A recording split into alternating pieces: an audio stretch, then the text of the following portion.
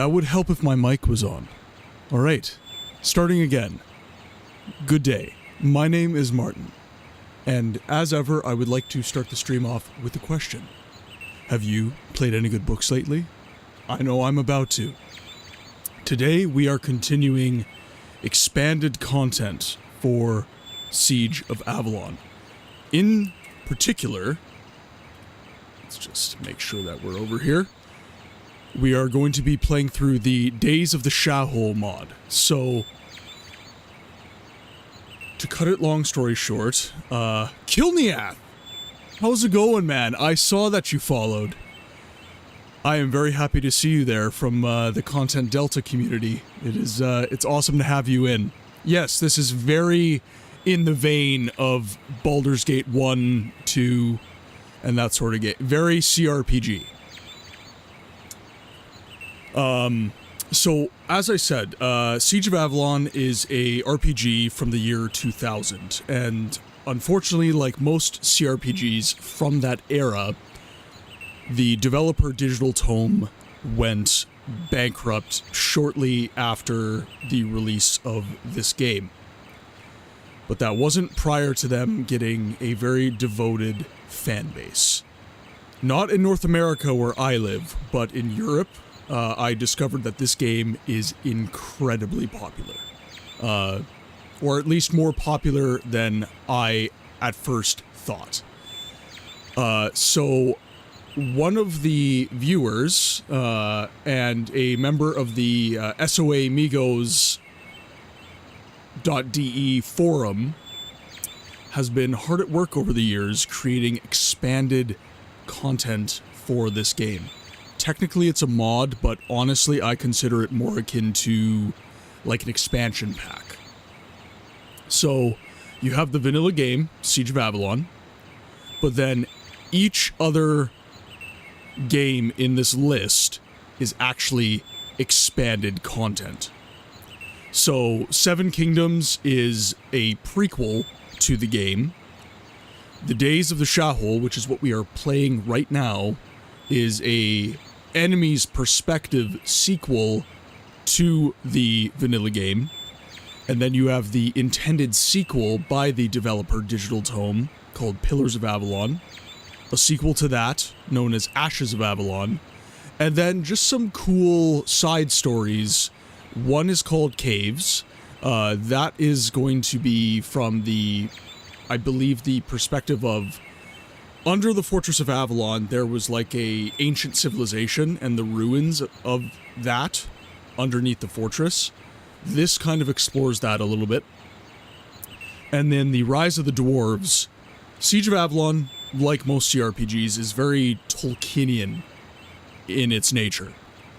Siege of Avalon is no exception. You have the races of man, you have elves, you have dwarves, and then you have what I would say is a very cool reinterpretation of orcish races, and that is the Sha'Houl, which are the enemies in this game, and I'm playing from their perspective right now. Sha'Houl is spelled S-H-A, comma, H-O-U, H-O-U-L. I'm gonna actually check the journal and make sure I'm spelling that correctly. So we're going to resume our game. Let's go to our journal.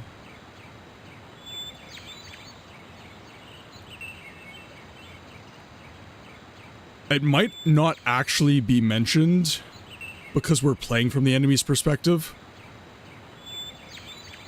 But essentially, for those of you who are uninitiated into the world of Siege of Avalon, the Sha'Houl are essentially a half-orcish race.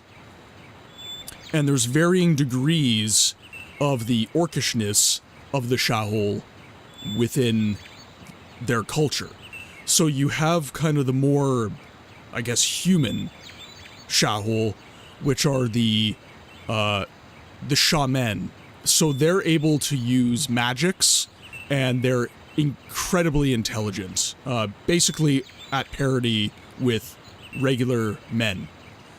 And then you have the Ahoul, which is A-H-O-U-L, and those are the brutes. Those are the chaff the cannon fodder, if you will, within Sha'Houl society. They're not very intelligent. They're stupidly strong. You know what, Kilniath? So many people mention that. The pronunciation is unfortunate. It really is. But I have looked it up time and time again, and that's the way it's pronounced. So, unfortunately, we're stuck with it. But if they're your enemy, it's kind of a cool way to... Hey, Sep, how's it going? Good to see you in the chat. So, Kilniath. Sep is the individual that I was talking about that is incredibly involved with the expanded content. He is the orchestrator of this awesomeness, if you will. So, just to... I'm actually gonna pull it up. I think you sent it to me on the Discord, Sep. So let's pull this up here quickly.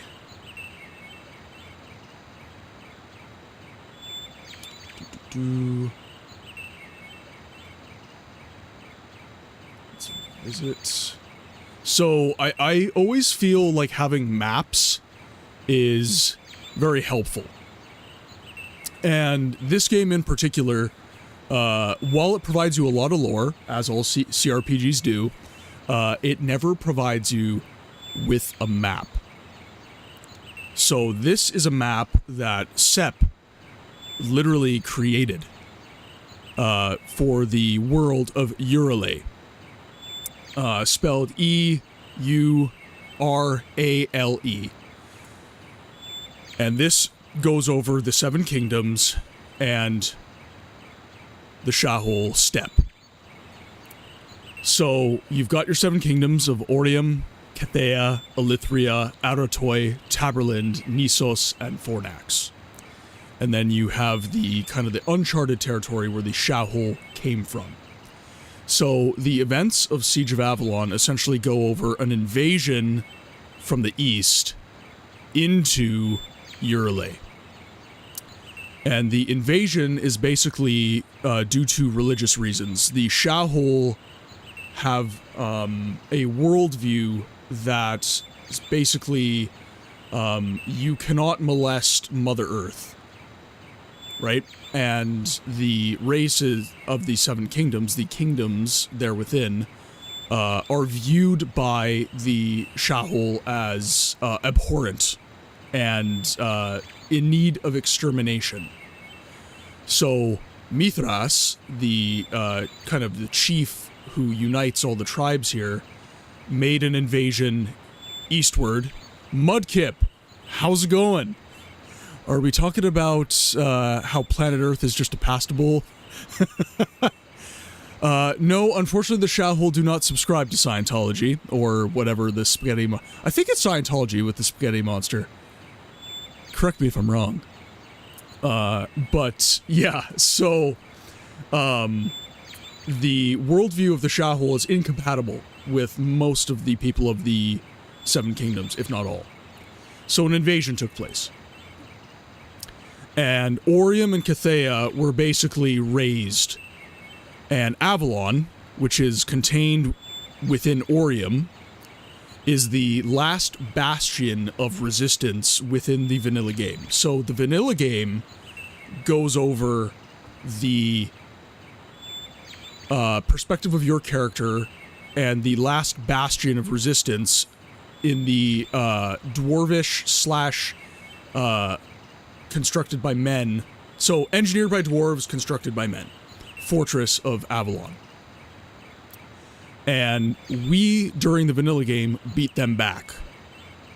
And Chapter 7 of the game, which is also an expansion, goes over that campaign where we're basically taking them out of Cathea, coming up, taking the castle of King Isdurnus back, and then driving them out of Orium and back into their own steppe.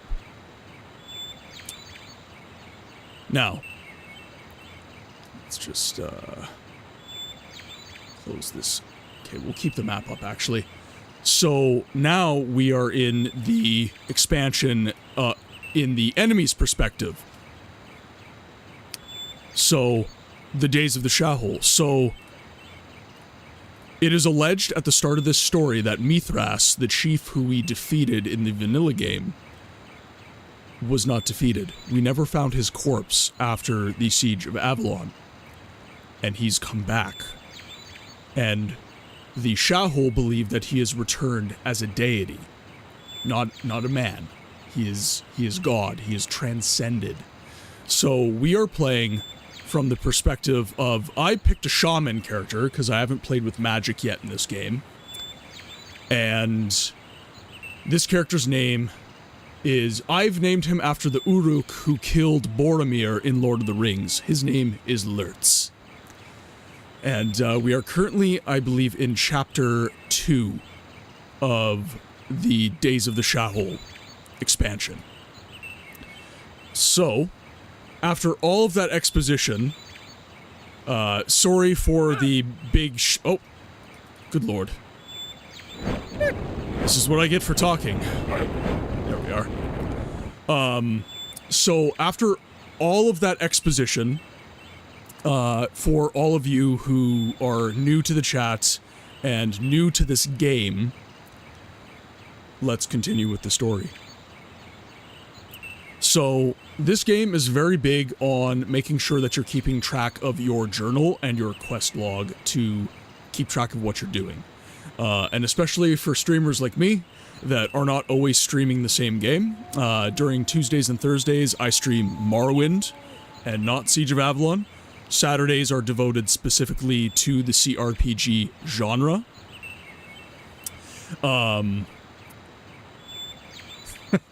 I did say Morrowind. I'm glad you're into all the games I'm into, Kilniath. It does my heart good, my friend. But this game, very much in the kind of the same vein as Morrowind, you need to be keeping track of your paperwork in these games. And unfortunately, that is what kind of... Honestly, that's kind of what killed the CRPG genre in my mind. A lot of people don't like the fact that you have to essentially do paperwork. Another wolf. And I am almost dead, good lord. A little bit of healies. I might just have to pause the game if this keeps happening. There we go. But this is kind of something that was the bane of the CRPG genre, where you have a lot of fans of games that they just want to relax. You know, they don't want to think too deeply into it. They just want, you know, a first-person shooter experience. They don't want to have a game that is kind of at parity with a tabletop game as far as, like, the amount of paperwork you have to do to keep track of what's going on in the game world. But I'm into it. I like D&D. I like these kinds of games. So let's get into our journal and take a look. Okay, so we have 3 quests. So the woodcutters in the forest have a rare axe. I'm supposed to find this weapon for General Lonka. I got the order to find the way into the castle through the caves. That's our major quest, so we'll avoid that for a little bit. And General Kont gave me a letter. This must be brought to an ambassador inside of the forest. Alright, so let's check our map here. We are in forest number 2. And it looks like all the enemies that we took down have returned. So we're going to have to slay all the enemies in the area for those sweet training points. There we go. Actually, let's see. Okay, we're at 18, so we don't really have enough training points to meaningfully do anything. I will say the mage style in this game is very much a glass cannon, as all mages are. But you do get this very neat spell called Aura of Iron, and that essentially gives you armor, which is very neat.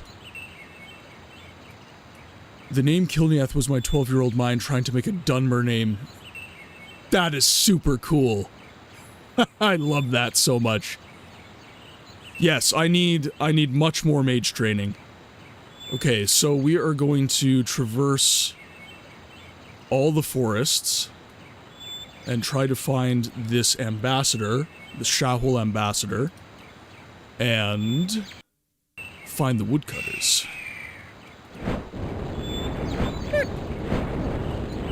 This is another thing that I noted about the mage combat style in Siege of Avalon. Unlike the fighter and the scout playstyle,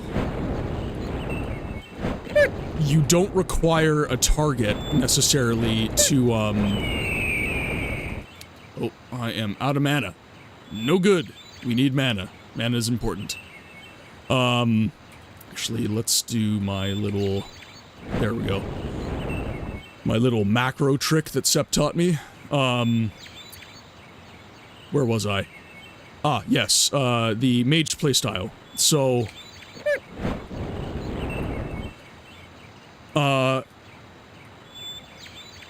Actually, I lost my place. Too much combat. Oh well, it'll come back to me. Oh, that was not even meant to be an attack. Boom. There we go.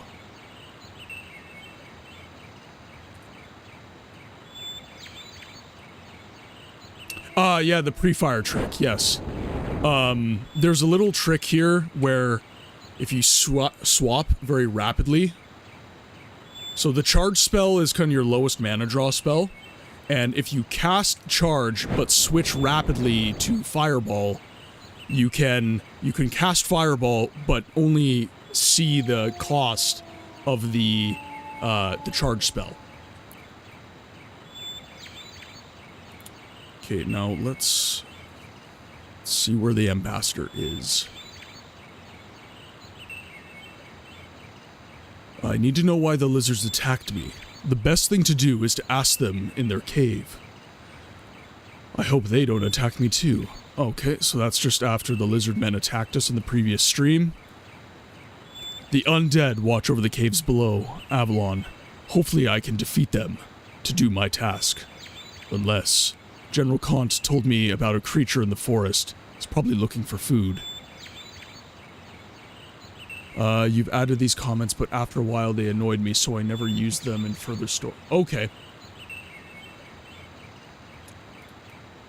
Yeah, if you guys have any questions about the content of this mod in the chat, Sepp is here as a font of knowledge. Oh, this is what I was talking about. So, yeah, in Siege of Avalon, you've got the... At least in lower levels, before your fireball can track enemies, you require a target in the fighting and the scout playstyle. But with the mage's playstyle, especially before you get your homing kind of spells, you don't have that, so you can miss a lot more easily.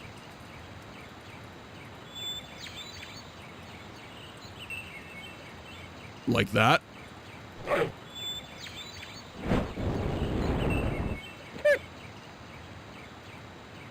we are. Serves you right. Okay, so... Ambassador.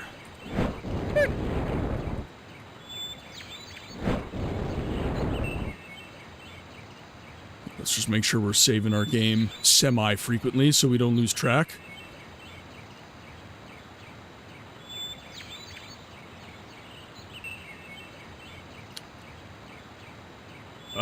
We have Ogre. Let's see how fast we can take this guy down. Oh, alright. He's not so scary. Lots of training points off that, though. Ornamental Kukri. Excellent. So that requires minimum strength of 10. So let's just check our inventory quickly. Actually, our stats are probably... So we're at strength 6. Okay, we'll keep this on us, because that is going to be a lot better than a fine dagger. I just need more... I need more training points before I can really rationalize spending on strength with my particular playstyle. I'm way better suited spending on mysticism right now. Okay, so that is the... That is the slain monster that I was warned about. So we need to find the ambassador, which appears to be there.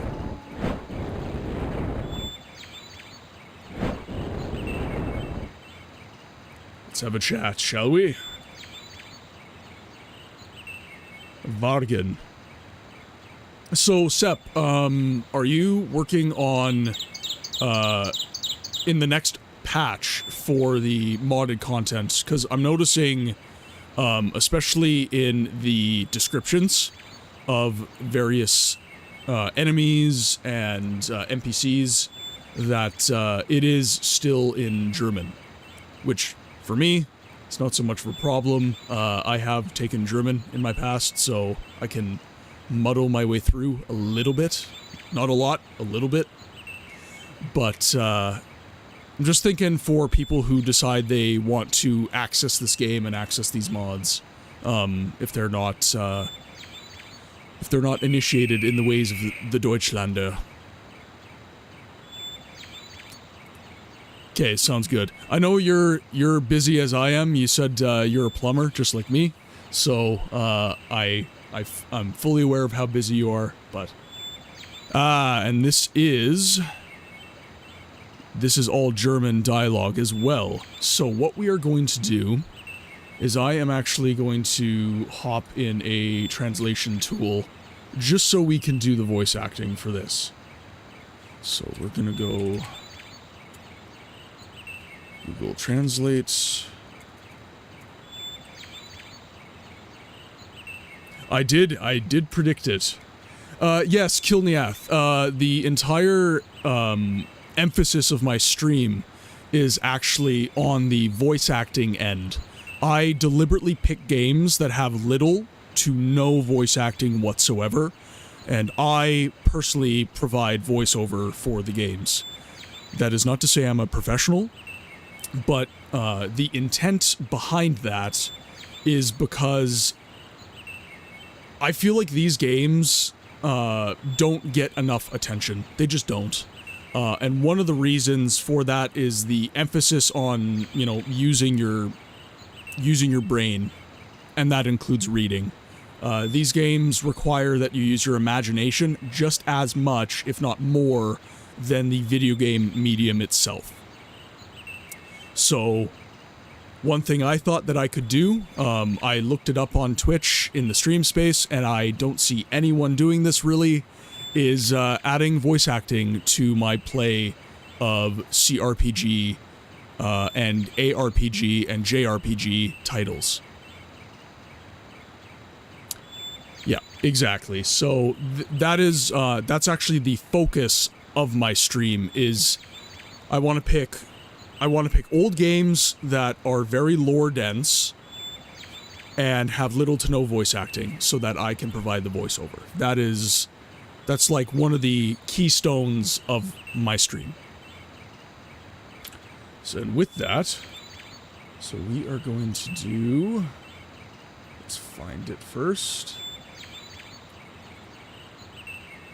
German to English.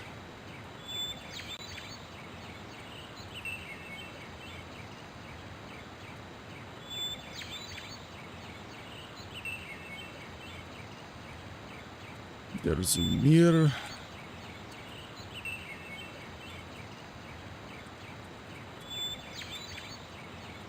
Werden soll mir.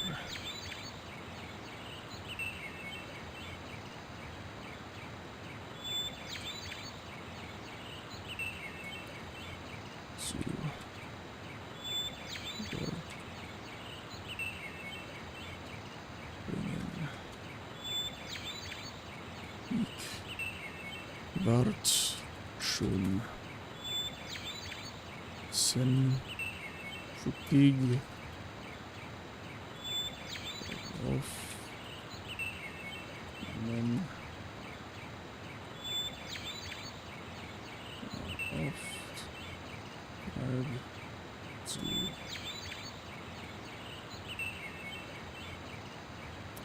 here we go. Okay. Are you the warrior who is sent to me to bring me the message? I'm eagerly waiting to complete my mission.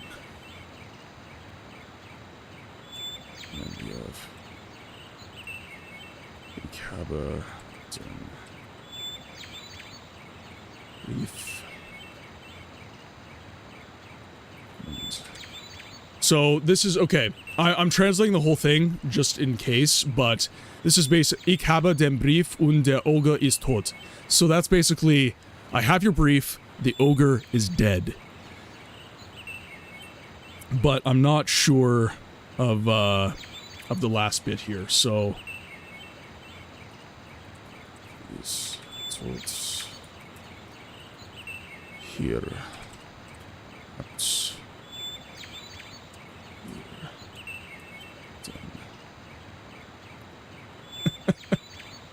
It's all ogre for that ogre. Hey, you know what, Kilniath? Keep the dad jokes coming, man. Keep them coming. I insist. I love me a good dad joke.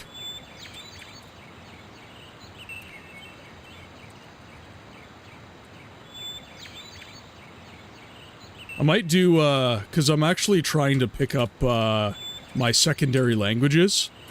I live in Canada, for those of you who don't know. So, picking up French, I was in French immersion until probably the 7th grade, and then I moved to the United States for 4 years. My dad was in the Canadian Armed Forces, so we moved around a lot. So all my French is gone. I took German for those 4 years in the United States, but then I moved back to Canada, where there's not much German. Unless you have, like, a Mennonite or a Hutterite community, you don't really see a lot of German in Canada. So, all my German went out the window, but now that I'm doing these streams and I'm noticing an increasingly international community here, I am definitely trying to invest in my secondary languages again.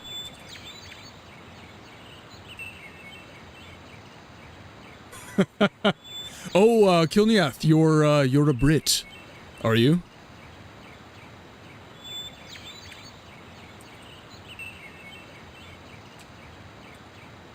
Hey, no, there's nothing unfortunate about, there's pros and cons to every place you live. There's pros and cons to Canada as well. For example, if you're wanting to flee to Canada to, get a better cost of living, might want to rethink that, my friend. But, yeah, no, I definitely love living here. As cold and crappy as the Manitoba winters can get, it is a loved place for me. Okay, so yes, I have the letter and the ogre is dead. Here, you have the letter. Don't think that this journey is dangerous, and especially without a weapon. Oh, here we go. We have more. Sicher ist sie.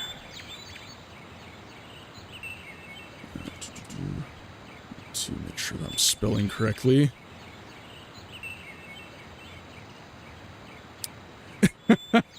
Hey, you know what? If you like the cold weather, move to Manitoba, man. You'll rethink that in 5 seconds. I live in Manitoba. We get colder than Mars most winters. Oh, here, you know what, Sep? Why don't... I don't know. Let's see.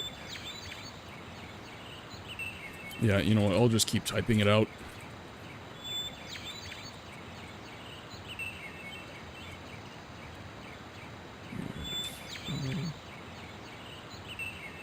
There's totally going to be some, like, Sepp is German. He's reading this right now and going like, oh, come on, why is this taking you so long?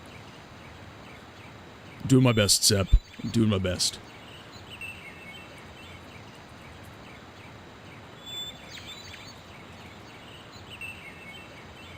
Next time this happens, though, I'm totally making you do all the translation, Sepp.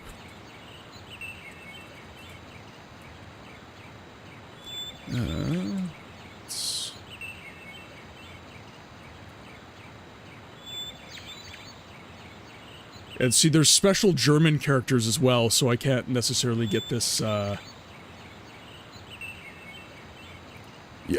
you know what? The mods have actually been excellent in that regard. There's only been a couple conversations where I've been getting into German.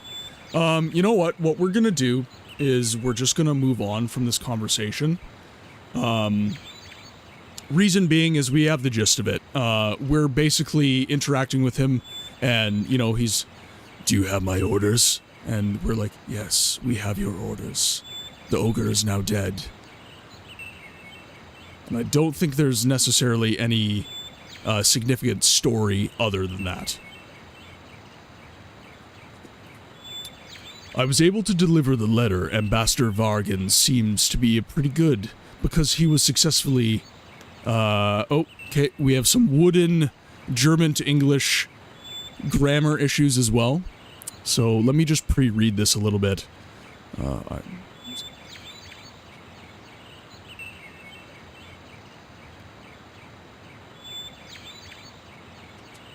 Okay. I was able to deliver the letter to Ambassador Vargan. He seems to be fairly good at his job because he has not failed to deliver a letter so far. I'm praying he will be successful this time as well. There were some wolves in the woods again, but they didn't stand a chance against me. The ogre, on the other hand, was a challenge. He swung his club with incredible speed in order to not get killed by him. Okay, so that... Yeah, okay, so this, Sepp, I would just get rid of this sentence here. Unless you add some more, yeah, it needs to be rewritten. And as I've offered in the past, if you want to, I could go into the game script, actually. I can possibly look into providing rewrites for this, if you'd like. I do have the time. Not much, but I do have time. He swung his club with incredible speed. Any mistake made by me would have gotten me killed by him. But after some time, it was he that made the mistake, and I triumphed. Okay, and now, in true Canadian fashion, I'm on to search for the lumberjacks. I need that lumberjack axe. Okay, so we are in forest number 6.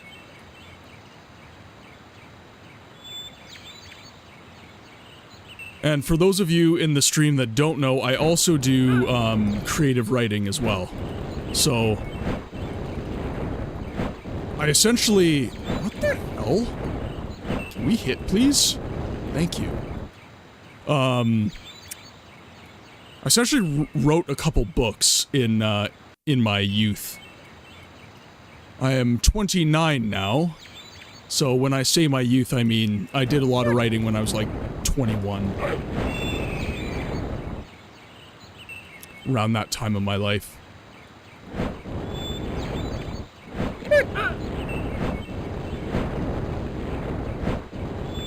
See, this is what's killing me. Literally, it's killing me.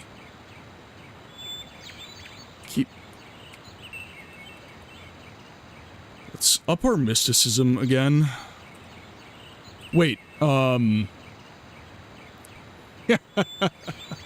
didn't call myself old. I just said I wasn't young. There's a difference. I am now entering what is known as midlife. Or I guess, no, 50 is more your midlife, but...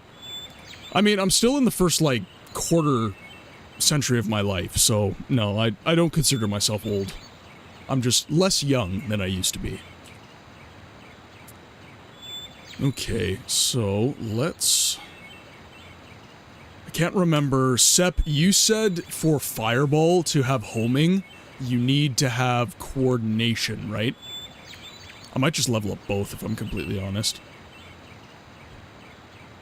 Okay, coordination. So we'll dump some experience into coordination. We'll get that up to 20.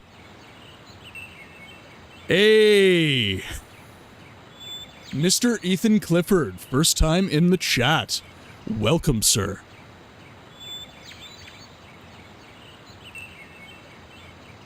And if I speak to Mr. Ethan Clifford with some familiarity, chat, that's because I know him IRL. Okay, so we will... Seasoned indeed. Just enough salt and pepper. Emphasis on salt, though.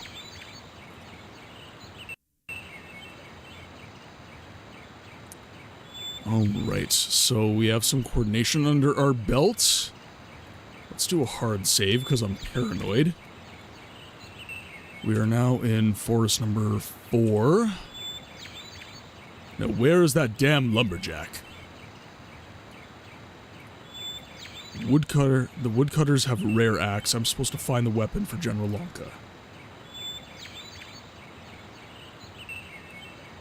Okay, so we were in 6, 7, 4. Let's find some other forest areas. This is forest 3. This is where I found the ambassador, I think.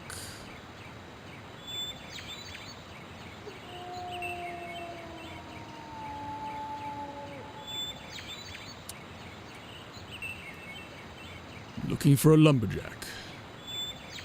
Oh, I'm a lumberjack and that's okay. I work all night and I sleep all day. Don't care too much about the lumberjacks. Okay. So, and again, I'm not saying the game should spoon feed you information at all, but perhaps there is a way to provide... Yeah, same here. I don't have it as robust as you do, perhaps, but, I do have a beard. And I am Canadian. So I'm like 2 out of 4 requisites for being a lumberjack. I just need to actually own an axe and be good at chopping wood. Okay. So in that case, given our quests as of right now, we'll actually wait to report back to General Lanka about the letter. There we go. There we go. So that's our adventure log.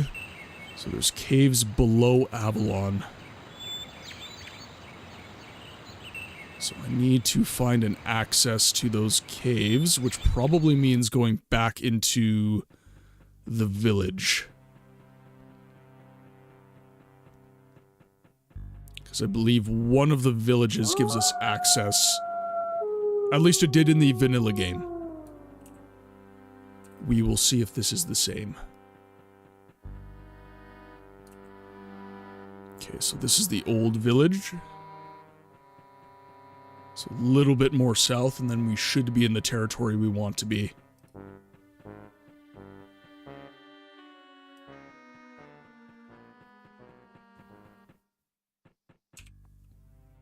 So village numero uno, so we will head south. And if I'm heading this way and you say, oh, he's actually heading east. No, I'm heading south, because this is actually due north. Don't know why it's like that, but it's like that.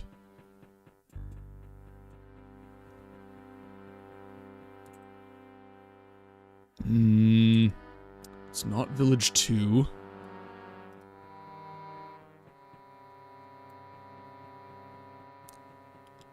So I'm curious, Kilniath, what time is it in the UK as of right now? I'm trying to wrap my head. I've got such an international community right now. You know, Sep's from Germany. Sometimes we'll see someone named Drop Bearware in the chat. He's from Australia. He's on the Discord as well. By the way, if you're not on the Discord, join the Discord. We have a lot of fun there. Lots of information about Elder Scrolls, Siege of Avalon, all the games that you love to play. And we can always add more categories and all that good stuff. So make sure to join the Discord. We have lots of fun in there.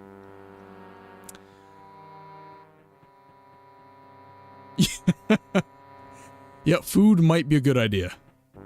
Okay, so that's the Ogre's Den, if I recall.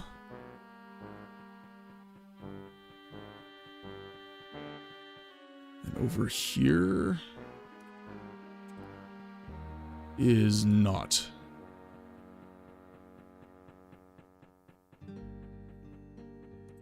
So this is village 5. I'm trying to remember which village that access is.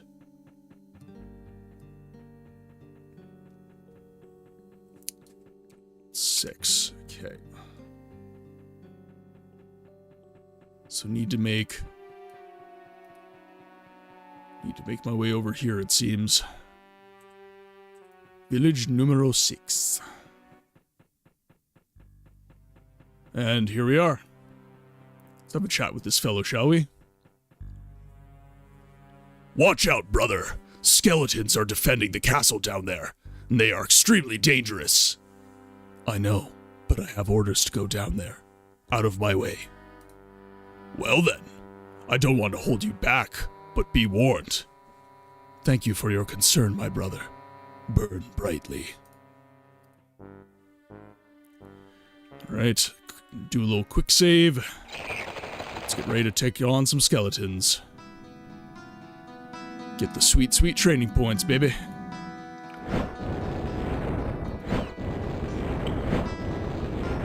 See, this is what's killing me, man.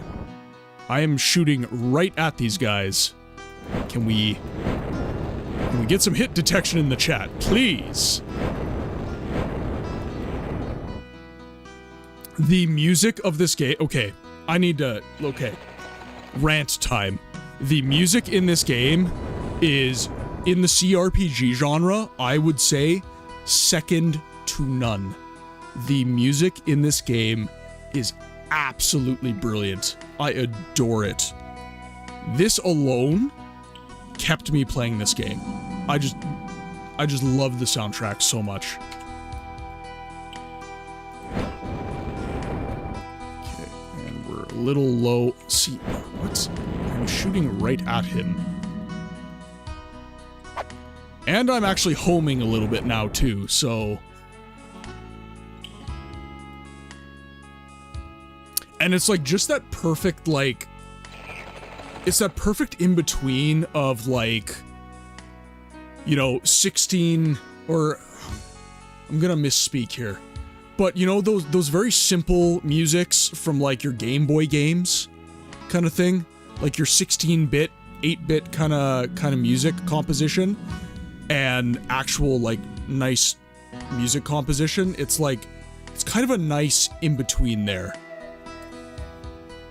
Temple of Elemental Evil is an excellent game. And yeah, I do love the composition, I do love the composition of that game. And what you said, you know, the fact that the composition doesn't quite meet the theme of the game, that is something that Siege of Avalon does really well. This music suits the aesthetic and the character of the game perfectly. It's so good. And during that rant, my mana refreshed, so we can slay some more skeletons with our fireballs of fury. Great balls of fire. Oh, and that hits? The stray I didn't even mean to shoot?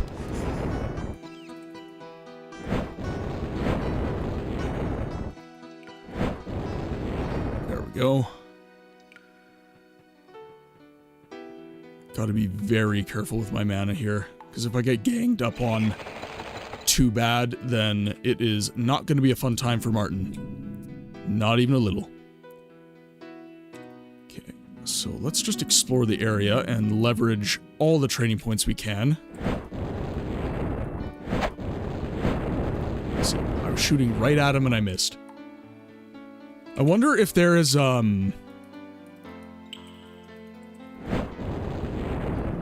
wonder if there's some, like, hit detection mechanic in the game where, like, perhaps one of my stats isn't high enough, and that's why I'm not scoring hits.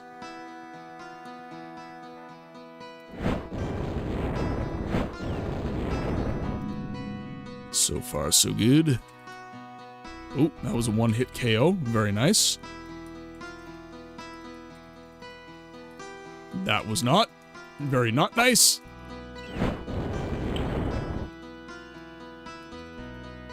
Also, if I cast a fireball and you don't hear the sound effect of fireball, that means I successfully made my macro with your selected spell. So like I said, charge spell, cast it, quickly switch over to fireball, and you will actually cast fireball, but you will see the mana cost of the charge spell, which is incredibly minimal.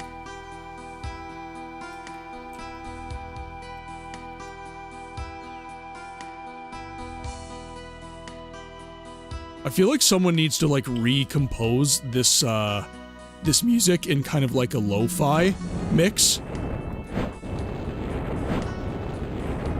Oh, there's 3 of them. Okay, I'm gonna take you down. Ah, yes, dice roll hit detection, the other thing that puts people off of older games. Would I prefer that? I will say the dice roll mechanics, they're only a problem for early game. You're not quite sure. There's something like a dodge mechanic for projectile spells.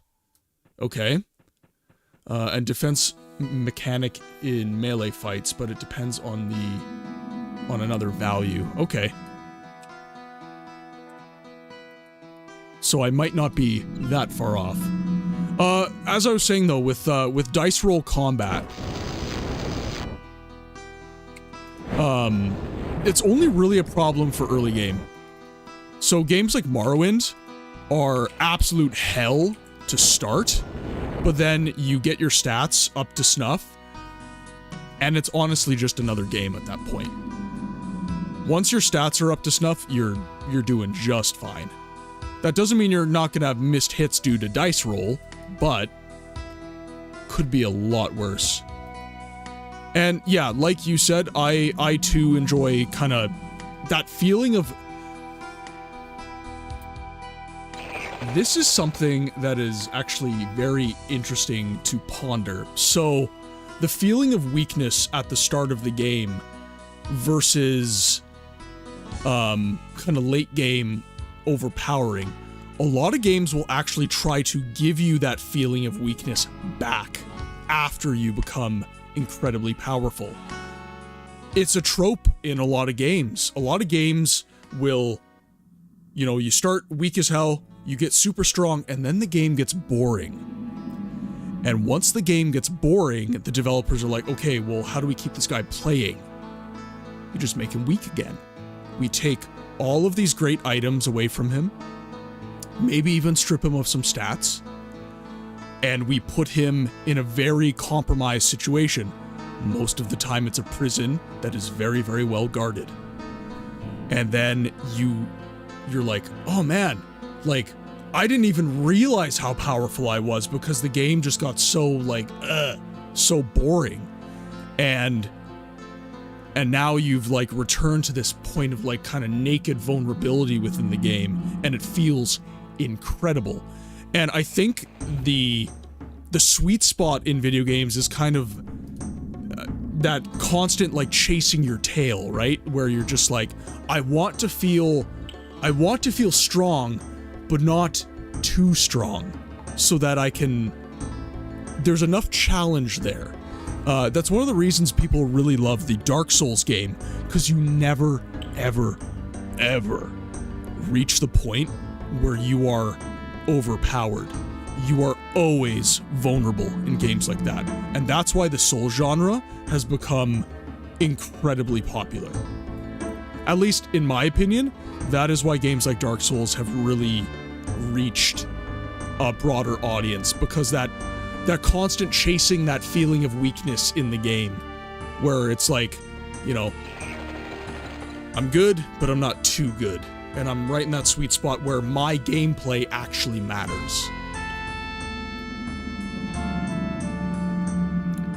Yeah, I haven't, I too have not actually completed a Souls game. That is, it's on the menu. I've gotten very far, but I've never actually, like, reached endgame. I think Xenoblade games do it really well. No level scaling enemies you need to avoid for a long while. Looking at you big monkeys. Matthew, welcome to the chat. Yeah, feel free to lurk. If you would like, there is a command in the chat where you, I think it's !lurk. If ever you're just lurking and you want to let me know you're here, just do !lurk, and we'll see a message in the chat, and it'll even give us like a little funny blurb, so the chat can enjoy the fact you're lurking as well. There we go. Matthew has spilled their iced caramel macchiato on their keyboard, so they are undercaffeinated, sad, and will be nonverbal for the next few hours. Emphasis on undercaffeinated.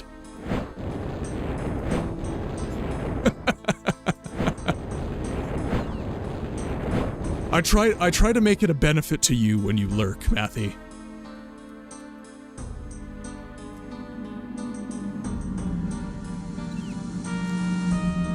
Okay, let's see here.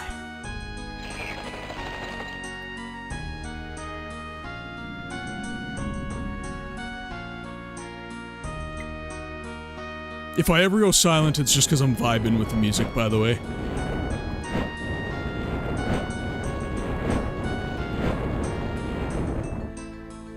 I've already fought, something like Amnesia with losing all items story-wise for Pillars of Avalon back then, so the story could go on, but I decided to end it with Chapter 5. You know, I think Siege of Avalon is a game where maybe... I'm not sure if that would... I gotta think about this for a second. Would Siege of Avalon benefit from stripping you of your power?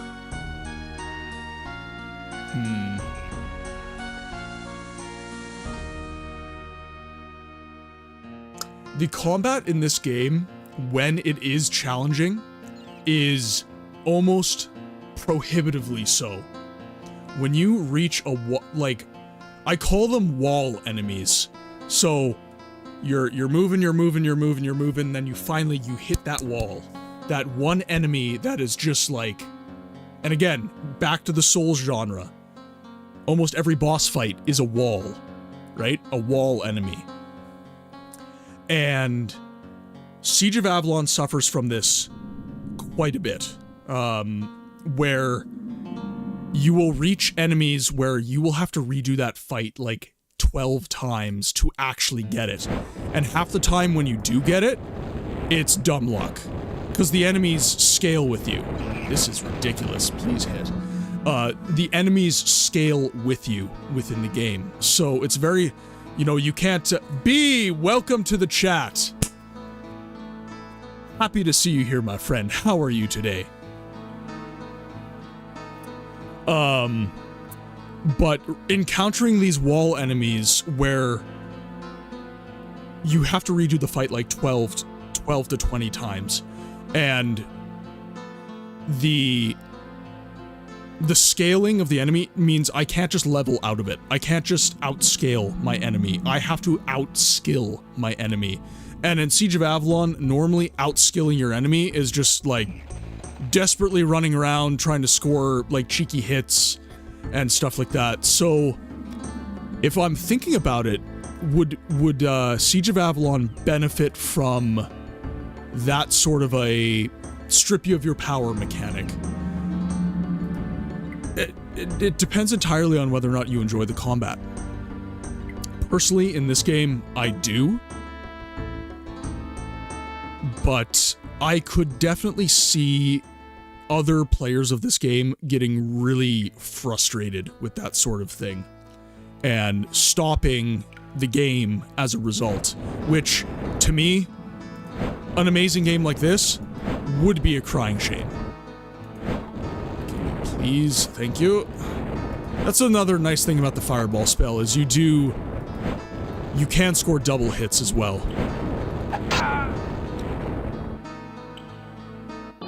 Alright. Loading our game.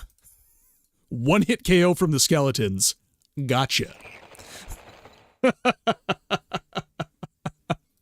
And this is what I mean. That skeleton enemy is hitting a wall. If I didn't have the power to defeat him vis-a-vis my items and my skills, would that be... Yeah, see, I'm shooting right through these guys. This is just insane.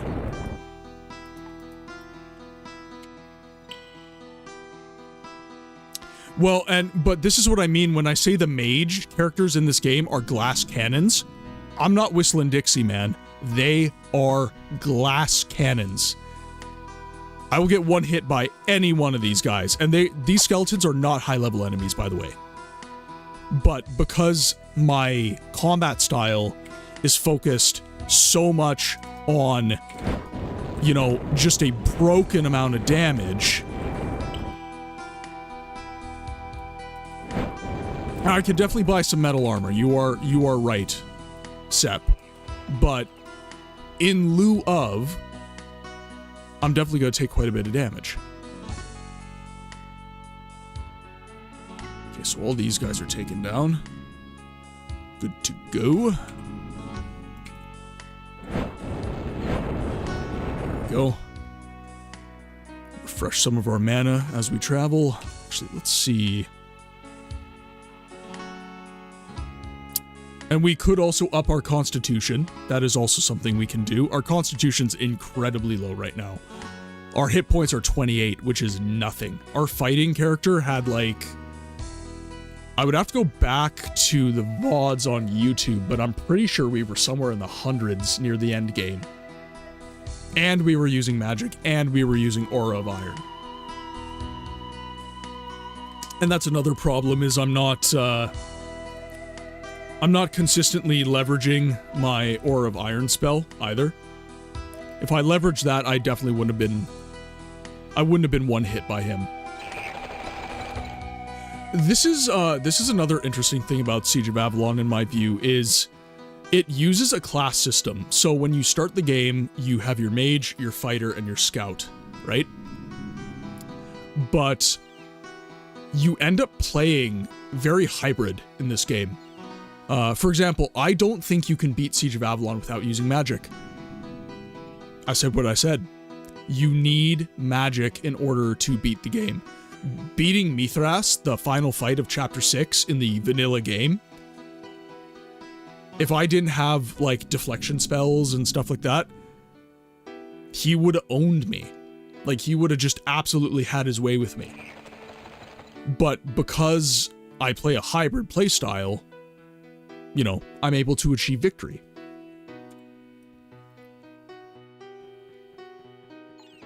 It is possible as a pure fighter, but very hard.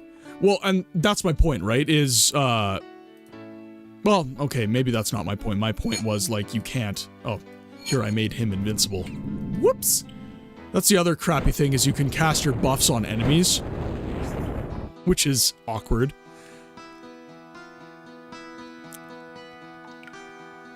I think... Cleric is good. Mace bonks are peak gameplay.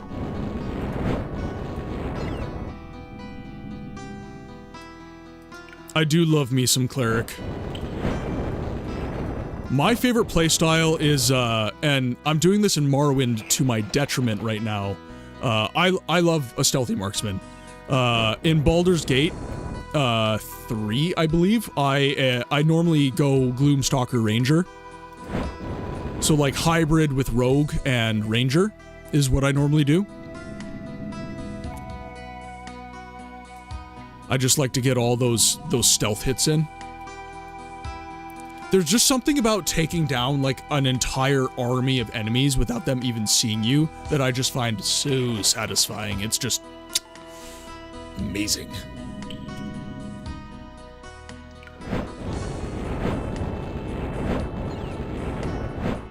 I must confess, launching these fireballs is very, very fun though.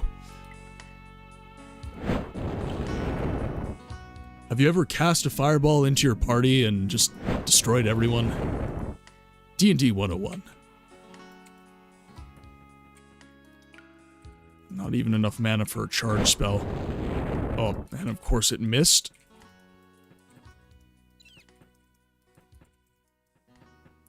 Give me mana or give me death! Oh, come on.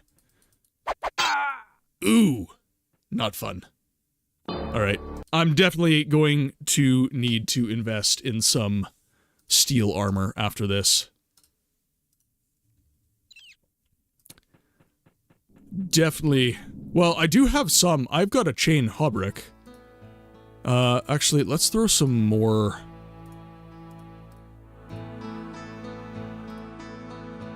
Let's just get real beefy with this armor right now. This is another interesting thing about Siege of Avalon, Kilniath, since you're initiated into the world of Baldur's Gate. You can layer. Lots and lots of layers. Which I think is actually quite accurate, especially if you, I have 8 years of post-secondary, and I majored in history. And if you actually read about how medieval people, dressed, it was layers.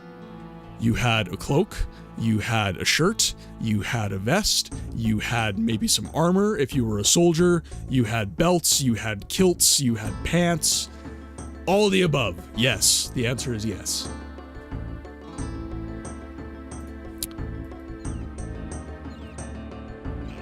Restriction does increase mana drain, but I need armor. I need to not die in one hit. That would be fun. That would be a nice thing for me. The work lurk is appreciated, B. If you'd like, you can use the command !lurk. If you don't have the time to text a lengthy message, !lurk. The chat gets a funny message. We all get to have a bit of a laugh at, not your expense, but due to you. And, yeah, and then we know you're lurking, which is fun for us. I believe also, there's gonna be a chat prompt that pops up as well. It shows you all the commands that you have at your disposal as well.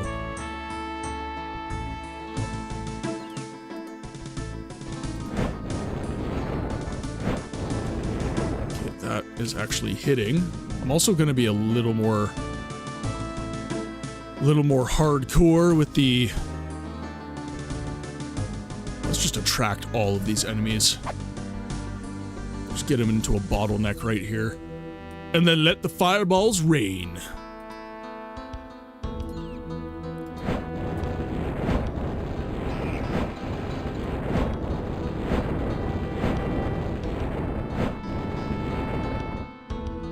Ooh, come on. We need to hit.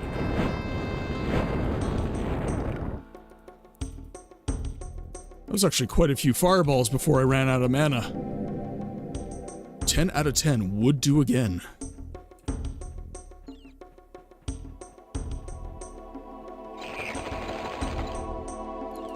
Rounding back to Souls for a second with Soulsborne Ring game. What Soulsborne Ring game would I want to complete for my first? Oh man, that's a bit of a loaded question. If we're talking about what my favorite Soulsborne Ring game has been, which is, that's getting to be a mouthful, by the way. FromSoft needs to just find a good name for the genre, so that we don't keep adding to that. We're gonna have to start using acronyms. Dark Souls 1 is probably my favorite so far. I just love the je ne sais quoi of that game. And I'm using je ne sais quoi deliberately. I don't know why I love that game as much as I do. For me, like, the aesthetic, the very gothic horror kind of feel of that game is honestly second to none within the FromSoft releases. I love the vibe of that game. And it's not better or worse than other Souls games. You know, a lot of people vibe really hard with Dark Souls 2 even. And a lot of people consider Dark Souls 2 to be kind of almost non-canon because that wasn't I didn't even mean to kill that last guy.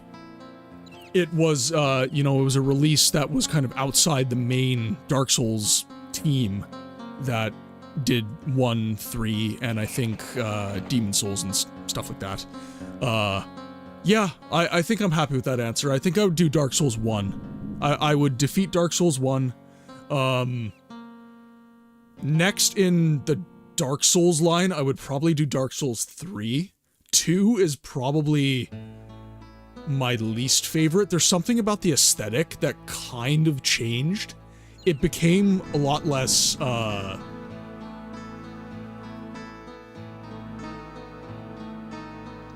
just trying to think of a word to describe it. It became kind of, it wasn't cartoonish, but it wasn't quite as, dark as Dark Souls 1 and 1 especially, and 3. I definitely don't dislike Dark Souls 2. I'm not on the hate train for that game at all. I don't know. I don't vibe with it quite as hard as I do with 1 and then 3 after that. Demon Souls, I really enjoyed my time with. I didn't beat that one either. I did enjoy my time quite a bit though. That one, it was the combat that got me. Dark Souls was kind of your first point in FromSoft where the combat reached a point of really, really fluid combat. It feels really slow compared to the newest FromSoft releases, especially like Elden Ring, Sekiro, Bloodborne. But Demon Souls, the combat did feel a little bit wooden to me compared to the other FromSoft releases. So I would probably put that last on my list for Souls-likes to, or Soulsborns, I should say, to beat. Now that I'm thinking about it, I really love the whole Lovecraftian angle for Bloodborne as well. Really enjoyed the aesthetic of that game too. Oh, good lord. Alright, yeah, we're just gonna collect all of you. And hopefully I'm able to sneak past you all. Yes, orderly line. Good day, gents. And now you are in the funnel of death.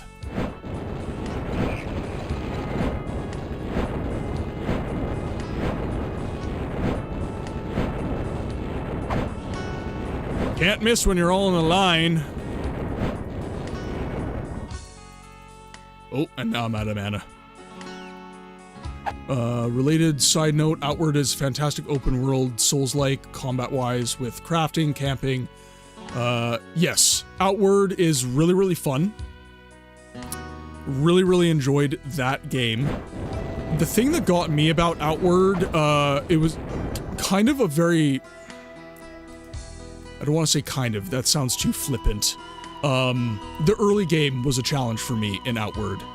I never really struggled with early game in like Dark Souls and Demon Souls, but with Outward, I really struggled with early game for some reason in that game. I think it was the survival mechanics that really got me in Outward. I could never really get them sussed. Don't ask me why. I just had some difficulty with that. Oh yeah, Kilniath. Dude, like I said, join the Discord. You will find a lot of RPG nerds there. A lot of kindred spirits, man. Yeah. If you want a guy who can spitball about RPGs with the best of them, your servant, my friend.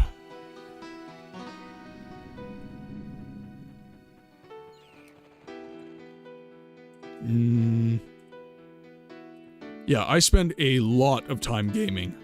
A lot of time gaming.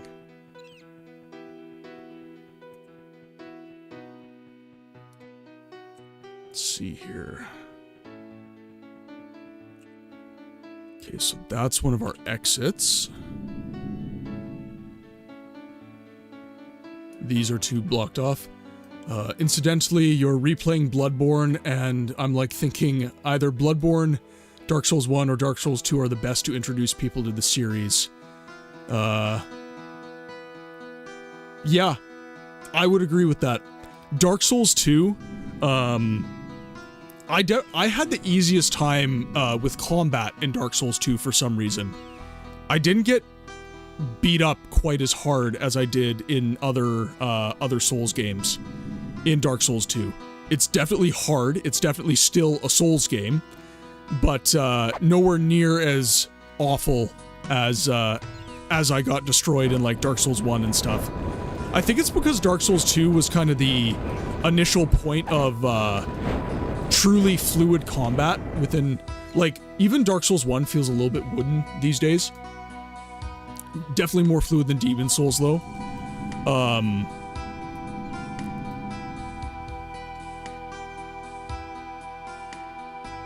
From an artistic perspective, I would prefer Dark Souls 1 or Bloodborne. Like I said, I enjoy the art styles in those games much more than Dark Souls 2, but you might, this tunnel's collapsed. You might have a better time introducing someone to Dark Souls 2 just because the combat, I feel, is maybe a little bit less prohibitive. Still definitely prohibitive, but less so.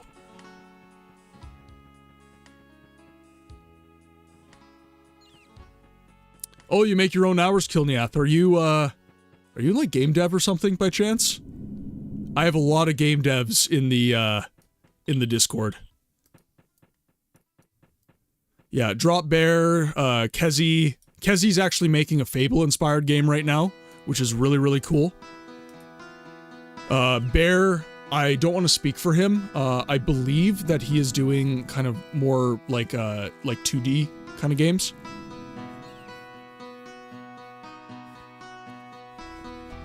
Exactly.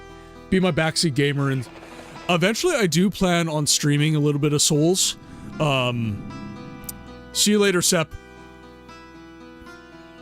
Sep goes for a few minutes per Siege of Avalon stream, just for some din-dins. Yeah, as I was saying, I do plan on implementing another stream into the schedule for special occasions.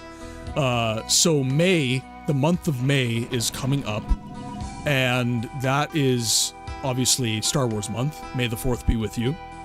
And I plan on adding a stream on Sunday of probably about 4 hours, playing a lot of the niche Star Wars games that a lot of people don't know about. In particular, the Dark Forces / Jedi Knight series. Going from Dark Forces, Jedi Knight 1, Jedi Knight 2, Jedi Outcast, and Jedi Academy. Mysteries of the Sith as well. And maybe getting into more of the Star Wars RPGs. Knights of the Old Republic is one that obviously comes to mind. Not that that is a niche game, but definitely one that I want to get into. In October of this year, I am thinking I'm going to whip out the Resident Evil series. I have pretty much every Resident Evil game created at this point. So I'd be interested to see how many streams it would take me to get through a bunch of the Resident Evil games. That would also be a Sunday stream. I don't want to get rid of my regular programming. I would like to keep my Morrowind streams twice a week and my CRPG stream once a week. So I'd be adding another stream. But yeah, there's lots of games that I'm wanting to try out, and finding where I can fit Souls games would also be something that I'm interested in. I suck at them. I'm awful at Souls games, but definitely up for the challenge. People, oh yeah, no, there's lots of people who have no idea what I'm talking about when I mention those games. Like, no clue. And they are, like, the greatest Star Wars games ever. The Star Wars flight sims are really fun, too. X-Wing, X-Wing Alliance, TIE Fighter, X-Wing versus TIE Fighter. I had such a good time with those games growing up. Okay, enough ranting. I need to move on with the story here. The chat's been really fun today. I'm having a great time with you guys. Okay, so apparently the western tunnel of the caves have collapsed. Southwestern tunnel of the caves have collapsed. Southern tunnel in the caves have collapsed. So that leaves me... Oh, yeah, definitely, Bounty Hunter's another one. That got released for PC as well, so I don't even need a capture card for that one. I have no excuses. Bounty Hunter is definitely on the list. Okay, so that tunnel has collapsed as well, so it appears the crypt is the only tunnel that has not collapsed. So let's just go over here, get our prompt from this. Okay.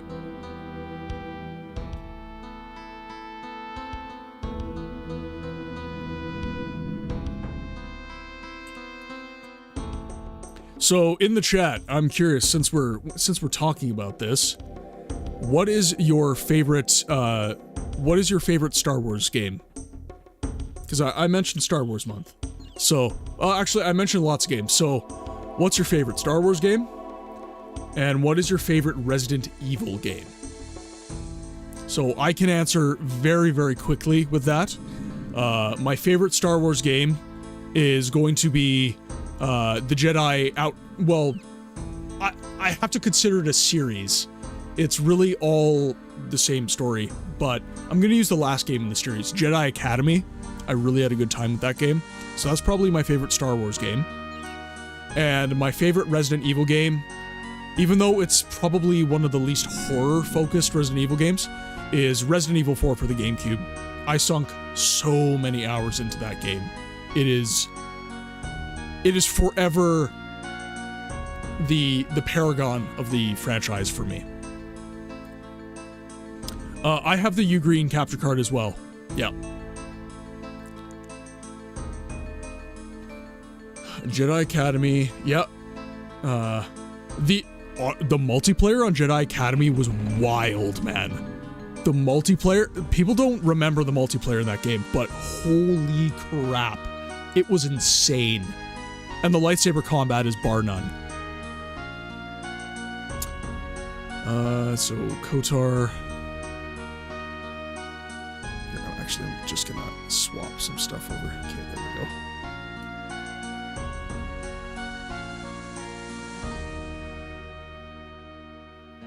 You do love KOTOR for Resident Evil. Yeah. MetaQuest Resident Evil 4 port. I'm actually not aware of the MetaQuest port. I just played the GameCube version myself. Oh, it's in VR. Ooh. Yeah, VR is not for me. I have to admit it. VR makes me very sick. I get at the minimum, I'll get a migraine headache. And at the maximum, I will feel like having a sick fit all over everyone. Yeah, Rogue Leader for the N64 is... Actually, I think I have it. I think I have it here somewhere.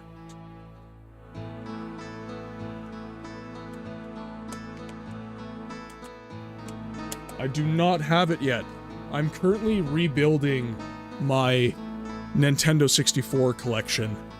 I was stupid as a boy, and I sold everything off. And now I'm unfortunately buying things back at inflated prices.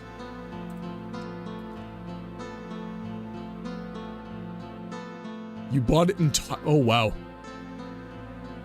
Yeah, literally not, Ich muss über noch einen... Okay, so that means this area is not for me. Okay, so we will head back to the general, and we will report our findings from the caves.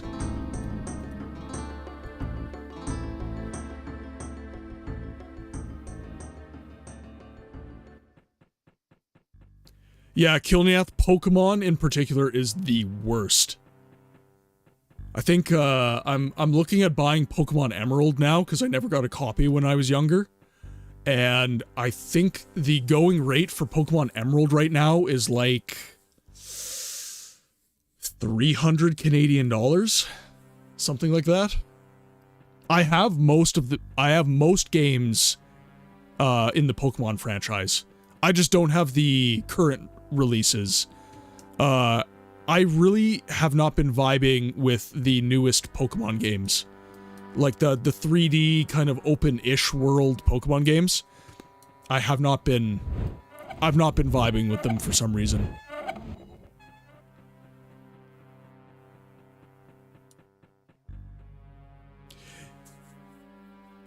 Missing anything with the newest games? Yeah. And that's kind of what I'm hearing from a lot of my buddies as well, is like Pokemon is not Pokemoning like it used to. I would say that the last... Oh god, this is gonna get me in trouble. I would say that the last really good Pokemon release was probably Black and White 2. The releases for the 3DS, or I should say most of the games for the 3DS were actually re-releases. I cannot stand early game in Pokemon. Actually, you know what? I take that back. X and Y, even though they're kind of loathed games for a lot of people, I really enjoyed Pokemon X and Y. I had a good time with those games. Pokemon Sun and Moon were not my jam. I definitely like some of the Pokemon in them. I did not like the Alolan Pokemon, so like Alolan Muck being like Rainbow Muck, I felt was incredibly lazy from a design perspective. A lot of my issues with modern Pokemon is design. I don't like a lot of the designs they're coming up with now. That's a personal preference though. But everything coming out for the Switch so far, other than perhaps the remake for Diamond and Pearl, not really attractive to me. I gotta be honest. Okay, so General Haborg. Something new? The cave towards the castle has collapsed. We will not be able to continue from there.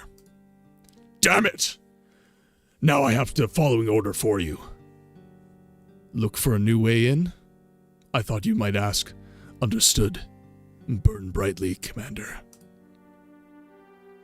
General Kant, I believe, is the next one. Also, sorry if my VA is a little weak today. I'm a little bit congested. I spent the week in crawl spaces. And, yeah, I'm a little stuffed up. So if I'm not getting the intonation quite right, it's actually because I'm not feeling unwell, but I'm definitely stuffed up in the nose.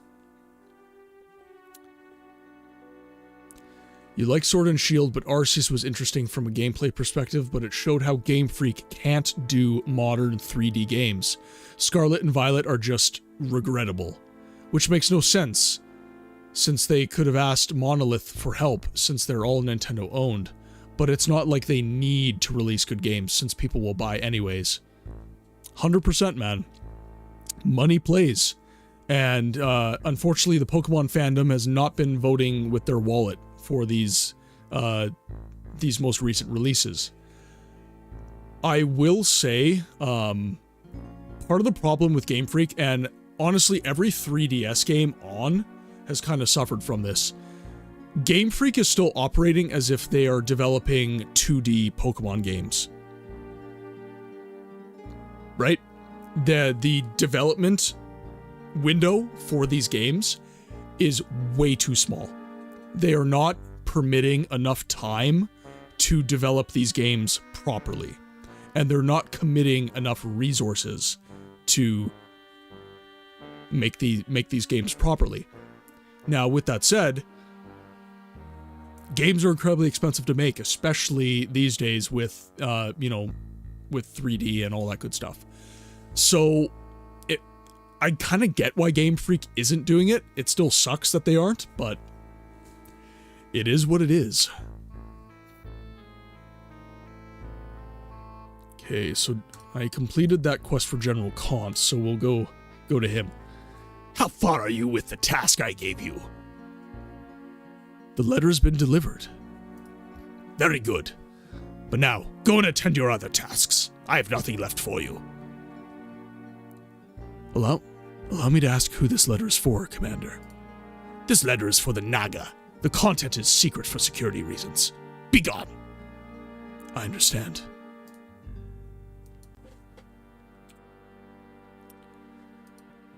I do have to head off for a Discord call for the next few hours, though, so I'm gonna... Hey, whatever you gotta do, man. I appreciate you making the time to spend on this stream. As I've said in previous streams, you guys are literally taking time out of your day where you could be doing literally anything else, and you're spending it with me. That means an immense amount to me. End rant. I will say that considering the number of Pokemon mods, fan games that exist and do really well, I think fans want a Pokemon game that actually builds on mechanics and provides it 100%. 100%.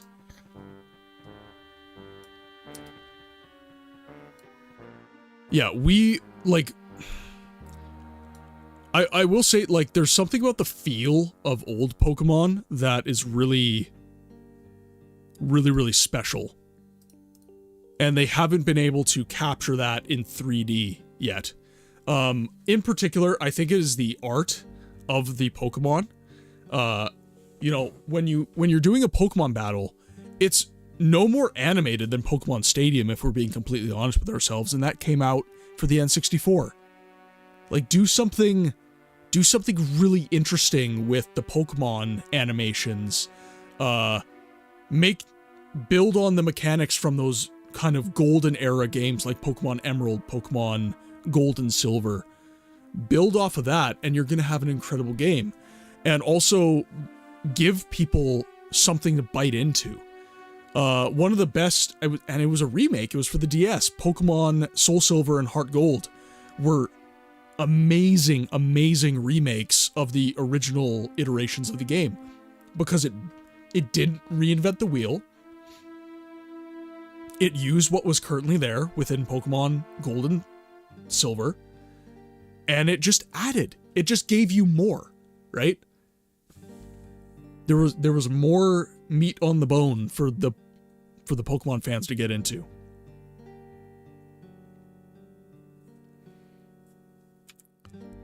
Okay, that's the adventure log. Let's see. After the conventional way into the castle has been collapsed, need to find a new way. Okay, so the game doesn't really give us anything for that. So in true CRPG fashion, let's go start having conversations with people. And I do have enough training points that I can buy a significant number of spells, so I will go to the magic trainer as well.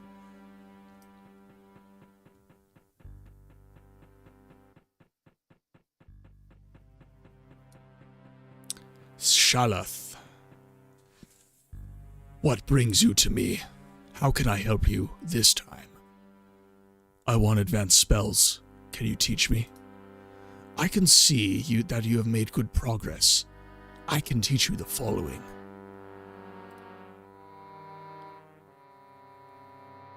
Alright, let's just buy everything. Boom, we have all the spells. Let's do a little hard save here.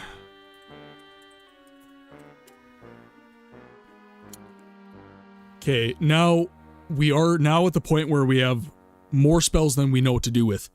RPG friend, good day. I'm gonna start calling you Friendo. I hope that's okay. Friendo, welcome to the chat. How are you today? I hope you are well.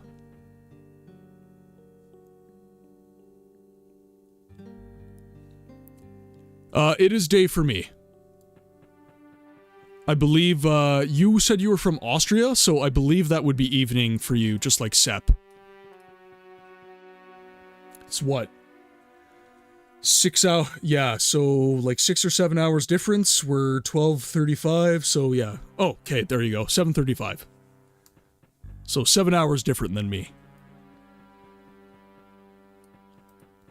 Okay, so we have all of our spells. And we still have 43 points left over, so let's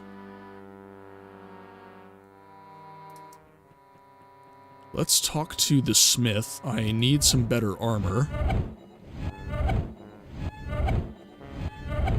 What can I do for you? Good question, what could you do? I could fit your armor. This would make you more flexible. Armor fitting. That's it. What else can I do for you? Nothing else. Burn brightly. Okay, so he has no more equipment. We can't get metal armor off of him. Sounds good. We did get some training, though, which is excellent. Let's go have a chat with some guys. I want to figure out a way to get into the castle. Long live Mithras! What happened? He has returned from the dead. That is not reason enough? Oh, right. All hail Shah Mithras.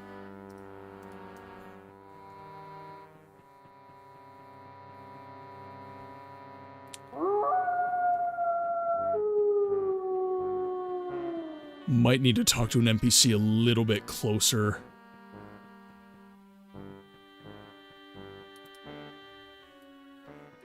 So we are village number 6.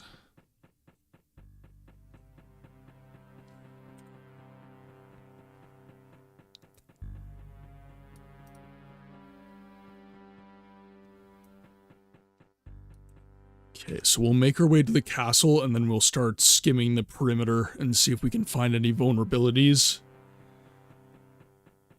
And hopefully that will give us our way in.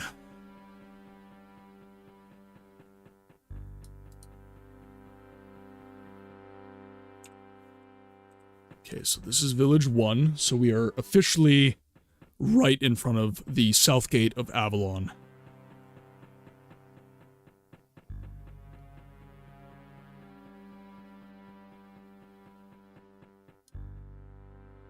Let's just quick save here, because the archers might be able to kill us.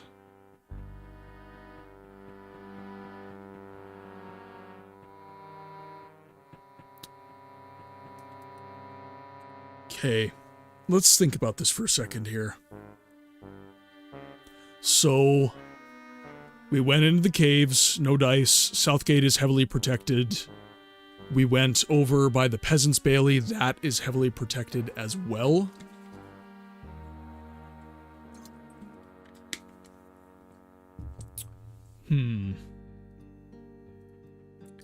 Wonder if we are able to go perhaps a little more north.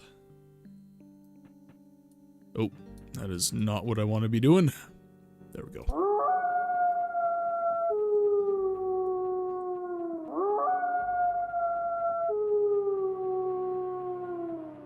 I feel like exploring around kind of the northern edges of the fortress, that might give us what we want.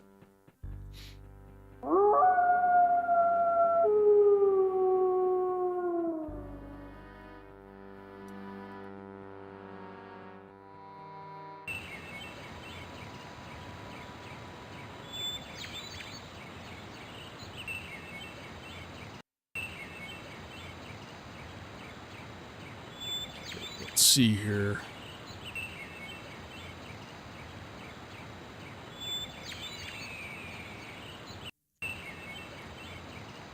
Okay, so we're just gonna beeline north until the game stops us.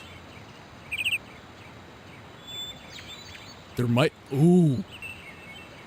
Ooh. Okay. I just had a thought from the original game, actually. So, in the church, there was a tunnel that the Sha'Houl were digging, trying to get into Avalon. So, let's actually go back. And... Oh, that is not where I wanted to go.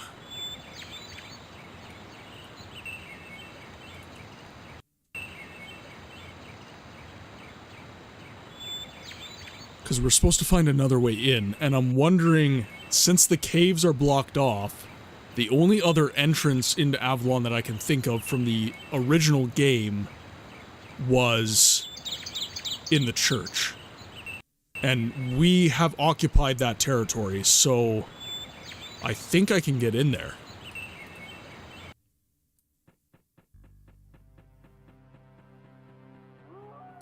Okay, so we are officially in the old... Yeah, we have reported back to Haborg already. And he told us to find another way.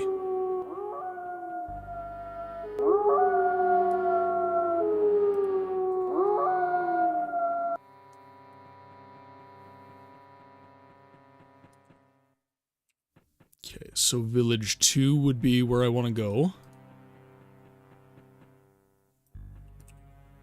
I'm hoping I'm right.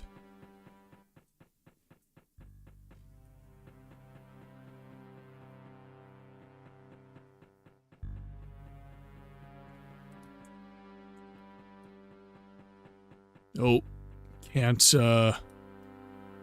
they blocked it off.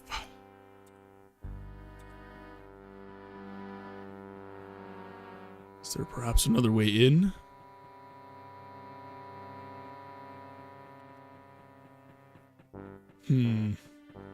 Because I was mentioning Sep, when I started. There's a new way in the crypts. I wondered why the crypts weren't blocked off.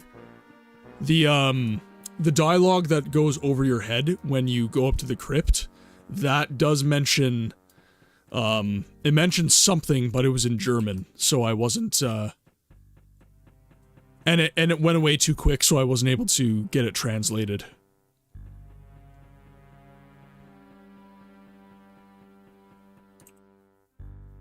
So this is Village 6. There's our entrance. Alright, let's take a boo at the crypt. I think it would have been, I find it interesting that, yeah, they had the presence of mind to block off the door to the church this time round. Probably because they weren't able to fill in the tunnel that we dug in the original game. Alright, into the crypts we go.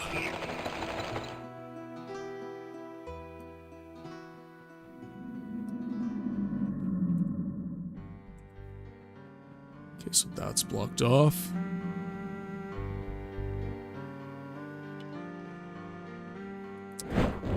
I bought, like, the rest of the spells as well, so... Fireball is definitely my preferred spell still. Actually, let's, yeah, I'm gonna stick with Fireball. That seems to be a good playstyle.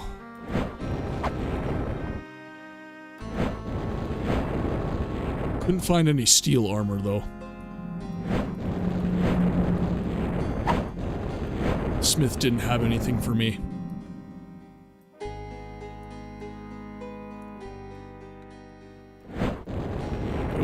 Come on. Ooh. Hey, I survived, though. Make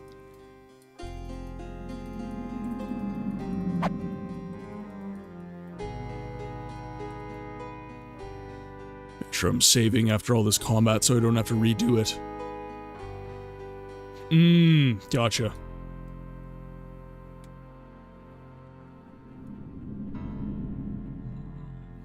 I think it's, let me think about this for a second.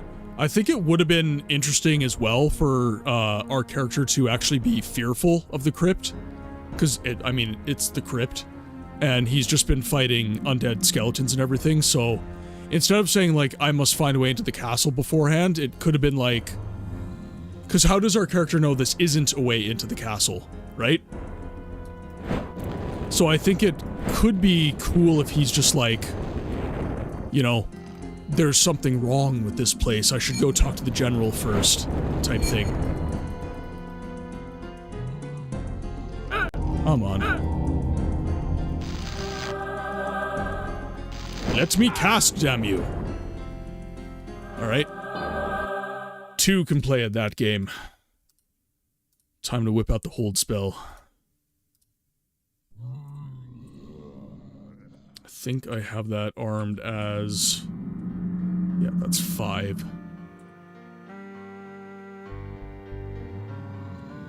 You know, just from like a compelling story perspective, right? It's an opportunity for our character to say something cool.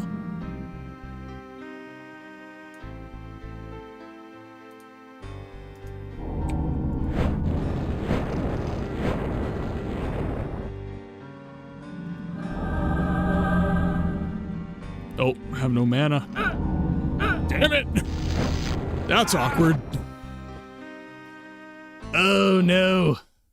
Alright. Have to be conservative with my mana pool. Gotcha.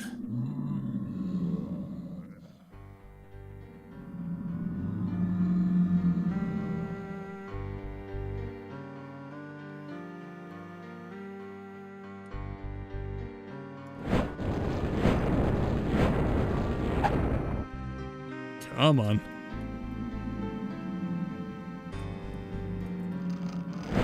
There we go. So let's quick save here. Let's wait for our mana reserves to go up a little bit, as well as our health. And you know what? We have enough points that we can up our mysticism quite a bit. Let's up our perception as well. That is also important. And... I want to up combat.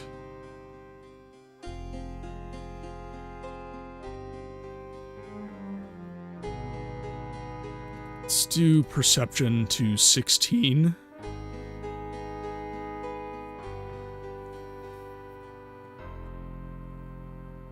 Up charm a little bit. Don't really need that right now, though.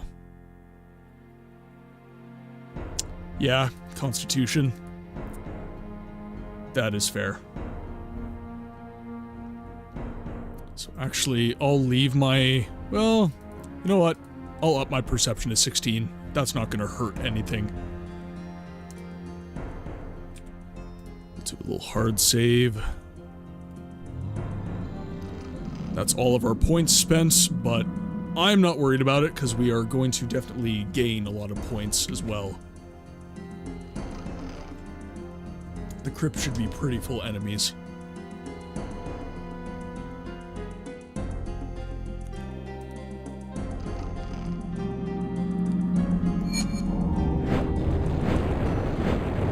There we go. That is much better.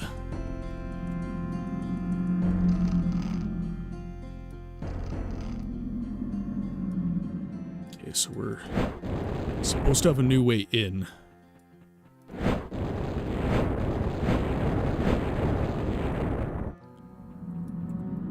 Didn't mean to cast that much, I panicked! Okay, so let's take a look at our map here.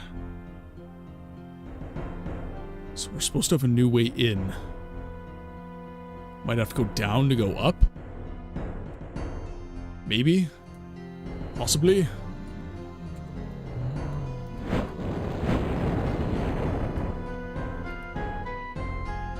Okay, take these guys down.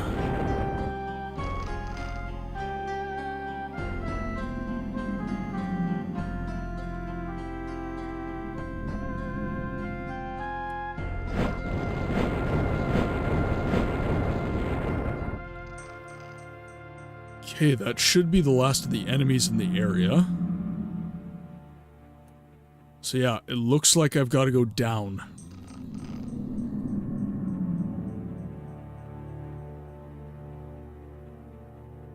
I must go down to go up.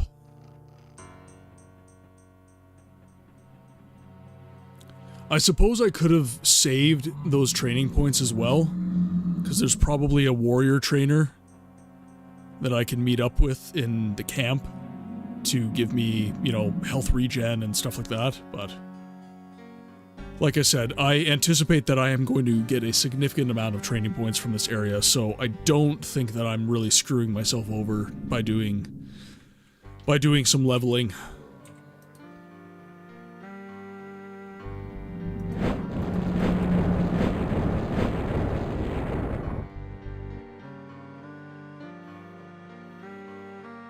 Got to be a little more reserved with my casting, I think.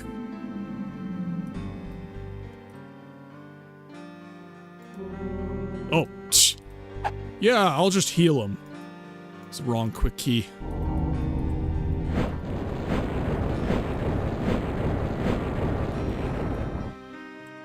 Just like, let's just top you off there, my guy.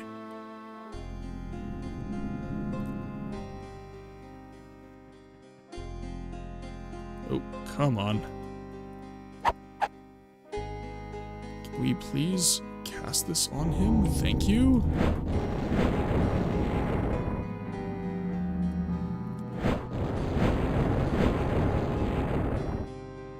Any more? Nope. Excellent. So I'm wondering where the way up from the crypt is going to be, though. Because I don't remember a way up from the crypt in the original Siege of Avalon. So this must genuinely be a new way.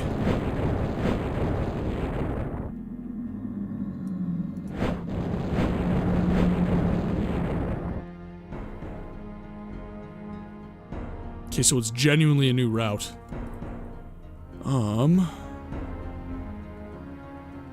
That is definitely new, because this is blocked off now.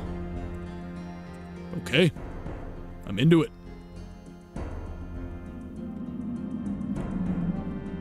Not just expanded content, new content.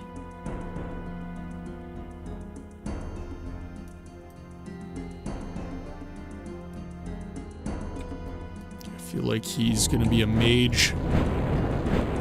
Shoot first, ask questions later.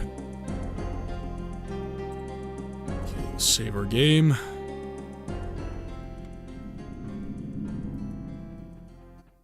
And now we are in uncharted territory. Oh, you're right, mages can have rings. And I need bling bling. Mage's companion. Therefore my companion. Actually, speaking of which, there was a mage upstairs. I forgot to look at him too. This guy right here. Go have a look-see.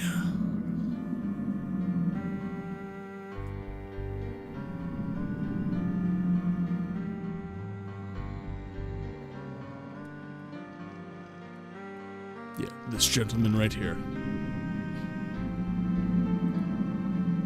Ring of protection from poison. Don't really need that, but I will take it.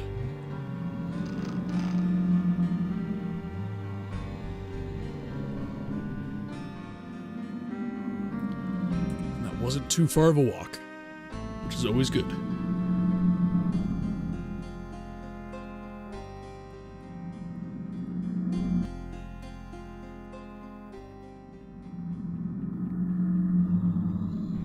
back over.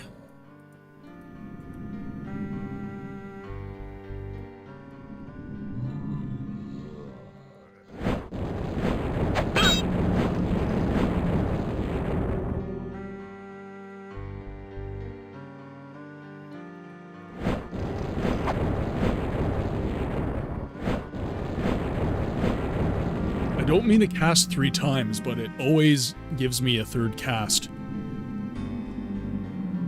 Ugh. I need to stop pressing so much every time. I need to be way more deliberate with my presses.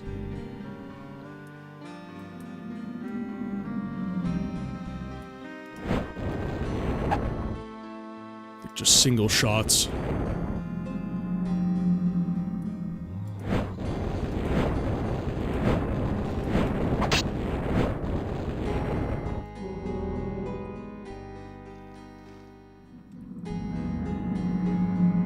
So I have a way through here. We wrap around. Probably some interesting loot over here, if I had to guess. So we'll make our way over.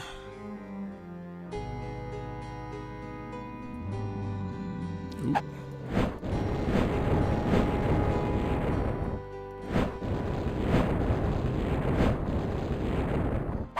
Ooh. Come on.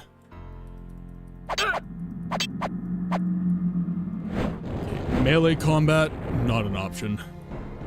Definitely not. Let's heal up a little. Actually, give me my Aura of Iron as well. I need to be way better about using my Aura of Iron.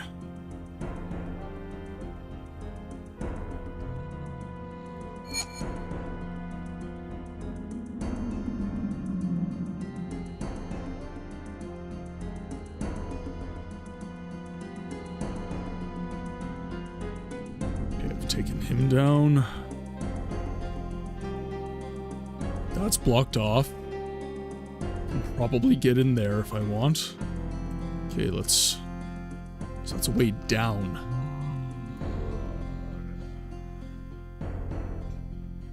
Okay. Okay, I can't get in there. Are those... That's ore of some sort.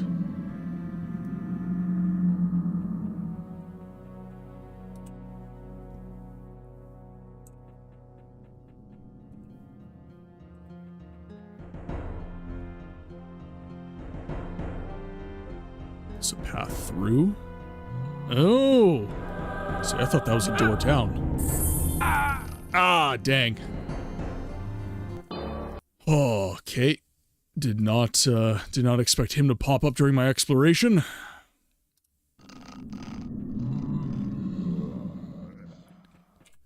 Okay, now I know he's there. I'll be able to shoot first, ask questions later.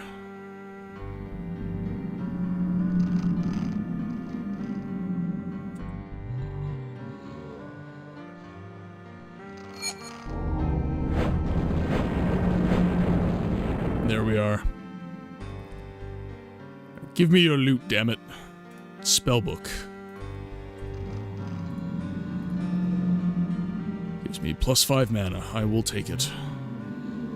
It's not much, but I will take it. Ooh. Ooh. That seems like a secretive area.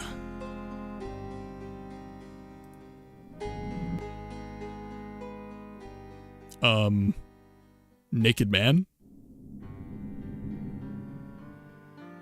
Alright. See what we can, do a little quick save, just in case he attacks us.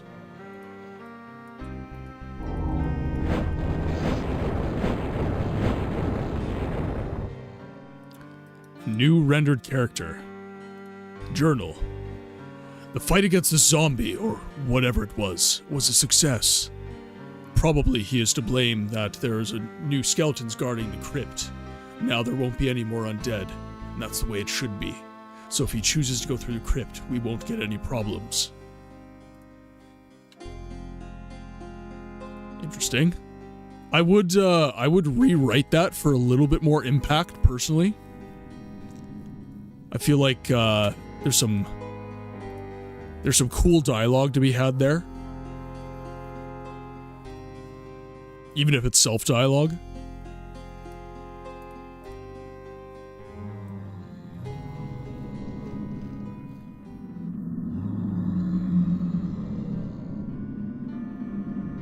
Okay, so we will... Now the middle path is open. Oh!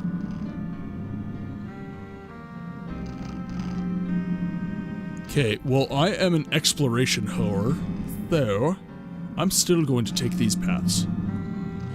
Because if there are training points to be had, I will have them.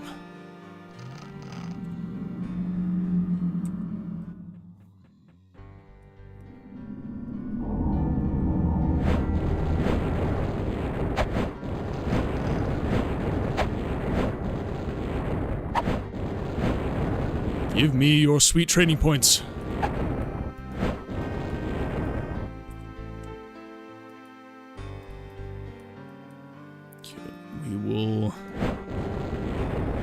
Just enough mana to take this guy down, and now we're pretty low.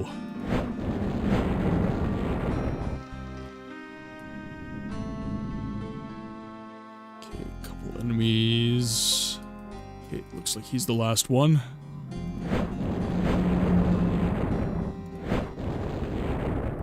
Take down. Ooh.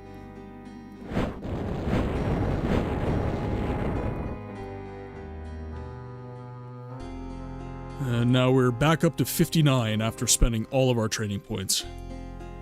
That is not too bad.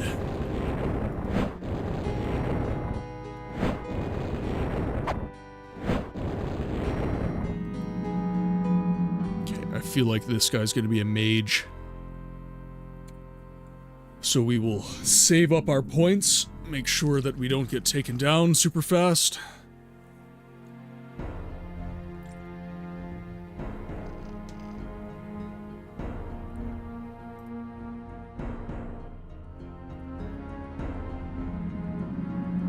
How do I always know that? Because I don't see a weapon. So when I select this guy, I see there's a weapon beside him.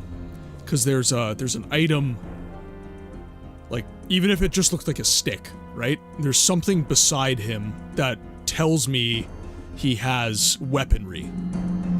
Like so. This guy even has a shield. So I see that. And I'm like, okay, that guy's a fighter, that guy's an archer. When I select for this guy, I see nothing.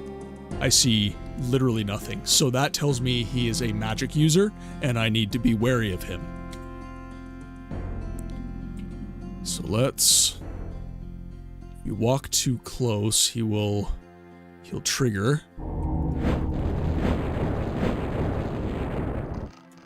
Now let's see if I'm right. Nope. Oh, that's right, I have my weapon armed. And he was a mage, he's got a ring of protection.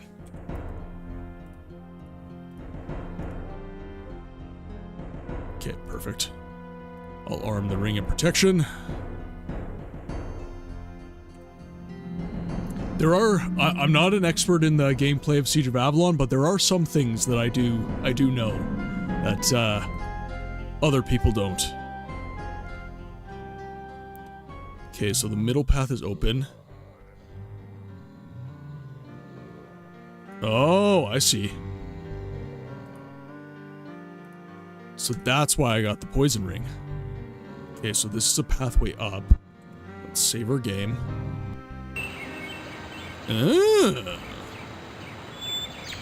Very interesting. So that takes us back into the forest. And now we've got the middle path.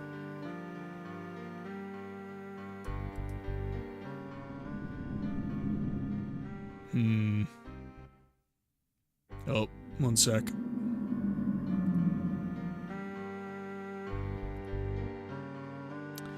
Sorry guys, had to ban a bot.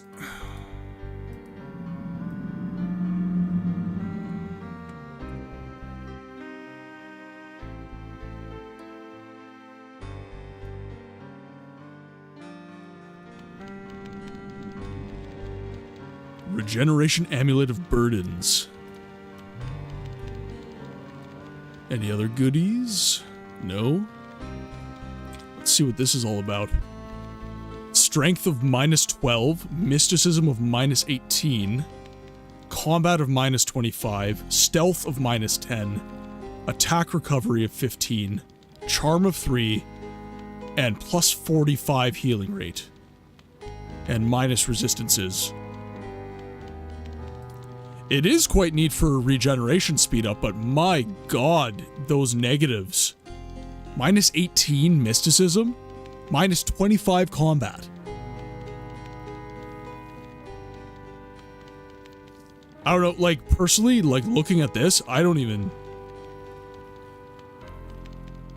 not even sure I would wear this.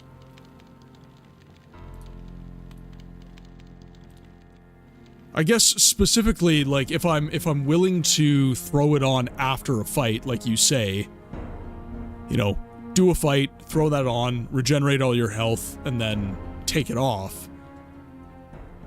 That, yeah, that could be good. Yeah, okay. Yeah, keeping in mind, like, using it not during like, it's not a permanent wear.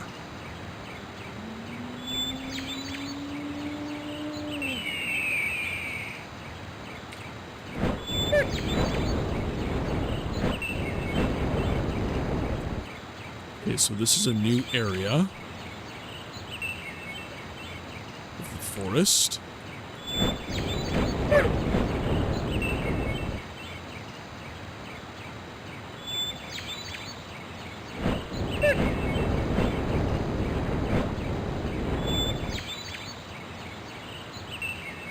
Can't go up. Can go over.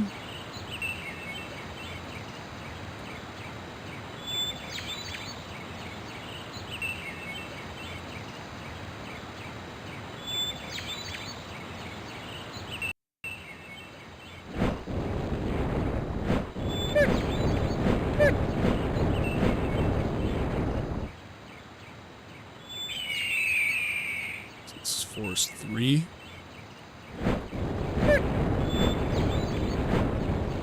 Oh, and then this takes me in a round. Oh, okay. I know exactly what's happening. Yeah, okay. That's cool. So we take the crypt around into the forest, and then this will take us to the gate into the caves where we'll actually have access to Avalon.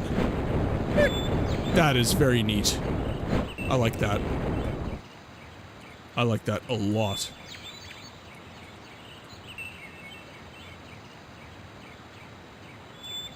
So we might have the outpost to contend with.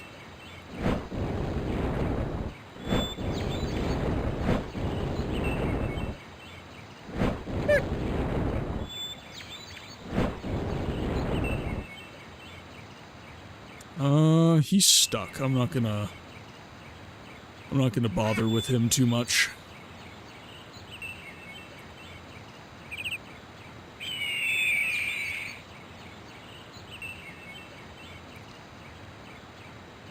Well, these guys aren't protected by trees.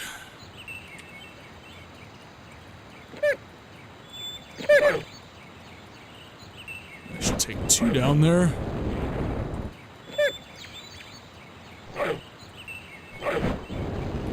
Go.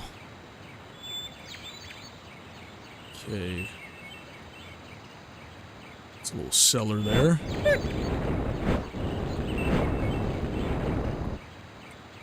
Okay, I saw some men over here, so I have to be a little bit wary of that.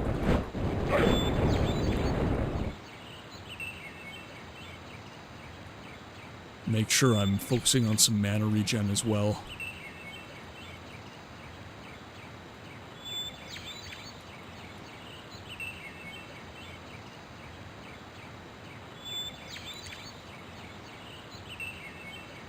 Does the amulet help with regeneration of mana as well?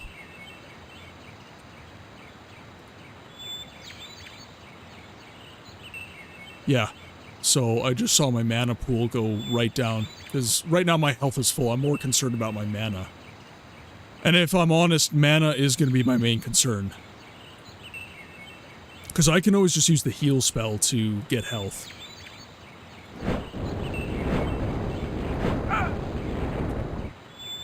Okay, let's see what Buddy has. Nothing of import.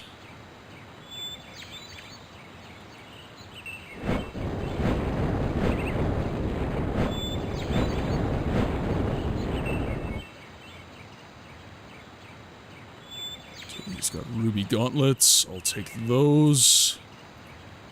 Because those are better than what I'm currently rocking.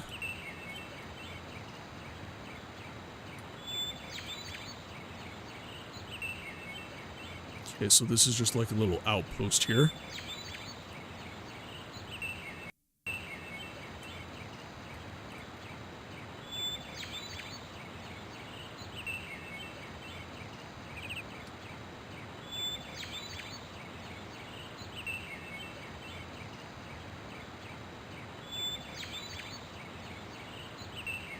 Or enemies.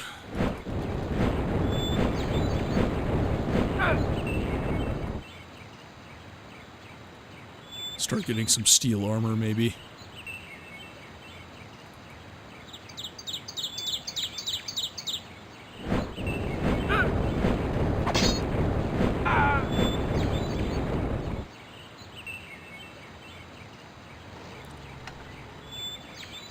Nothing crazy. Okay,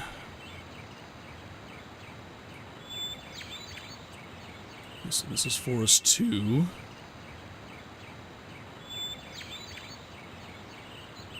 So they've started, like, colonizing the forest regions. Hint, there's a cellar under that house. I didn't see one. Let's go behind the house, perhaps?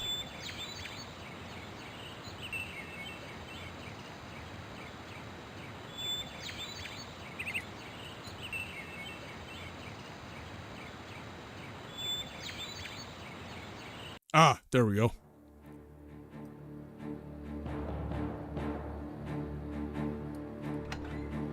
Ah, acts of confidence.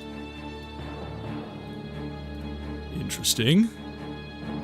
Minimum strength of 13. Very nice weapon. Very nice indeed.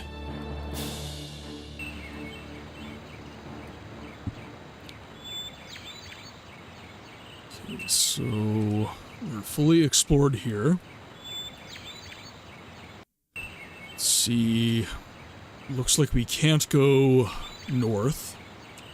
We might be able to go... I think we came in from the south. From the previous area.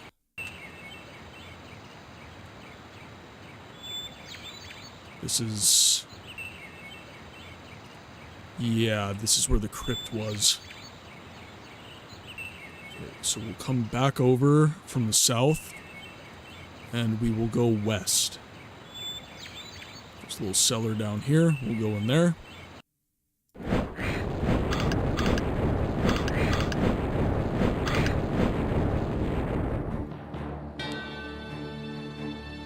Nothing cool down here. Nope. Can you imagine your house pest being that big? Behind the painting. Oh, good heavens. Yeah, open the map up. And it was trapped, clearly, because I got damaged.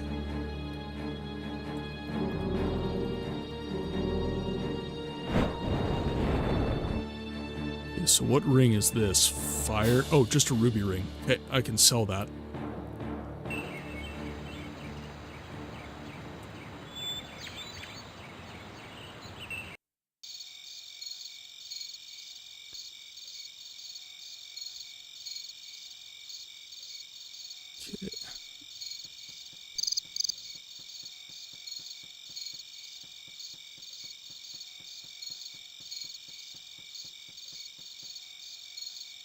Interesting.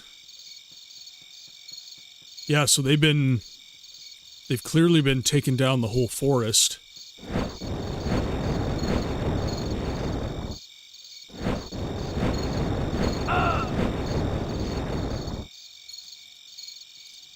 Let's see, we'll take your boots, we'll take your chain mail. Let's see, that's restriction +3, stealth -3, 0 to 2, 4, and 7. 0 to 4, 5, and 6. So that's it's honestly kind of better. I will throw the steel boots on, though, because that gives me some stun resistance. Can only be a good thing.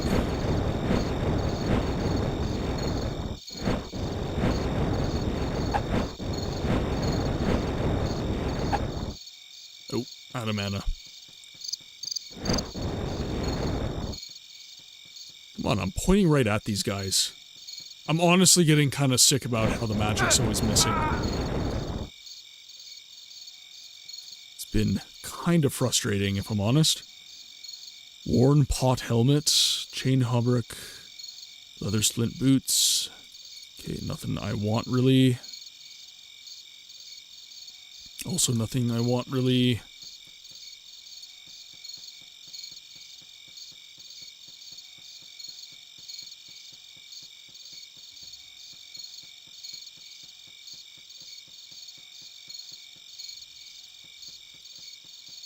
Okay, so we can't go more south. We can't go west. Or sorry, can't go south, can't go west.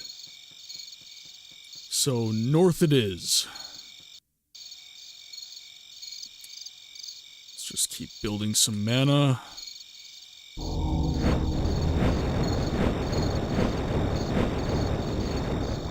Boom! And I wasn't even noticed.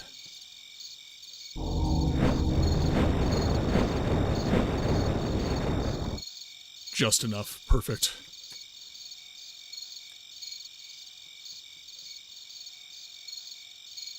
Okay, he has fine plate greaves. Not really super concerned about stealth, so I might be okay to grab. Yeah, he's got a cuirass. Okay, so let's see here. So we'll do that.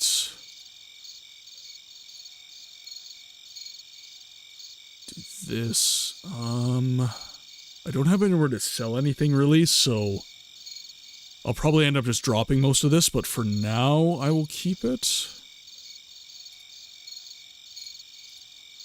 It's also... So Pants of the Shadows are better than these, so I will keep the pants.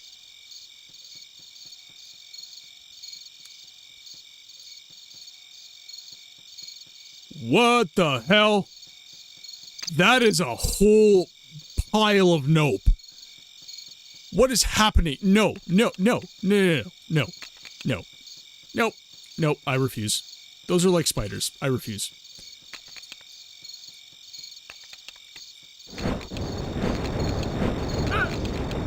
And they hurt. Like, a lot.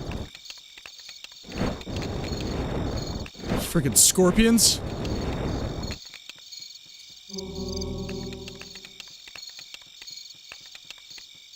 Okay, let's go to our options. So we've got the Blizzard spell. We're going to make that 3.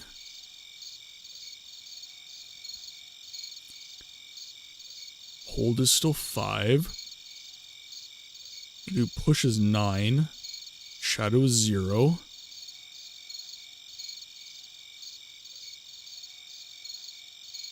Okay, I think we are good that way.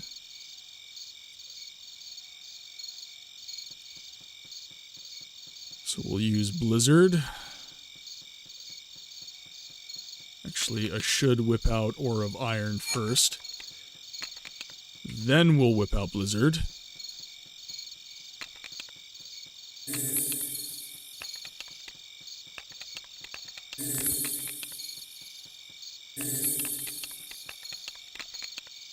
Oh, I'm almost dead? Okay. These guys are very quick.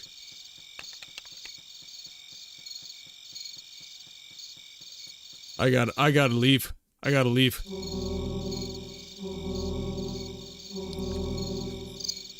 Are those scorpions, Sep? That is a pile of nope. I'm not cool with what just happened there.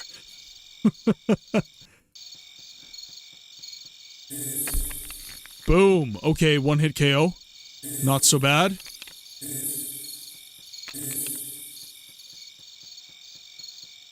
Not being chased anymore. Yeah, I would say oh crab. Oh craps. Yep. It's like land crabs. So these guys killed one.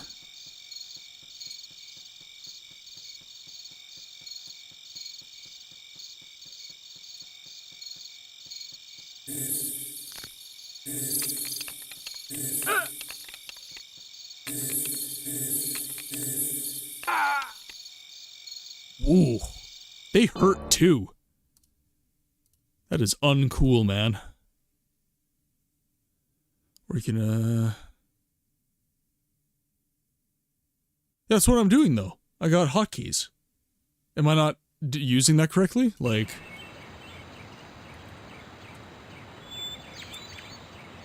I thought I was actually doing fine. Yep, via the option, but you can do it... Oh, I see what you're saying. Okay, so these are the 3 dudes. So let's...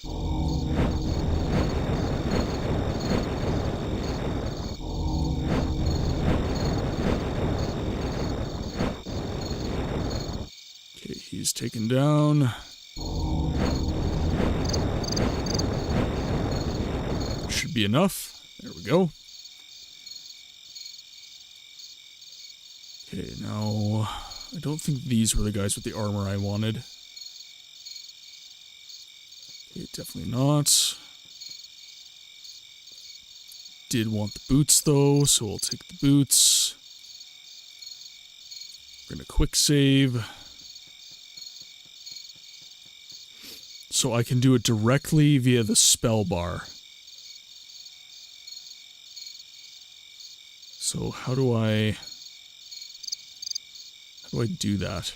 I just do... Oh! Okay, cool. Very neat. Okay, so we're gonna make that 9.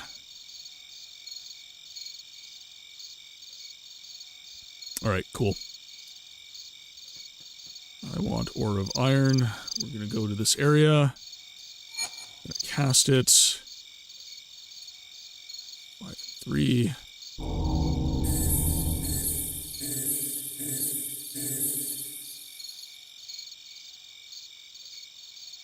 Okay, so Fireball's clearly the better spell on him.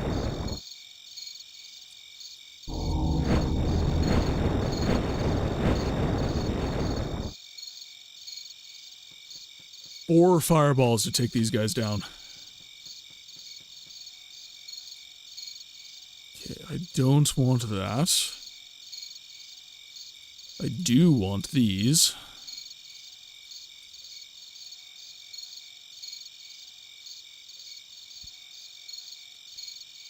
And then he's got... So that's a chest there. Okay, let's just do a quick autosave here. Whip out our Ore of Iron again. Just so we don't get killed immediately.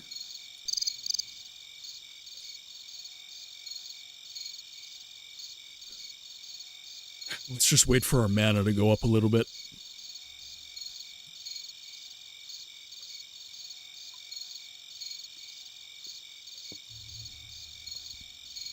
Actually, we have 91 training points.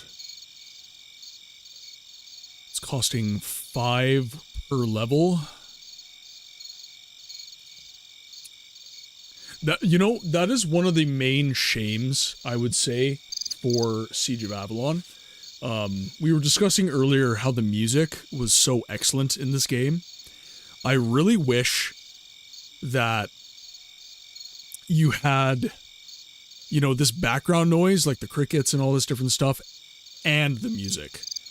Having both simultaneously and just have, like, kind of a mix fade so that, you know, neither's really getting overpowered by the other, but you do get both. And same thing with the cave, you know, have some kind of interesting side effects, sound effects and stuff like that as well. Okay, so we are full mana.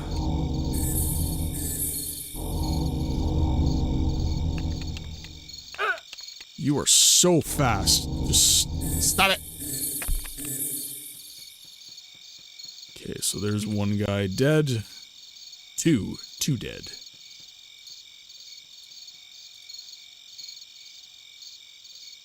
Okay, so there's a magic user. Oh, and he saw me. That's really unfortunate.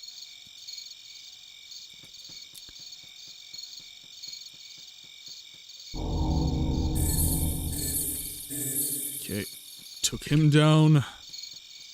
Now I just gotta worry about that mage.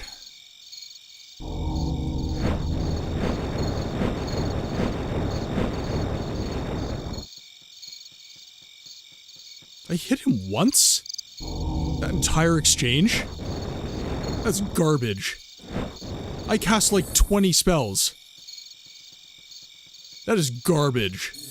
I'm not cool. I am not cool with that.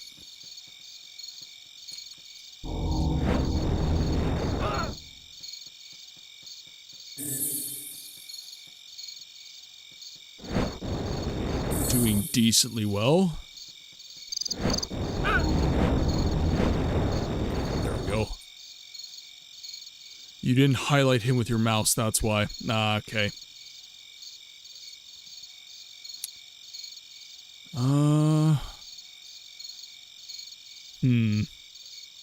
He's definitely got a staff. So what I'm gonna do is I'm actually just gonna drop all this crap. Because I'm not really gonna get much gold from it anyways. I'm gonna drop all this, and I'm gonna do all. There's his staff.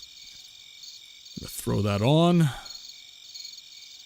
My strength is too low. I need a minimum strength of 10, which is fine. There we go. Oh, I'm not ignoring the mage robe. I just needed to, I just needed to remove these items so that I can access everything properly. So... Black mage robe. Nope, no magical properties. I will keep it, though. More stuff to sell, the better.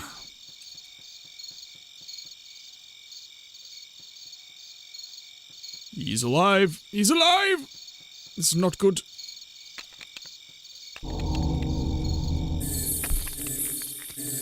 Oh. Oh, that was so close. That was so close. Oh, man. Who came up with these crabs? They're not fun. They just beat the crap out of you.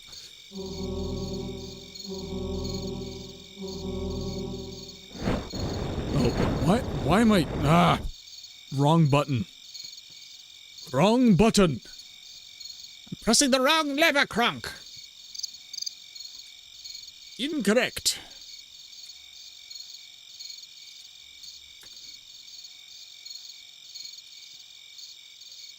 Okay, so that should be this whole area.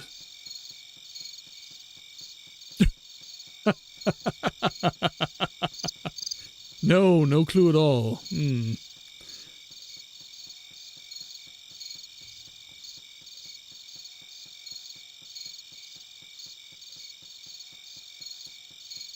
Okay, can't go this way, so we must have to continue northward.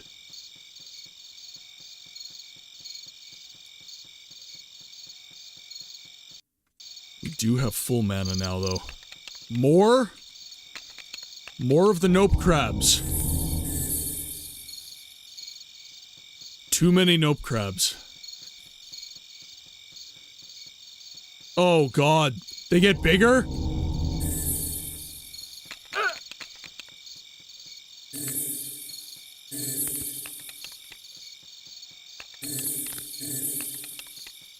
I gotta get out of here.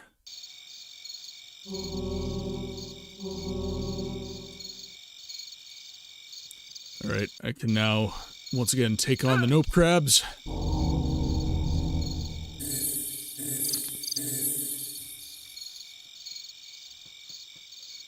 Exactly. Thank God they permit for that.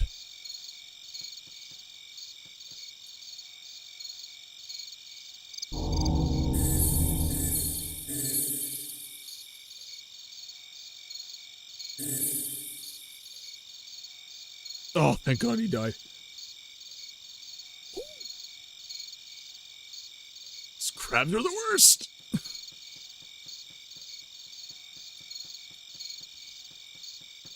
Feel like the guy from The Office. It's the worst!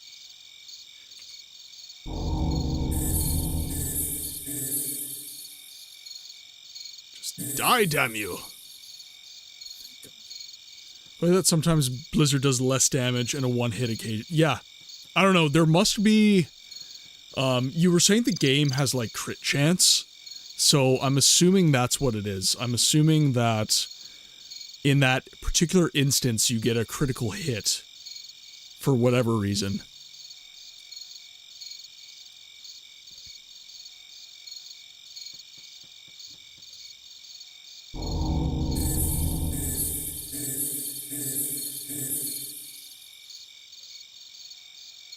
Come on, one more. Thank God. Thank God. Oh, there's a big one. There's a big one. Nope, nope, nope, no, no, no, no, nope, nope, nope, nope, nope, nope, nope. Oh, you're so fast. You stay away from me. Bad touch. Bad touch, crab. Bad touch. Oh, thank God. Oh, one hits. I love it. And it's the small ones that don't tend to actually have the critical hits. It's these big ones I tend to be able to kill in one hit. Which I do find interesting. Bigger target, I guess.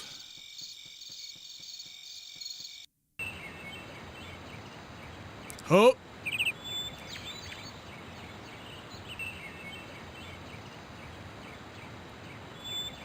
So this is forest number 5.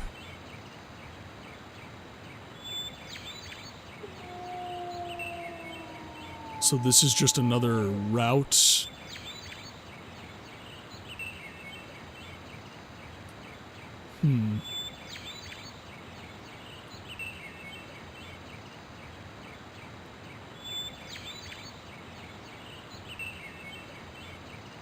Let's go to my adventure. Now that I've found a way through the veld, it leads back to the forest, more precisely the Dirtman's outpost. If we dig a tunnel under the veld, hidden behind the dense forest, then we would very well be able to get into the castle. As a thank you for killing all the beetles, the generals gave me a horned helmet. Which is probably on the ground by the generals.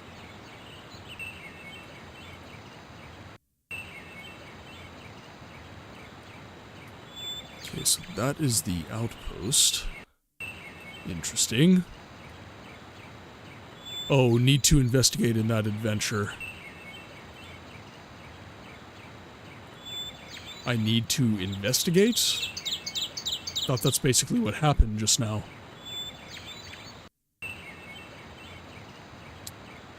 Let's see here. No, oh, you need... Okay, yeah, fair enough. I was like, what am I doing wrong? I'm doing the best I can, okay?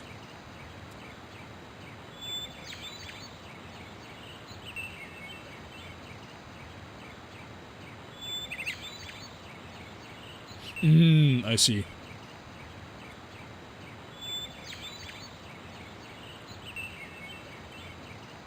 Okay, so this is Forest 3.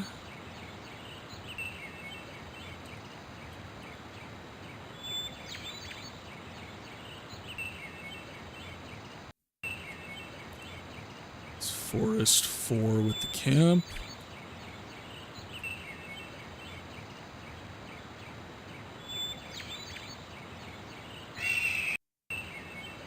And this is Forest 5 at the outpost. Okay, so I am going the right way. So what am I not remembering here? Okay, I must just need to go due south.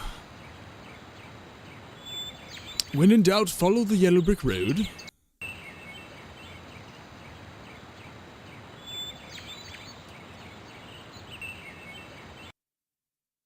And we're back. So have a word with the great general.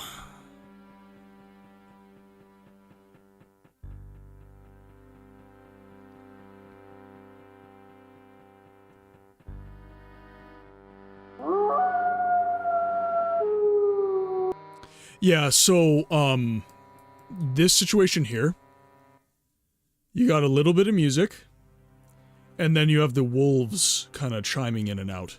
So what I would do is I would actually reduce the volume of the wolves. I do find it to be a little overbearing, and I would take the volume of the music and I would increase it just ever so slightly.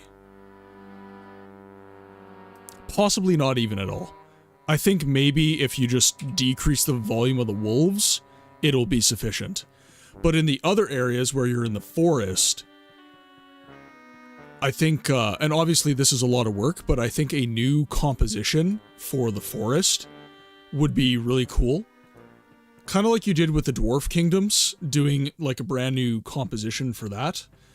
Having your background noise plus the music.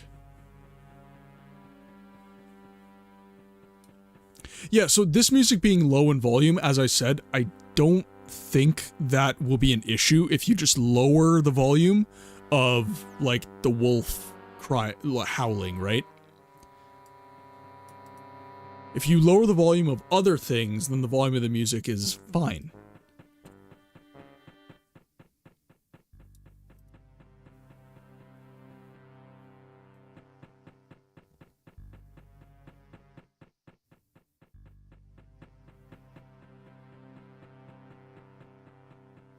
Okay, so the generals should be here. Then you increase the volume in that area internally and get blast. Yeah, that's... Like I said, wouldn't be easy, certainly. Okay, and this is where the generals are.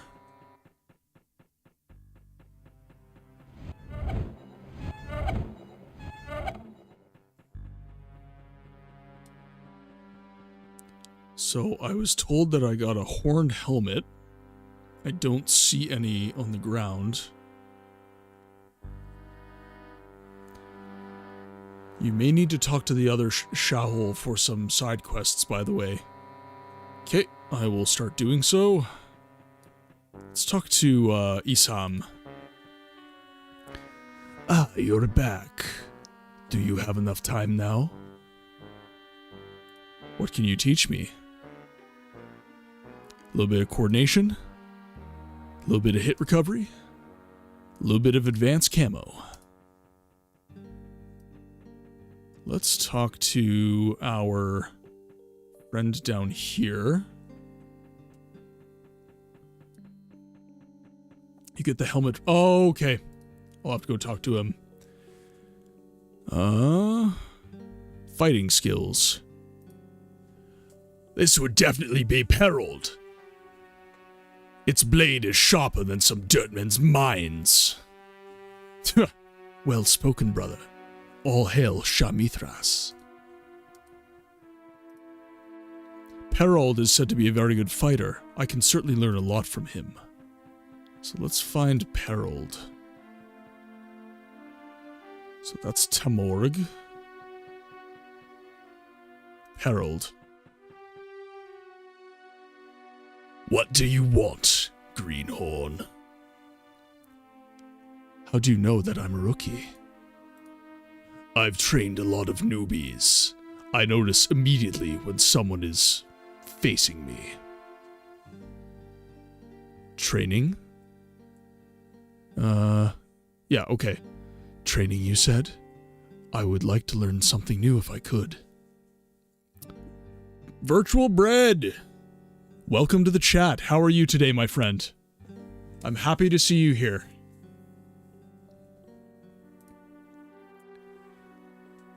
Well, I can teach you in the following. Hey, you know what? This is what this stream is all about for me. This is about bringing these old games that don't get enough airtime to the mainstream masses. And obviously you guys have previous experience with these games, but the more content I post about Siege of Avalon, because I'm not just doing Twitch, guys. I'm on YouTube. I'm posting shorts on Instagram and TikTok. People are seeing this game because the algorithm is always going to show new people. And that's the whole point of what I'm doing here. They're going to see my short and they're going to go, that game looks really cool. I want to watch that. And then they're going to come to the stream. And slowly but surely, these older games that nobody's played for ages and ages except the diehard fans, it's going to start getting more airtime. And that's the whole purpose of what I'm doing. I want to bring these games back to life, you know? So it's I am not going to stop streaming games like this. Saturday is CRPG day on this stream. I will always be streaming either Siege of Avalon or games like it. So, obviously, after I beat Siege of Avalon, I'm going to take a little bit of a break from this particular game. But that doesn't mean I'm not going to be playing games like it. Fallout 1, Fallout 2, our RPG friend in the chat, he recommended Lionheart. That game looked really cool. Thinking about playing that. Silver, Nox, oh god, there's Arx Fatalis. You know, like, there's lots of really niche old school titles that need more airtime.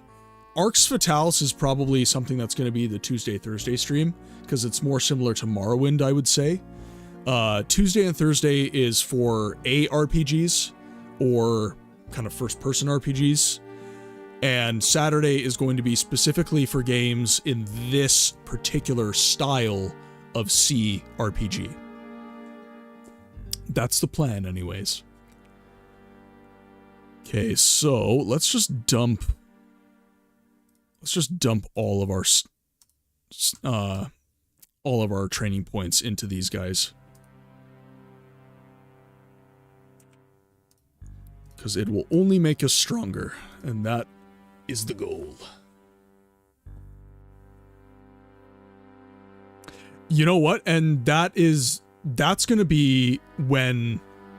That is something that's going to make me feel incredibly accomplished as a streamer. Because right now, you guys are coming to me because I stream a particular game you love.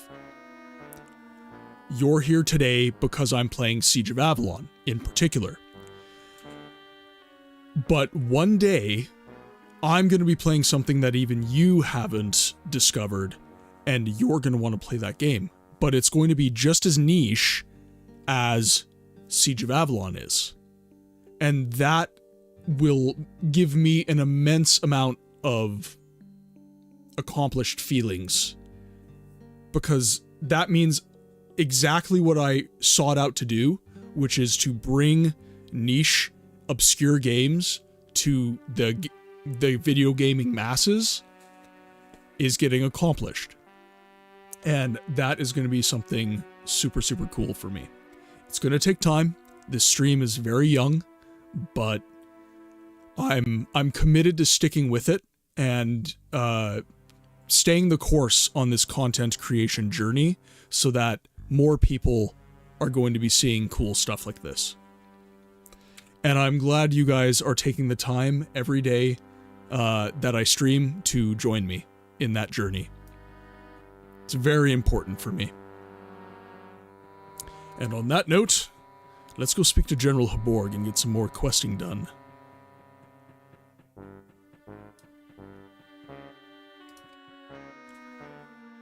Is there anything new? I found a new way. It leads through a crypt into a forest. Maybe we could dig a tunnel there. The forest is very dense, and therefore the dirt men will not be able to see us. A tunnel? That reminds me of the time of the first siege. Yes, but unfortunately our first attempt failed. But not this time. I will do whatever is necessary. Now you can rest. You did your task excellently. Thank you, my commander, and burn brightly. Okay, let's go talk to some NPCs just before we quote-unquote rest. I've already spoken to him. That was last stream. Let's go to another camp. Hello, my brother. Have you already got to know the character traits of Haborg? Well, I know he hates waiting, but as long as I get it all done in a timely manner, I have nothing to worry about. I've had a failure before. Remember, always give your best. You certainly don't want to feel General Haborg's anger. Right, and that's why I have to go now. I don't have any time to lose. Who are you? I don't know you yet. My name is Lurtz. I've just finished my mage training. And you? My name is Wombat. I wish you all the best at your training. You can kill a lot of dirt men with your magic. That's how it is, brother. I have to go now, though. Hey, I know you. You seem to have completed a few missions that involve a lot of footwork. Well, something here and there in the forest. Oh yeah? The forest. Those good old days. What do you mean by that? I used to do jobs in the forest. I was a hunter. But I became more into a warrior, and so I concentrated my training to that. I do not have an opinion on that. After all, I'm doing my own training as a wizard. On that note, I have to go. Goodbye. Long live Mithras! What happened? He's returned from the dead! That is reason enough! Right. All hail Sha'Mithras.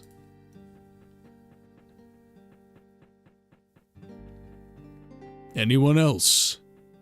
I think Fenton is the one who searches for a sword the second time you talk to him. Alright, let's have a chat with Fenton then. This is Fen. Okay, so Fen. You probably have no tasks to do, have you? Actually, yes. But do you have more for me to do? As you already know, I became a warrior. I like to collect rare swords, and I've heard that there is one in the forest with the highwaymen. Back then I didn't find anything among the highwaymen, but I'll look around in the forest again. Many thanks. This sword is also called an ornamental kukri. Its blade is quite curved. Well now, I have an idea of what it looks like. I found the sword. An ogre took possession of it. Since the highwaymen are gone, their camp was empty, As the ogre was looking for food, he also came across the sword, which he was carrying. Very beautiful. That's exactly what it looks like. How can I thank you? Never mind thanking me. I had to kill the ogre anyways, so I can do another assignment. Here's the sword. Burn brightly, brother.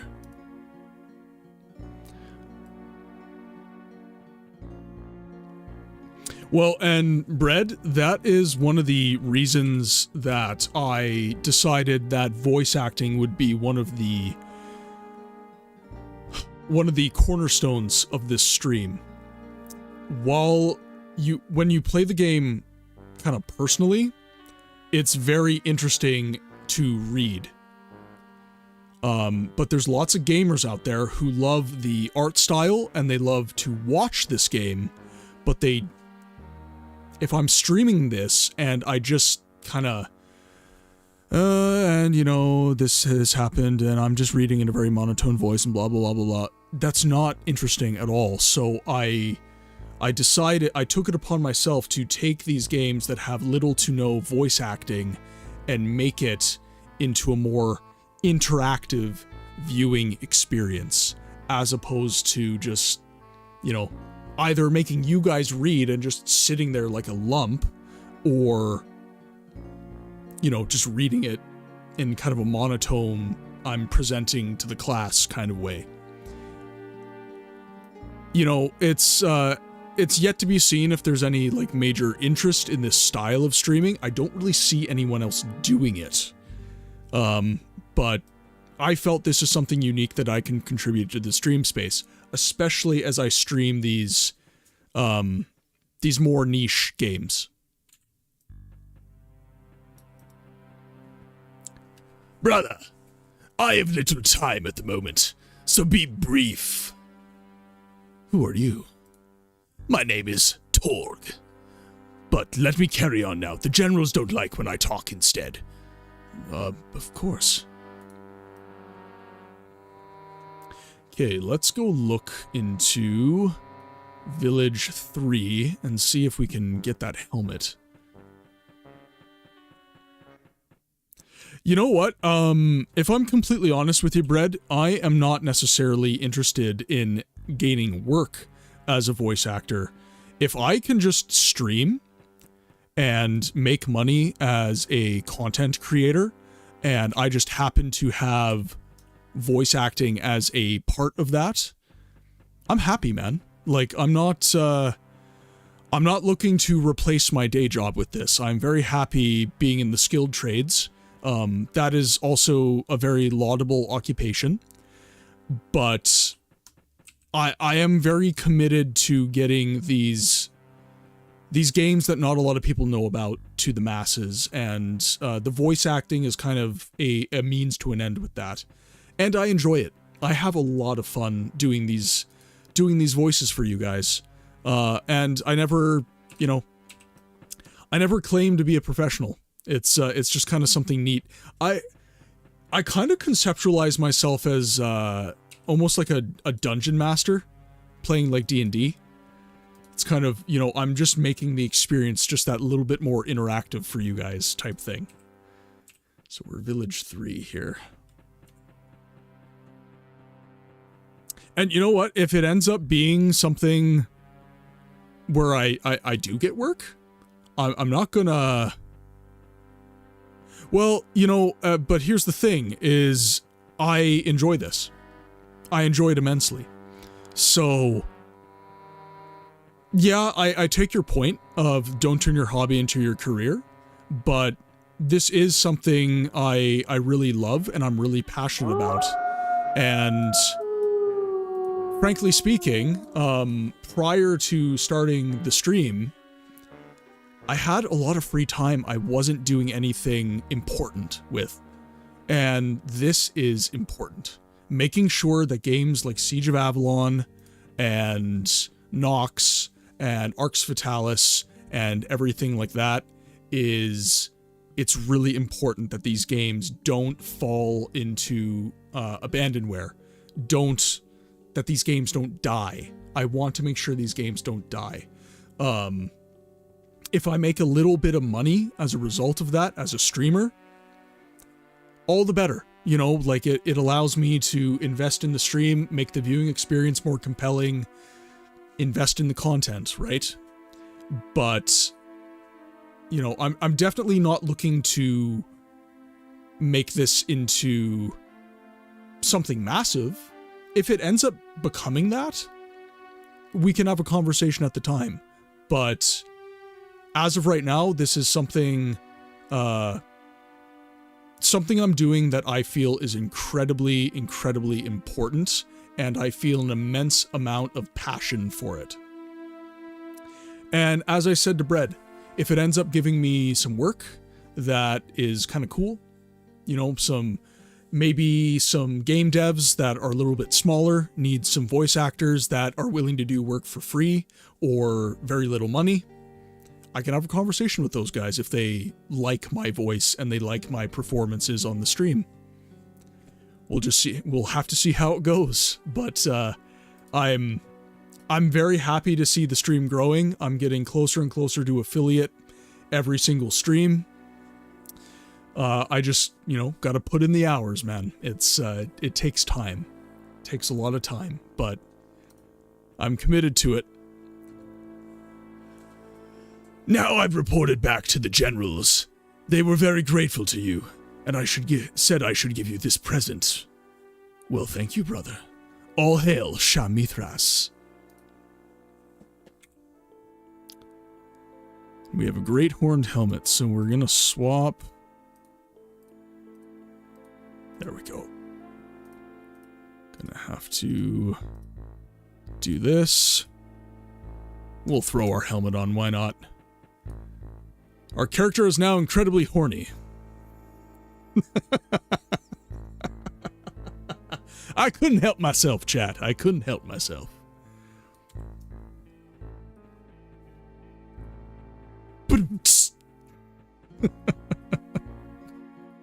Keep the dad jokes coming. It's what I live for. Dad jokes and puns. It's what it's about. Alright, let's look at our journal a little bit. Now that a new way has been found, a tunnel is planned. I hope we succeed this time. May our great goddess stand by us in battle. The last attack is impending. We will win and enslave all the people to punish them for what they have done to us.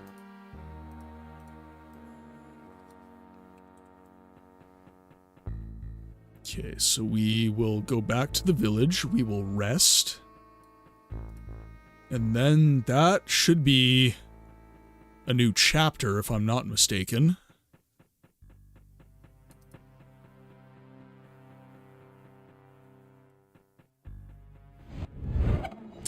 Ah, yes, the Axe Quest. What do you want? You probably have nothing to do. Right. Now that's right. Would you like to accompany me on my missions? I don't want you to do that, but okay. You need permission from the general first. Ask General Haborg about it. I will do that. Burn brightly, brother. At least I got an escape. Kind of look like Batman right now, if I'm honest. Okay, let's go this way.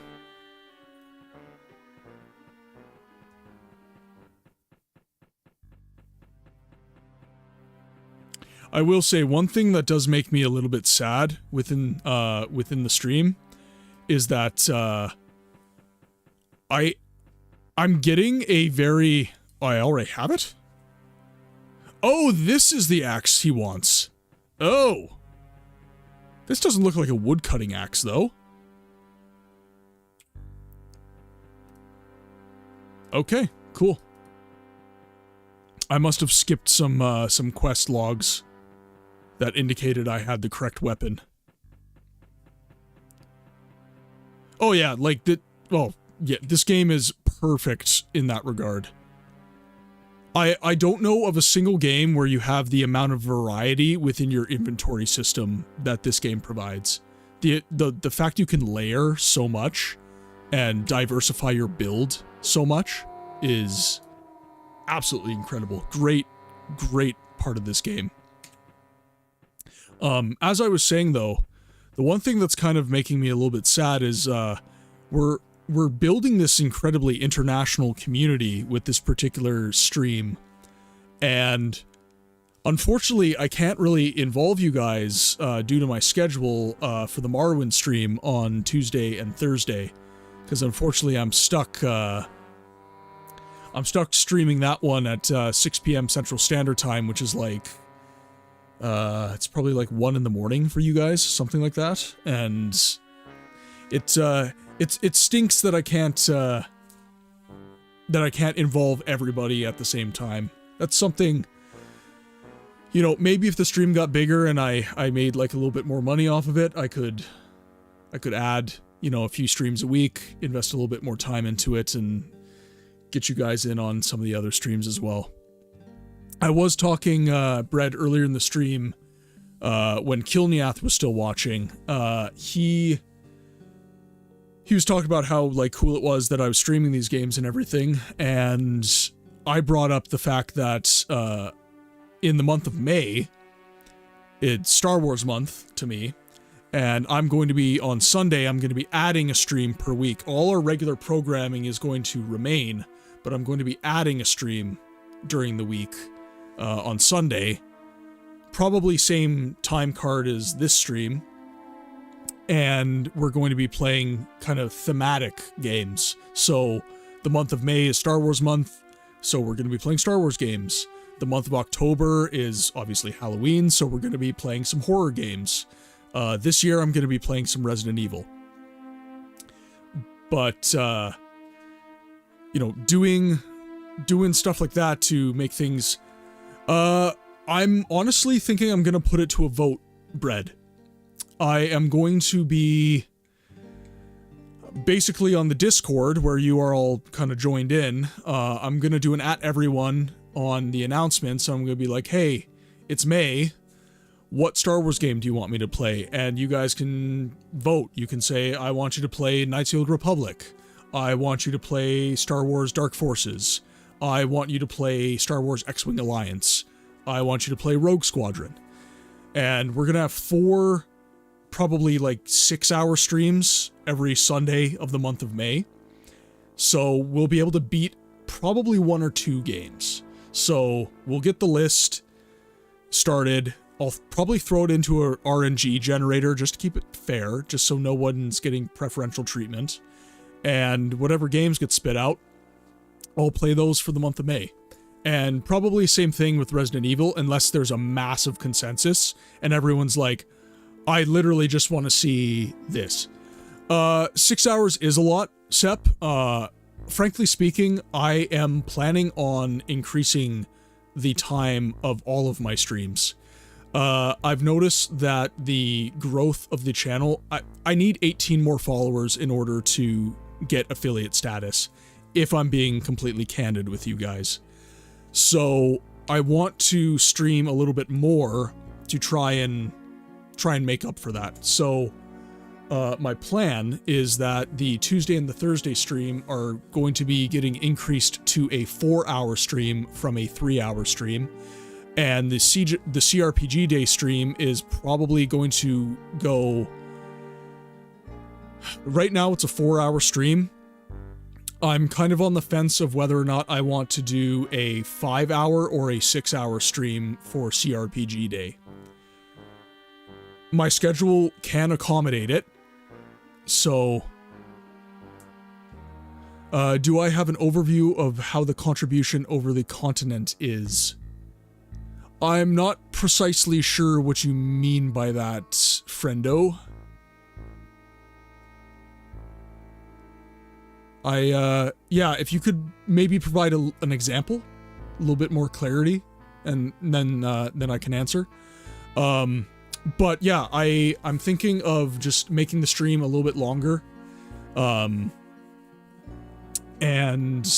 kind of getting a little bit more interaction from the community and making that push to get enough followers so that I can get affiliate status, and we can do some cool stuff for you guys. Do some emotes. I thought something maybe a little cool that I could do where I have a voice changer. So say like I'm doing a voice, I'm voice acting, someone can pay like channel rewards. So the more you watch, the more points you get.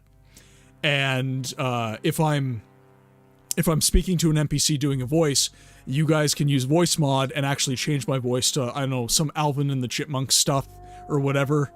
Something funny for you guys. But all that is going to be getting discussed at length as well. I want this to be a collaborative experience where the community's actually getting stuff they actually want. Like how many people watch from Europe, how many from USA, Canada.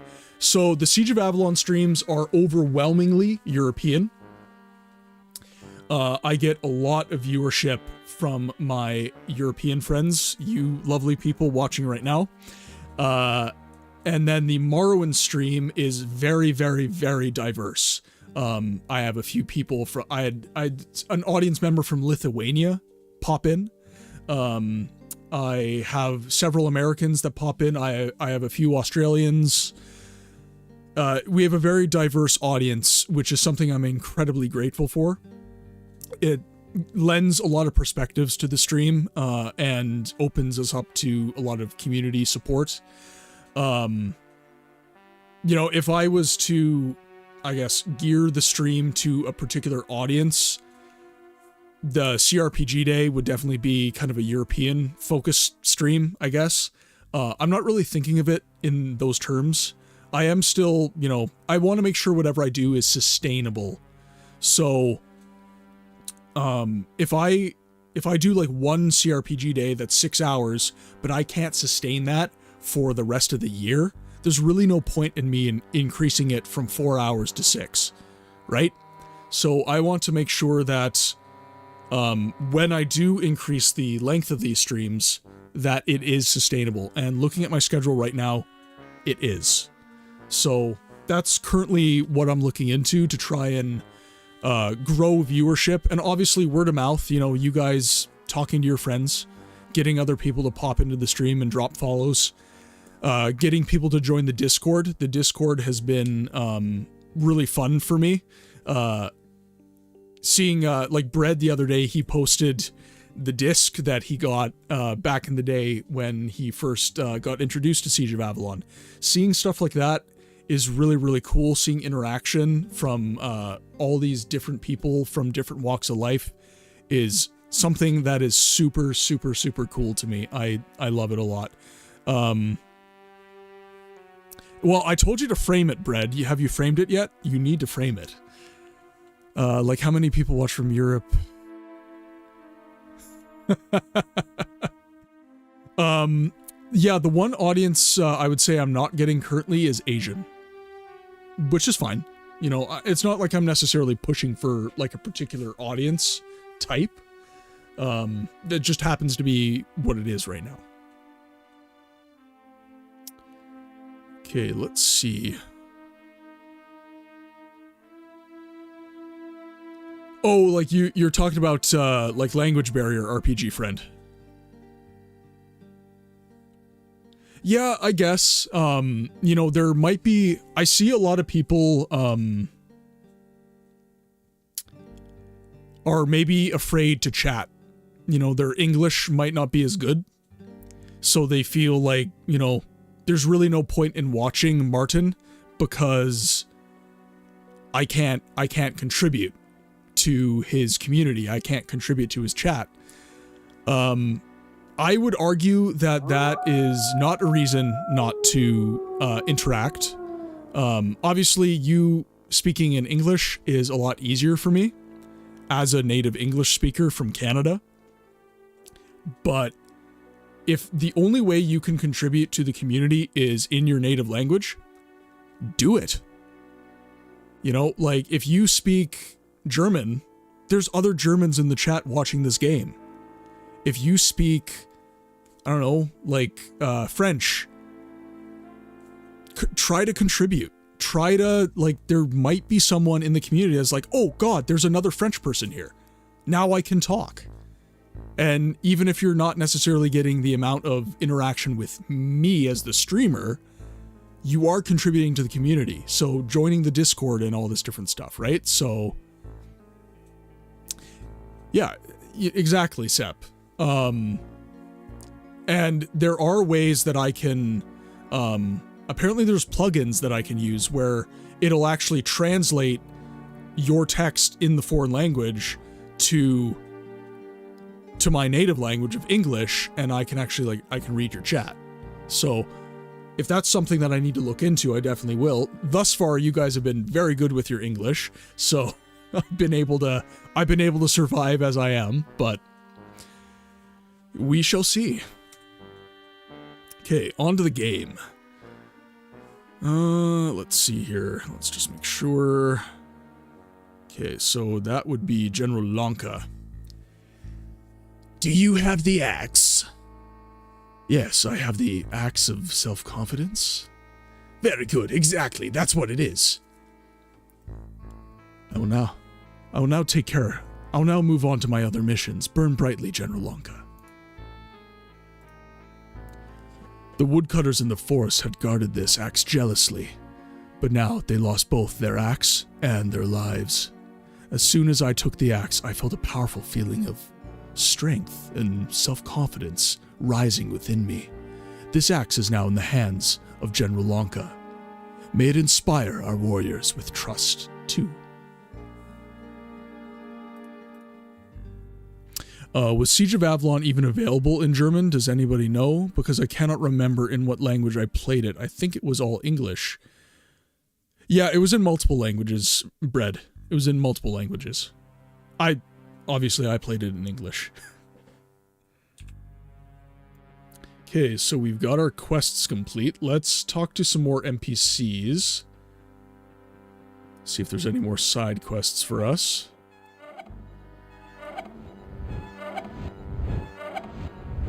Oh no, I'm pretty sure Sep played it, like, way before the Steam version. I did too. I think my version was... My version was given to me by a friend on a burned CD. Okay, he's got no quests for me.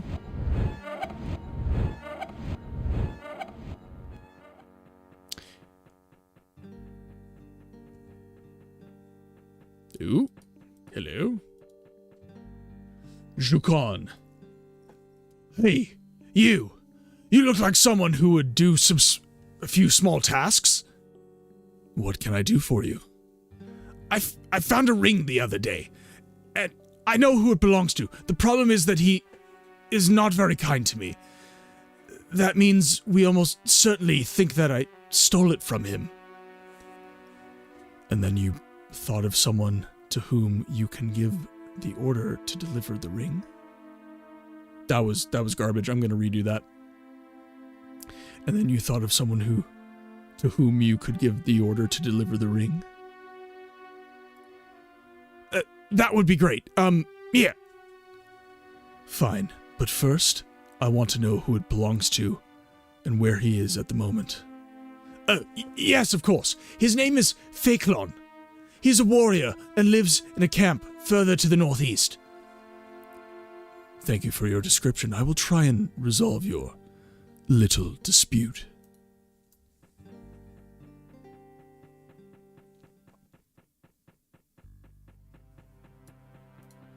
And I will say, if you guys haven't already, soamigos.de, Sep is very active on that forum. If you like this game, if you want the expanded content, my recommendation is that you download Siege of Avalon Anthology from Steam. It's a very cheap game there, not expensive at all. And then go to soamigos.de, make an account on the forum. That forum has a lot of advice for this game in particular if you ever get stuck.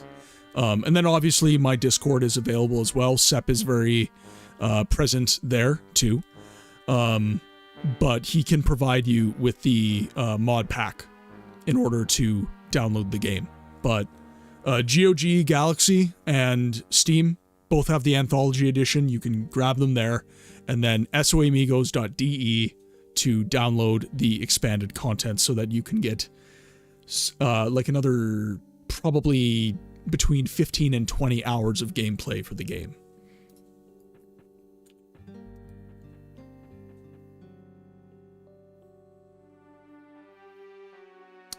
Okay, Narag. What brings you here? I'm currently exploring the village. I recently finished my basic training. So you want to get to know as many of us as possible before battle, is that it? That's right. My name is Lurtz. And who are you? My name is Narag. It's also not been long since I finished my apprenticeship. I'm glad to meet you, Narag. Burn brightly. Urlag? What do you want? Nothing?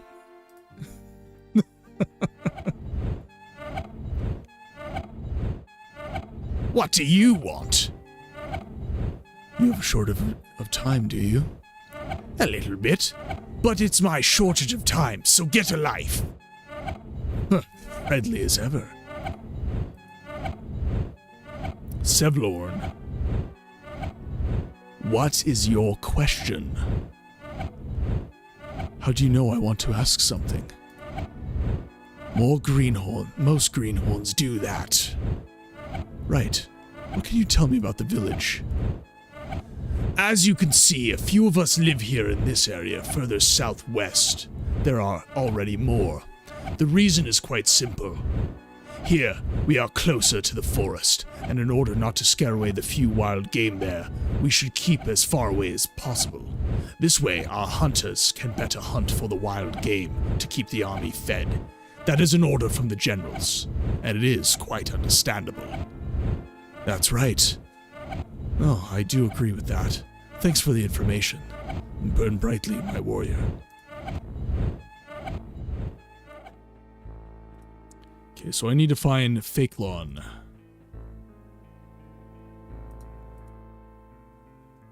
Blacksmith. What do you want from me? You're a blacksmith. I wondered if you could maybe forge some armor for me. I don't have enough time for that at the moment. I have to keep forging things for generals. However, I can sell you things. Well, show me the goods.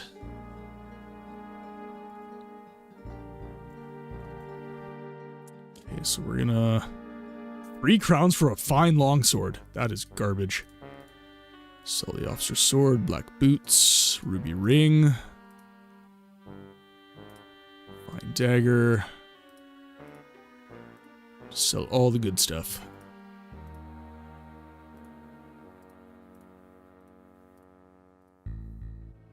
I can sell black mage's robes. All the rest is worn by me. Yeah, I'm not gonna sell Fakelon's ring. Not yet. If he doesn't want his ring back, I could sell it, but... Fakelon. And what do you want? You're pretty well armored. You must be a good fighter. Yeah, that's right. I'm Fakelon, and I've already achieved a lot. Why don't you tell me more? I have already prevented a food transport to go to the castle twice. So far, only one soldier has beaten me in a duel, and I was lucky because our reinforcements arrived at the same moment so that they pierced him with arrows. Ha! But you were truly lucky. Was that a special battle? Yeah, it was. It was about controlling the forest, seen from here to the east. We are now in control of this area because of Fakelon. Well, that pleases me. I've taken up enough of your time now. Burn brightly, Va Fakelon. What's up this time? I was told you lost a ring? Yeah, that's true. It's a family heirloom, and I can't get rid of the feeling that Jukon stole it. You must know that we haven't been friends for a long time. That's why I'm here.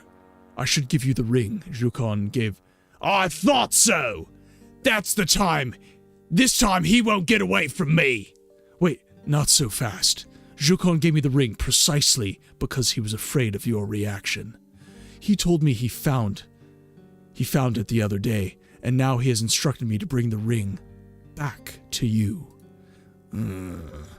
Maybe you're right. I'll have to admit to myself that I was wrong, hasty even. I will visit him soon and thank him. I would say that is a good decision. Burn brightly, brother.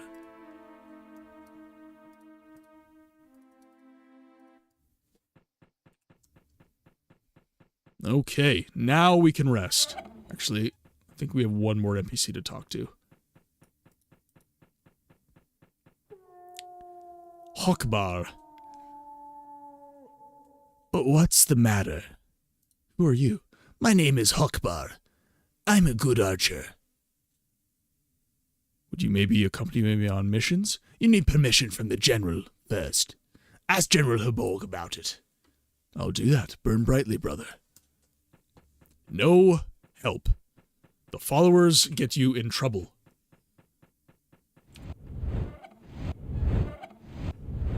Okay, back to our tent.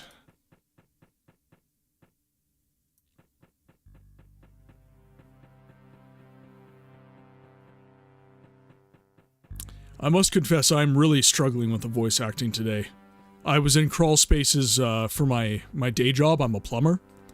I was in crawl spaces pretty much all week this week, so I'm a little bit congested in the news.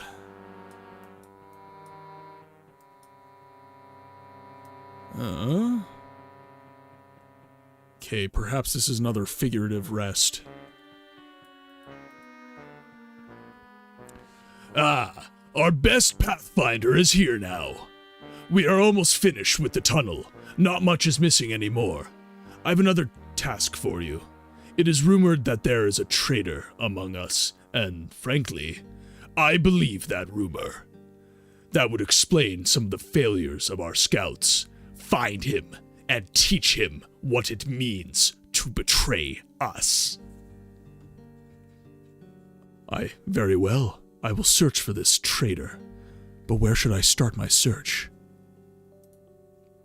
I can't help you much, but since the orders that failed were placed by me, there can only be one in my camp, so I suggest that you should ask around here, in the surrounding area.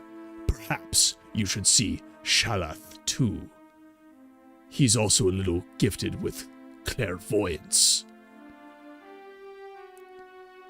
That helps narrow the search down slightly. Thank you, General. Right, Shalath first.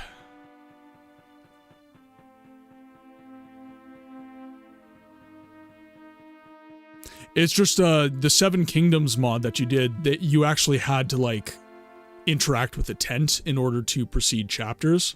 So this is just a little bit different from that. It's actually more similar to the original game, so it's okay, but... Hello, Lutz. What can I do for you?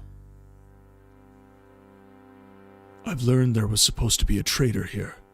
General Haborg told me about your clairvoyance abilities, so I ask you to help me find this traitor. I'll see what can be done.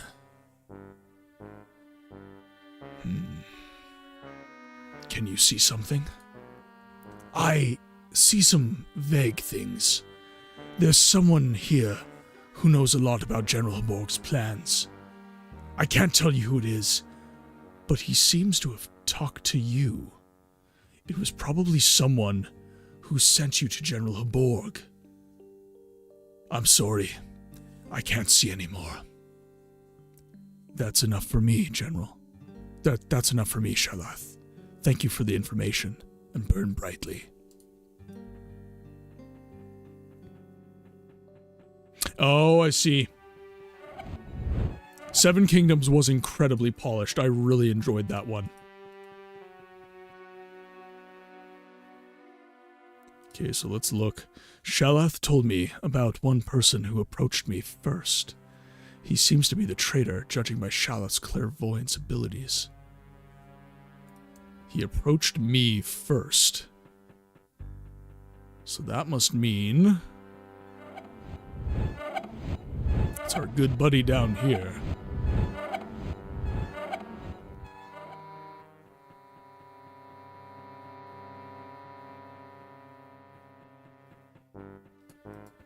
Let's have a chat, shall we, Lee?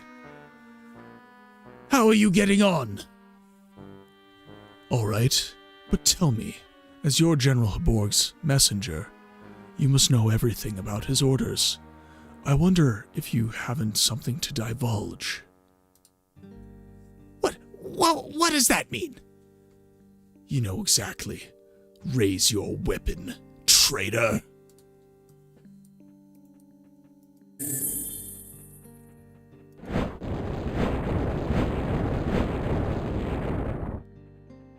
Hopefully I don't... Oh!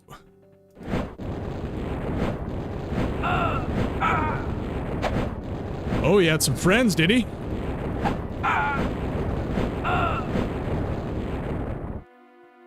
Oh, that's the problem. Gotcha. Damn it.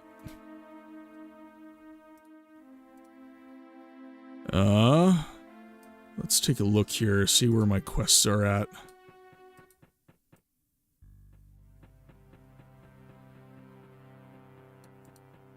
Let's see.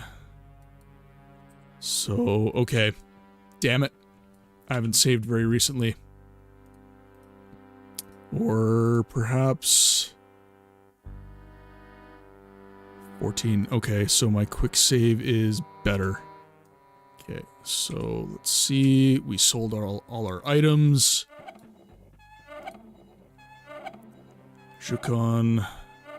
Okay, so this is my quest with Jukon. So we'll return the ring quickly.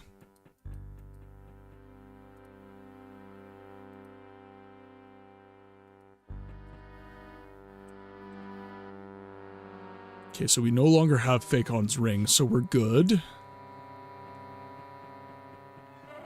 Just kill the whole camp.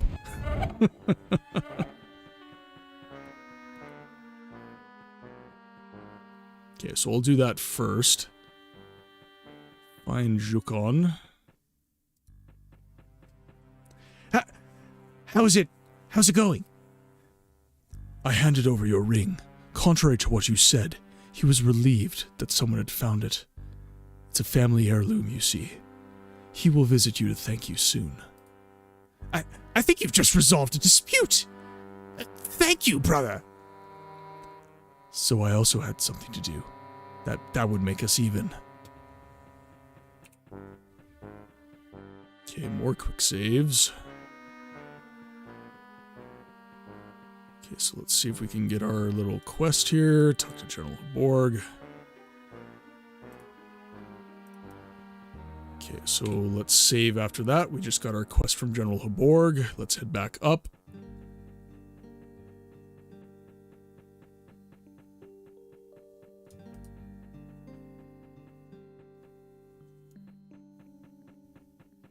Yeah, exactly. Hate when we lose progress, for sure. Oh, that's... Ah, there you are.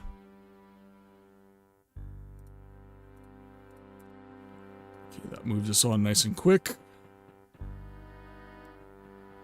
So now I know I need to lead him away from the encampment. And when I slay him, I need to do so very precisely.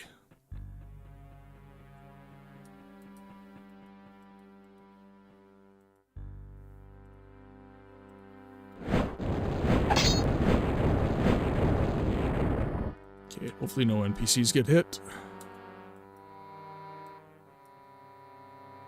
There we go. Okay, no missives or anything. Are you getting along with your search? I found and killed the traitor. Unfortunately, he was none other than Lee, your messenger. He was responsible for the transferring of all your messages to others. No wonder he knew so much. You're not wrong. After all, this thing is now settled. The tunnel is also finished now. Our troops will shortly be ready to go. Before that, you should speak to General Kant again. I think he still has something important to say.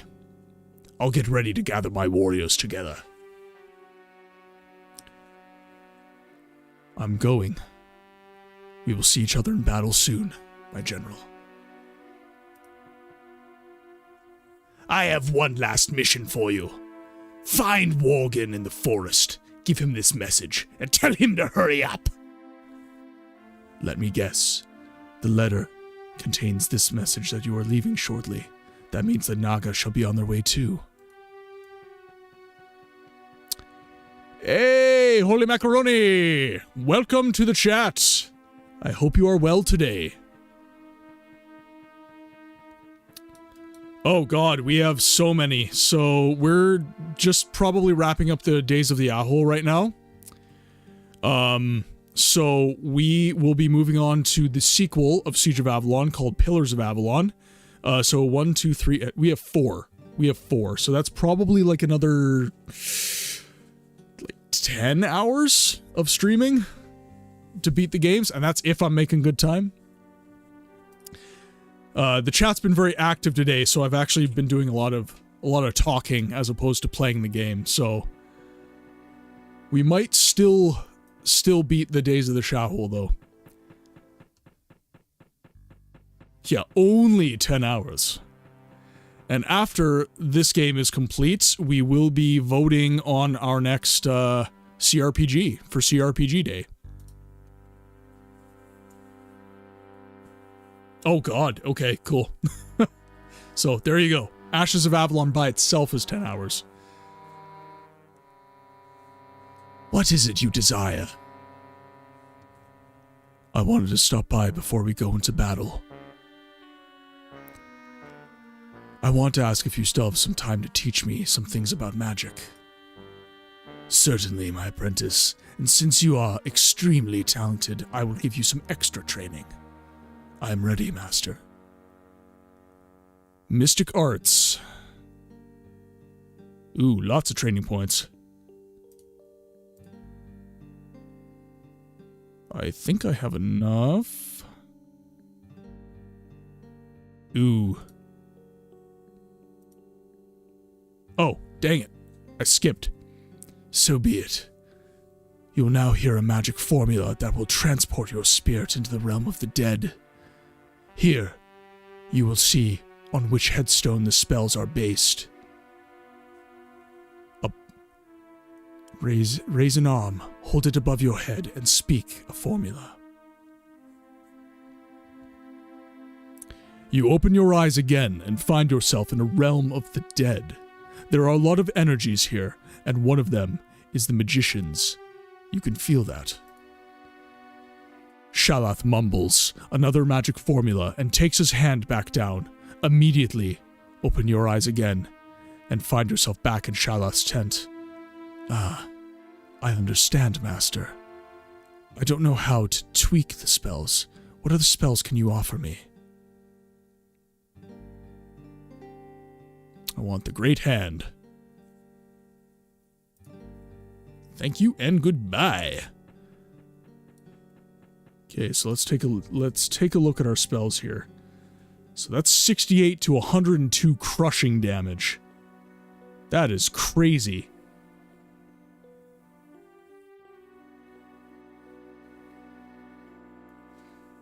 Okay. So this is definitely going to be a cornerstone spell of ours. So let's do that as spell number 1. He didn't have Aura of Steel, which is a shame. Charge and heal are now level 2. Okay, that's good. I'm curious about the blade spell. Here, let's find a little secluded corner here.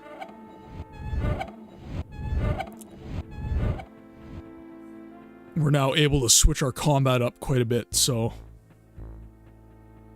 Let's go to Let's go to one of these little houses here.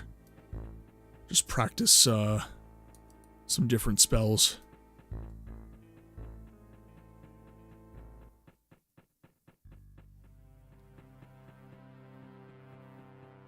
So this is blades. Okay, so that's when I get surrounded, I can... That's a good spell. I like that.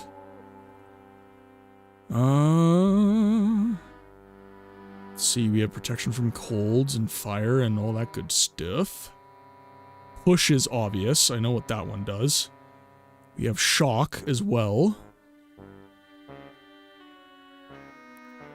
Heals 10 to 21 hit points. Okay, so yeah, we got Great Hand, we got Fireball. We'll keep Blizzard as number 3. Heal and hold. Let's see what Shock does. Okay, that's a cool spell. So we'll make Shock. I think I don't have number 8 taken, so we'll do Shock as number 8. Okay, excellent. You'd also gain Mirror Spell from Sha'Houl. That must have been on the next window that I didn't use. Okay, I will be right back, guys. I just have to use the bathroom quickly.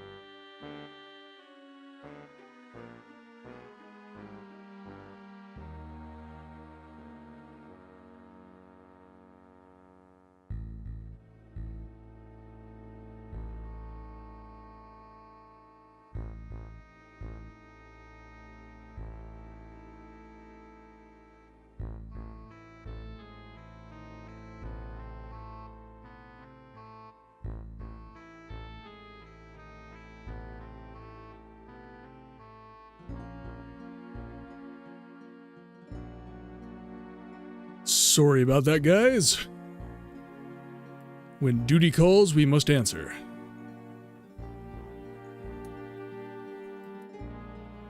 Okay, so let's go to our journal here. The last day of the siege has come. It won't be long, and the Avalonians are history. I'm hectically writing this as I still have work to do. I'm aware that we will be victorious, and the dirt men will pay for it all. Some troops are already on the march. Others will be leaving shortly. I'll probably join the last wave. I hope I'll be there when the battle starts.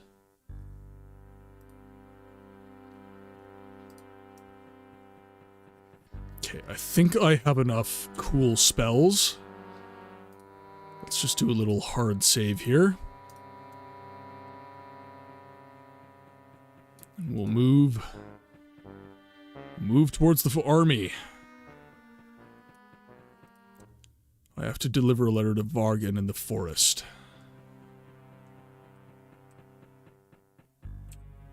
Okay, so this is village 1, so we'll head down this way.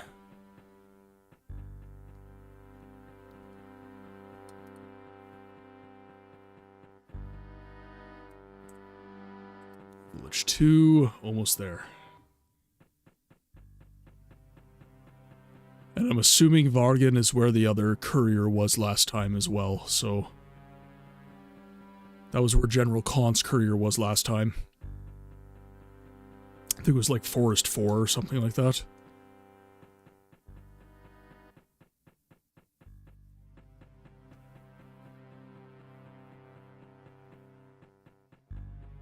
Okay, sounds good. That is what I thought.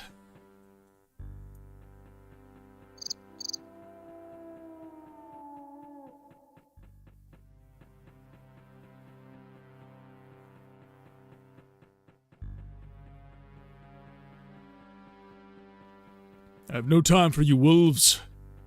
Out of my way. Actually, wait. Do I get training points off you guys?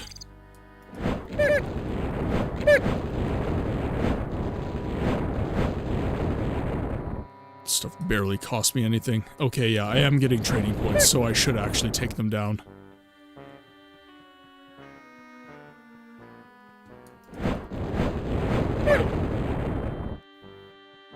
My casting is incredibly fast now.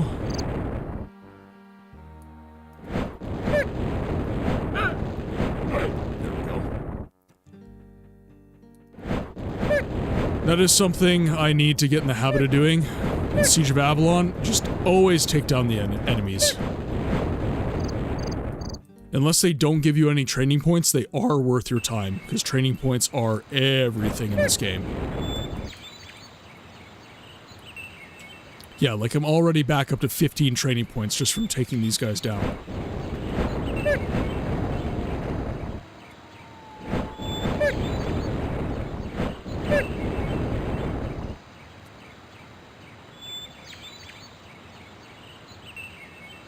Come here, you.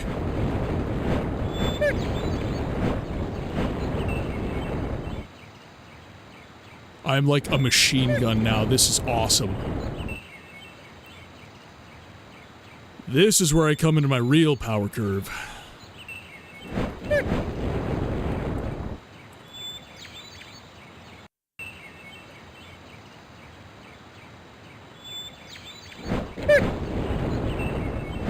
The other nice thing about Fireball is the double hits. And I have homing. I have well, here, let me use Great Hand a couple times. Don't have enough magic for it, though. So I'll let my mana come up a little bit.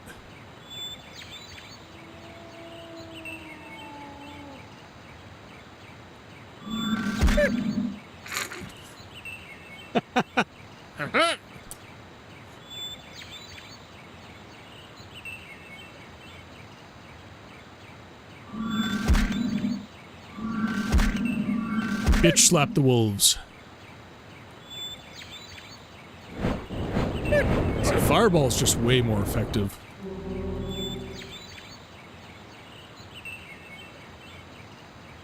I will confess my macro play is not not super insane.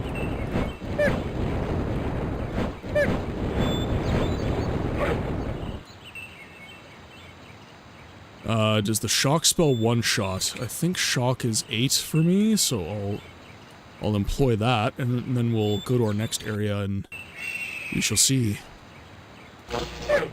Yeah.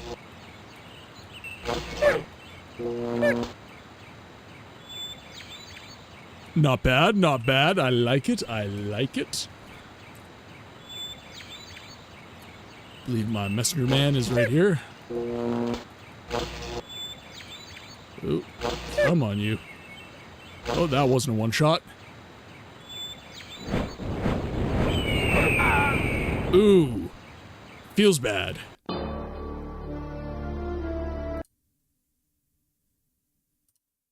Feels bad. Okay, let's go to our quick save here.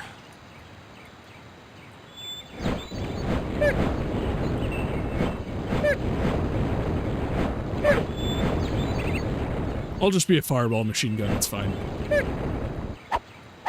Nope, you need to run away. Need more mana for this shenanigans.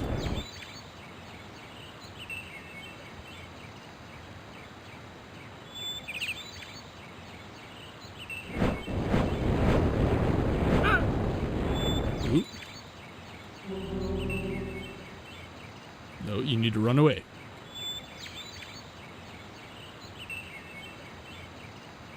I'll save Great Hand for some, like, boss fights and stuff. I feel like that'll be really good for that. It does, yeah.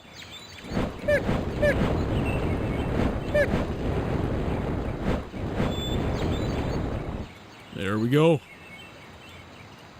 A little heal there. Okay, I was expecting him to be right here like the last messenger. Must be in the next area over.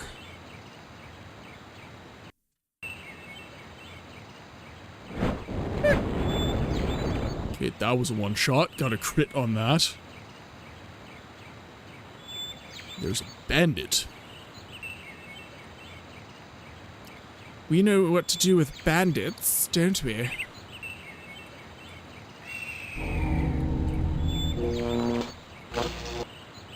Come on. There we go.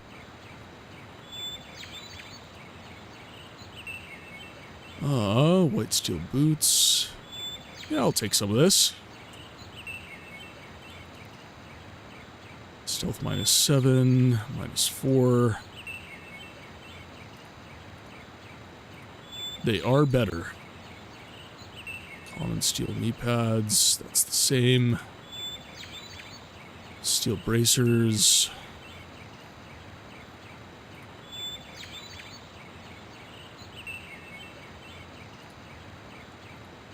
Switch to his items.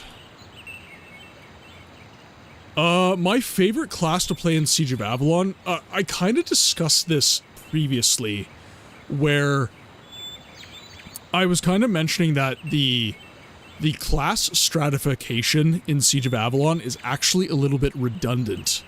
You almost always end up playing multiple classes in the game. So, for example, my playthrough of the main vanilla game was as a fighter, but I was using magic, I was using stealth tactics, you know, I was kind of using it all. I can tell you with certainty that, personally, my favorite playstyle in general is going to be a more scout-based playstyle. Scout, rogue, ranger, that kind of thing. In the Elder Scrolls, in Tainted Grail, hell, in Cyberpunk 2077, I always play a stealth-based marksman character. That is my favorite playstyle, bar none. I am getting more into the mage playstyle, especially, I will say Siege of Avalon, the mage playstyle feels really strong. Like, really strong. This is almost definitely the preferred way to play the game by the developers. They made it very, very, very, very powerful. Fighter can't even compare, if I'm being completely honest, and certainly not Scout. Scout is really fun against regular enemies. You can employ really broken stealth mechanics and basically kill everyone without even taking a hit. But that goes away the moment you encounter a boss fight. Oh, almost. There we go. That goes away almost immediately once you encounter a boss fight. So your stealth bonus when you fight Mithras as the final fight, might as well not even have it, right? So investing all those stats into that one point, which is your stealth, ends up being very, very poor for you at the end of the game. Whereas your mage class, you know, if you're dumping into mysticism like crazy, you are almost invariably going to receive a benefit. So, for Siege of Avalon, mage class is kind of king, if I had to say.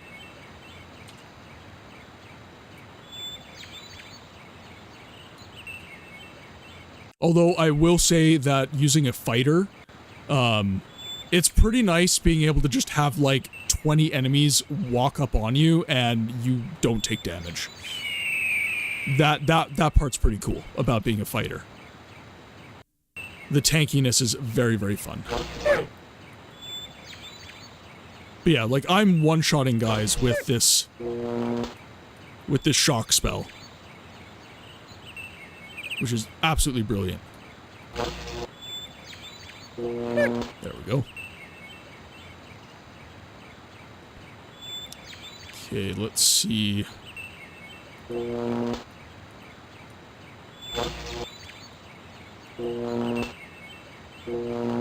I wish that the shock spell had like an arcing mechanic, kind of like lightning in Fable. I feel like that would have been really fun. Like have shock being able to, like you hit one enemy and then it just bounces from enemy to enemy. There's massive potential for growth with that particular spell. I only ever played mage back in the day, but nowadays I could see myself in more melee combat or stealthy playstyle if I went for another try. I recommend it. Like, do every single playstyle the game offers. It's very fun. Irregardless of what you do, it is fun. So I'm just gonna nab all of your stuff. Ahoul spiked half-greaves. Got some steel gauntlets. Black chain coif. We'll be able to wear that. Okay, so let's...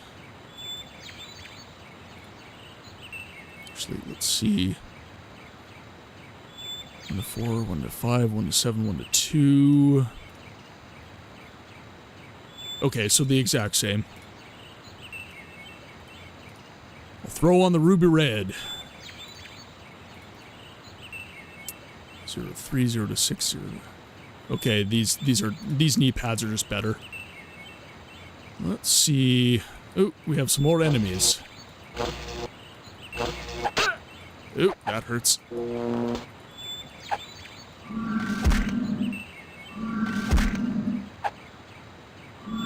Get slapped.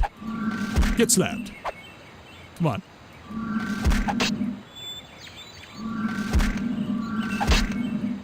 There we go. Our special spell called Bitch Slap.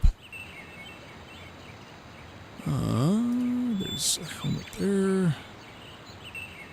Black shoulder pauldrons. Sort of. There's a... you can click on the upper and lower part of the scroll to scroll instead of using the mouse wheel, by the way. Exactly. Great hand? You mean bitch slap. I was horrible at melee fighting because I didn't know about the concept of dodging and kiting, but now I've played enough games where I don't... Well, and okay, so this is another thing Sep added in the patches, where you can slow-mo the game. So you get slow-mo, so whenever you're kiting, the enemies are much slower and your reaction time is far more efficient. Because when you're moving full speed like so, it gets very hard to like... Because you're steering with your mouse, right? So you have to like go back, keep steering, go back, keep steering, go back, keep steering, right? So whenever you're able to slow-mo, it's like, okay, click, click. It's just way more, it's far easier to manage.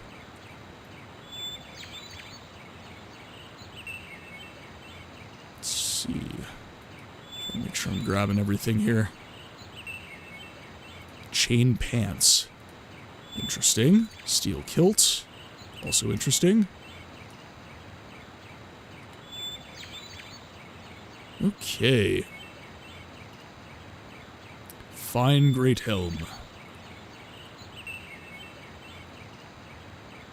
So stun 1 to 5.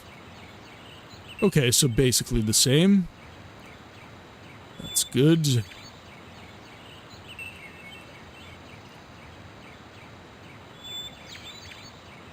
Okay, so let's check the stats on this one. 1 to 5, 1 to 6, 1 to 7, 1 to 4. Okay.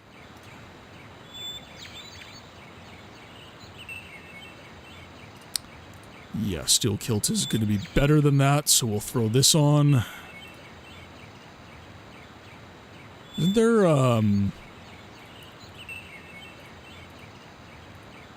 thought there was a coif option. Sep, do you remember this? I thought, okay, there's not in the Days of the Ahoul. I would add it, that was neat. Thought that was very cool.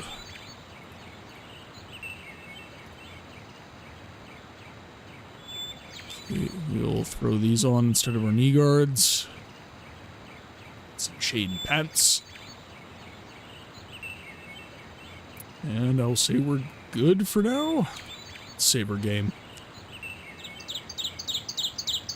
That's fair. That is fair. I would have liked to have seen, and again, this is me being very, very nitpicky. It's not actually a problem, if I had to say. But I think it would have been very neat if we had some more of this. More like Sha'Houl unique kind of artifacts that we can wear. You know, like a special... and obviously, I understand why this wasn't done. It's very, very difficult, especially for small mod teams like the one you have, Sep. I'm pretty sure you did most of this solo. But, as a player, it would have been very neat, in my opinion, to, like, not necessarily wear the exact same stuff that we were seeing in, regular Siege of Avalon. Just a thought. And obviously, like, in regular Siege of Avalon, you can dress as the Sha'Houl if you want. You can do anything if you want. It's a very good RPG in that sense, but, yeah, I thought maybe, you know, some cooler stuff that's unique to the Sha'Houl would have been cool.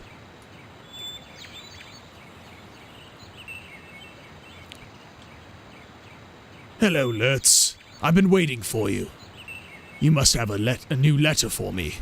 To the Naga. Time to capture the castle. Sorry, that wasn't emphatic enough. The time has come to capture the castle. Lurtz, I've been waiting for you. You must have a new letter for me to give to the Naga. Yes, here. You must take this to them. Right away. He also adds that you should go as soon as possible. Consider it done. Now, you should go. Oh yes, look south. There, you will see a pack of angry wolves. That would be just the right thing for us sparring before battle, wouldn't it? You're right. A training fight is always good. Burn brightly, Vargan.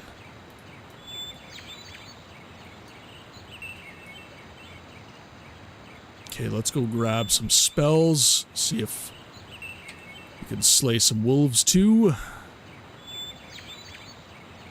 So he said due south. I believe this is just the eastern. Okay, we do have some fresh wolves here.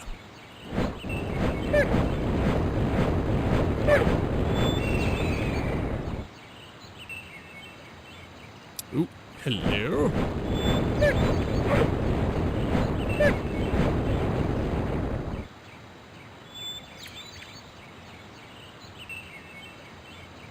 It is more like southwest, that is for sure. there's one more wolf here. Ah, there was. Hiding in the trees, were you? Okay, get some more training points, head back to camp.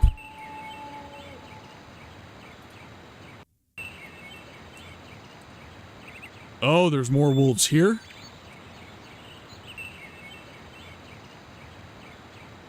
Ah.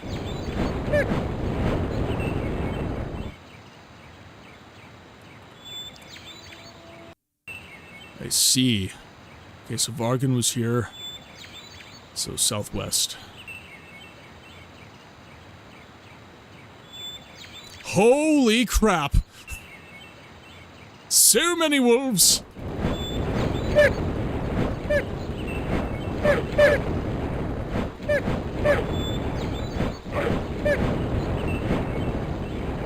Oh.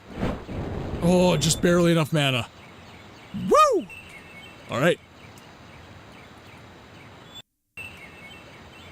Now we go back with 100 training points. Oh, I have slowed myself down. Not one, not two, 100.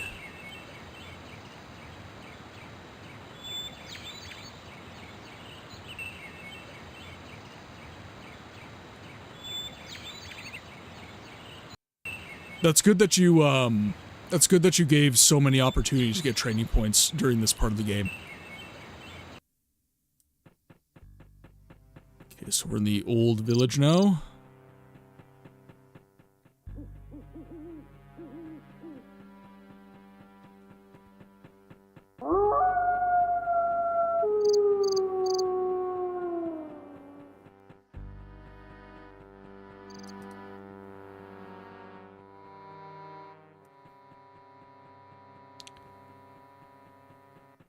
Yeah, that is going to be major, because it just puts us over that hump for the power curve for the final fights, right? Because I'm assuming there's going to be some very powerful magic users in Avalon that we will have to face. There's a new map and a big map to the south.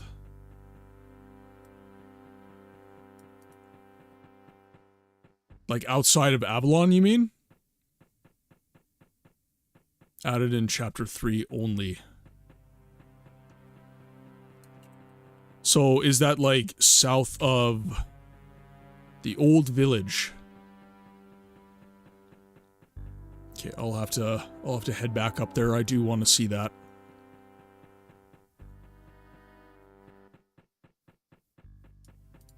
Okay, let's go to Sha'Houl.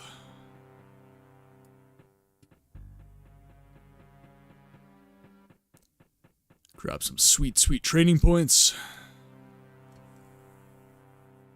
We want magic. Shrapnel spell. Okay. Is there anything else I can do to improve my magical skills? I have to say you have a lot of willingness to learn. There is no longer any training in this direction. I have taught you everything. Nevertheless, I would like to teach you the mirror image spell as a thank you. It was fun to have an apprentice like you. Thank you very much, my master. Burn brightly.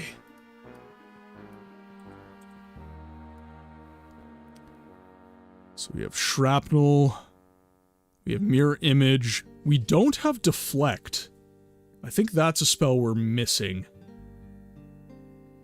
Okay, so we're gonna make that 0.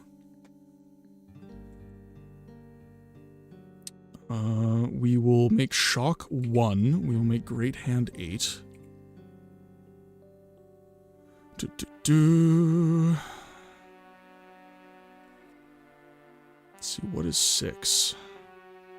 6 is Ore of Iron. Deflect is not available. Gotcha. Okay, we'll save our game. We'll head back up to the old village.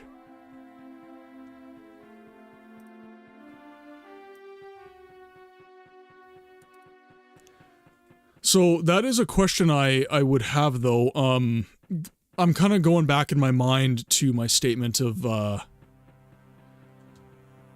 a statement in my mind of when I was talking about doing longer streams, like 4 hours on the weekdays, 6 hours for Siege of Avalon and other CRPG day streams. Would 6-hour streams be something that you guys are interested in, or should I maybe just stick to 4? Because I don't want to do stuff that you guys aren't interested in viewing. I am trying to make a really big push right now to grow the channel and grow the community. But if I can get like 2 hours of my day back not streaming, because frankly speaking, you guys are going to be asleep, going to be doing something else, that is something I am interested in knowing.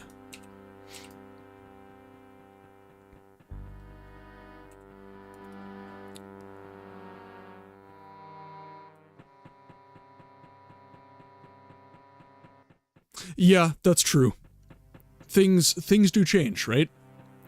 You might have spare time one week, not on another.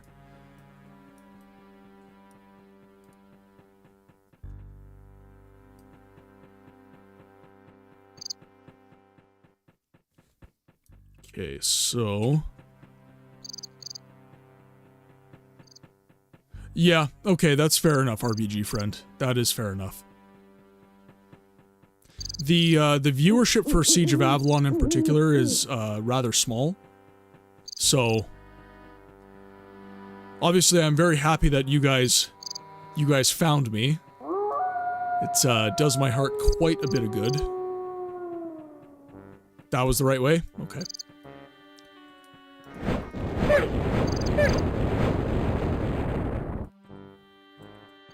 I'm just gonna...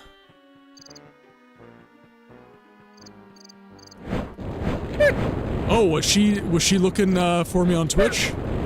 Oh, damn. This is what I get for looking at chat. Yeah, okay, that's fair. I'll stick to 4 hours for a little while, but eventually I do want to get to the point where the stream is bigger and I can do more time, but we shall see. Speaking of which, we are over 4 hours, but I feel like I am almost done this particular story, so we are going to persist.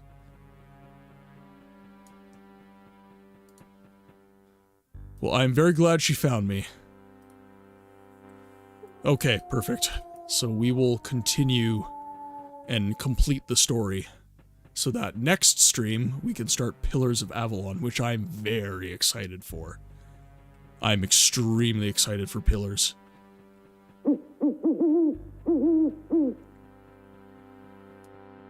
The sequel that never was. There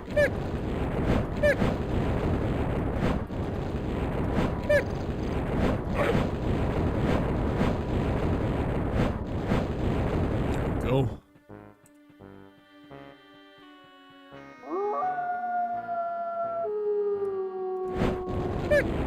Ooh, one shot. Another one shot. Gotta make sure I'm quick saving.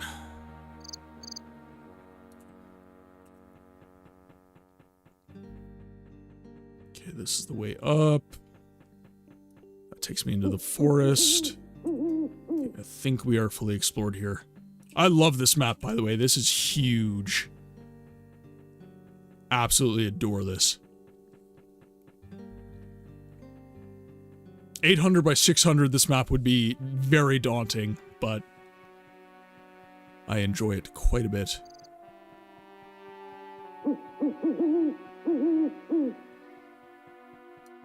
So we have an extra map down here.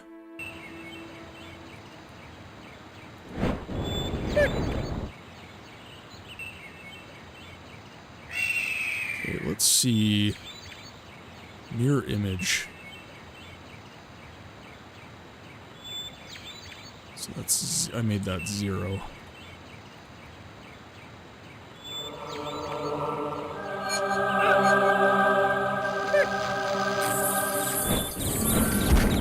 Oh, man.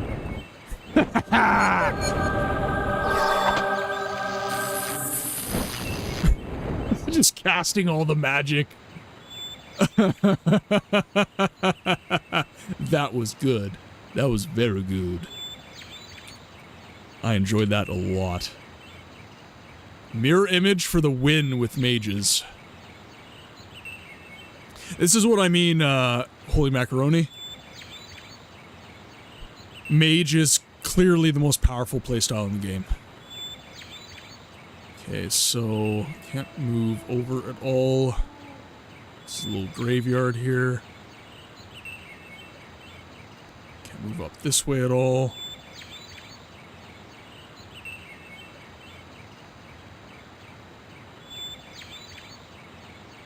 There must be something in this little house here.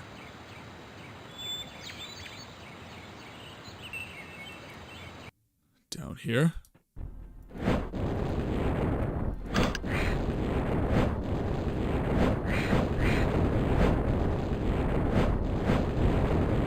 Okay, wait for... I want to cast Mirror Image again, so I'm going to need all my mana for that.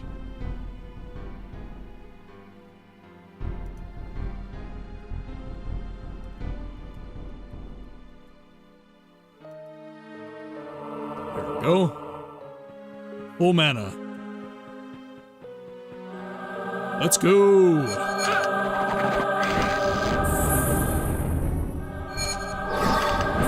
Get destroyed, losers.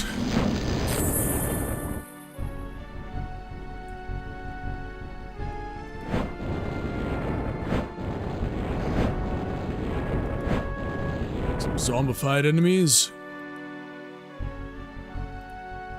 which carry nothing. That is unfortunate.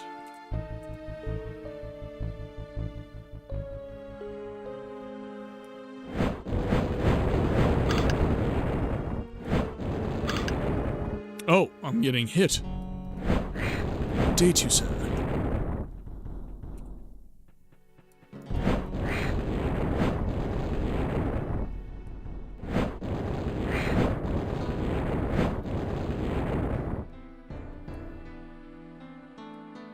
Okay, so this appears to be a dead end.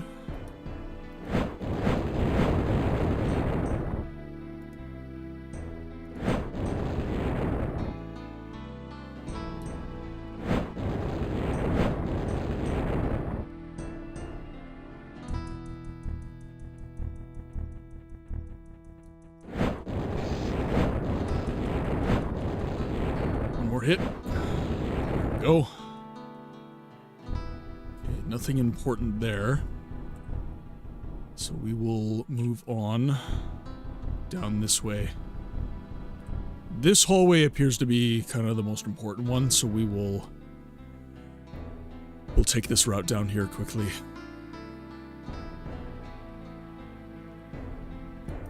Ah, some rock golems. Okay.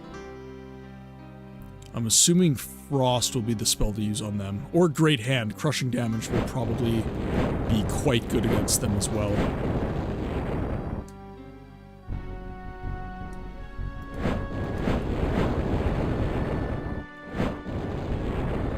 There's a bit of crushing damage with, that's 8. There's a bit of crushing damage with my current spells, but nothing, nothing to write home about, if I'm honest. So, those of you who aren't Siege of Avalon lovers, something to keep in mind. Always watch your map. Always watch your map. I forget sometimes, but it is a cardinal rule of Siege of Avalon. Because the hidden areas are not obvious vis-a-vis the map. This chest is locked, so one of these zombies probably holds the key. Oh, that chest is warrior specific? Well, that's no fun.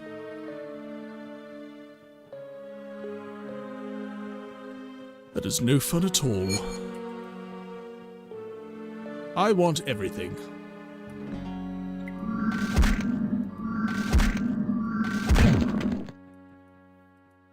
That is one dead rock golem. Okay, let's stand right here.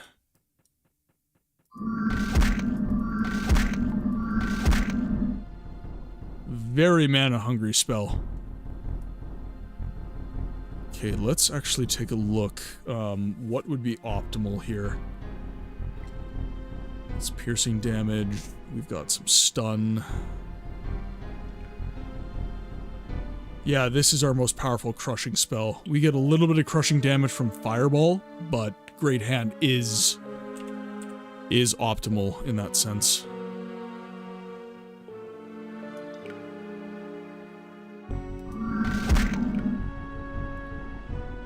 Can't cast it from all the way over here? No? Come on, let me be sneaky.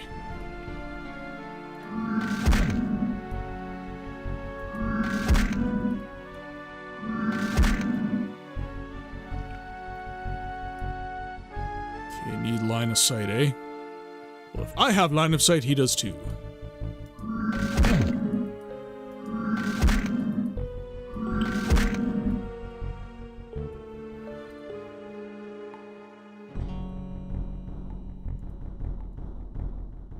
I need some mana.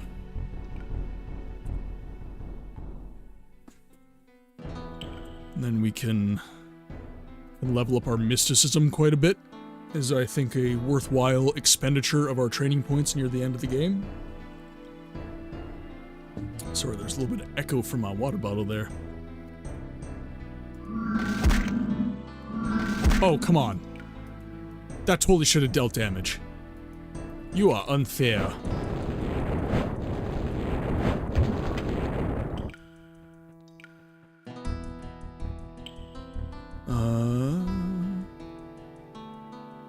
Here. Sorry, the moderation software didn't like your language there for a second. As always, Constitution, you know. Gotta love that Constitution.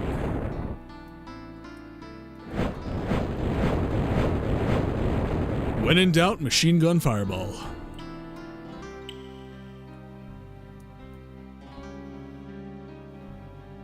Okay, so I'm assuming this map is specifically for warriors.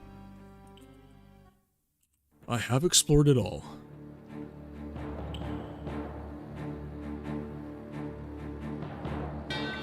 I do like training points.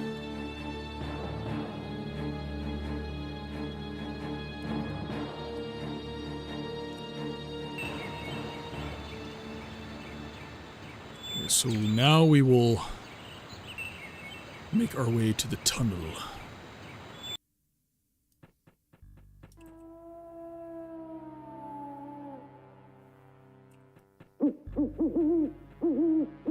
Oh, he definitely did. He definitely did. Wherever he could, he added some cool stuff just for us. Okay, so I think it's forest number 4 that I have to get to.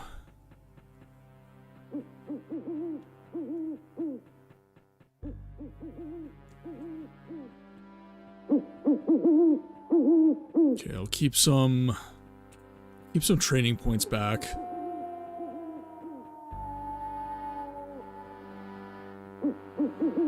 I will keep some training points back for a bit. Oh, don't want that. Thank you.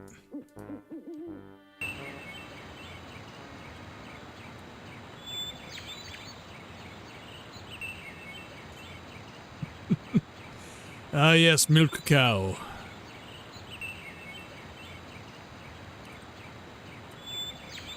Okay, so this is forest 1. We want forest number 4.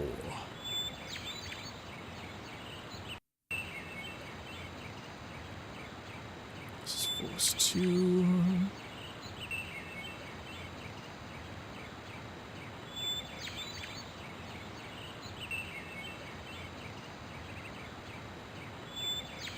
What was this? Forest 4? That is the old... What is going on here? There we go. There were 2 ways to see that cow. 1, kill the golems in 2 caves in a specific order, or 2, name your character Jan. That is oddly specific, Sep. That is very specific. Okay, so here's Forest 3.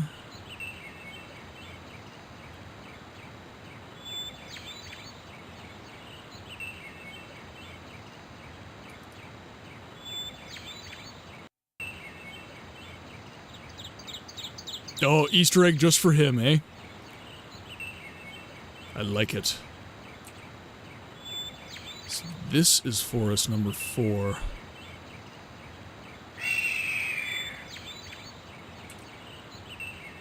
Now, where was the forest that I went to? Actually, it might actually be further north. Yes, I am misremembering.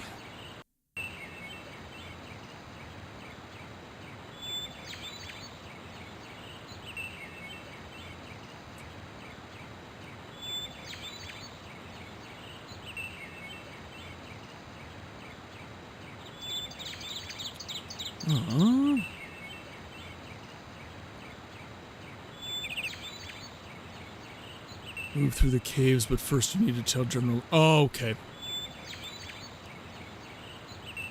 Getting ahead of myself. So that might have been nice to update the quest log at that point. Again, I'm not saying, like... I understand a good RPG shouldn't hold your hand the entire time. It's something I complain about with modern RPGs all the time, but little courtesies like that can go a long way to make sure that people don't get lost in very minutia-heavy games like Siege of Avalon.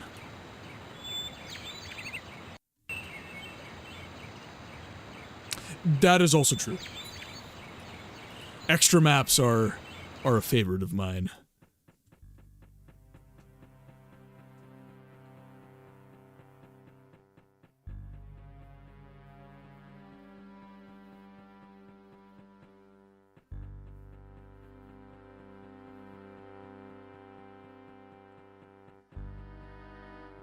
Oh, that's right, I actually have to go down just all the way south.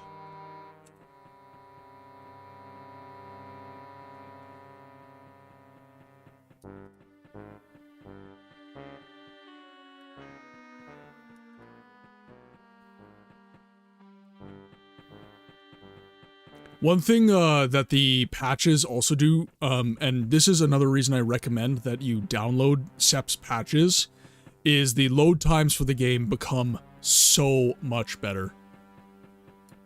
Like, you see I'm going map to map, and it's like, just immediate. Just... My computer is very beefy, to be fair. I deliberately, prior to starting my streaming career, I invested in a very powerful computer. But even with that, I did have it downloaded on my old computer, and it was still very fast. And my old computer's nowhere near as powerful as this.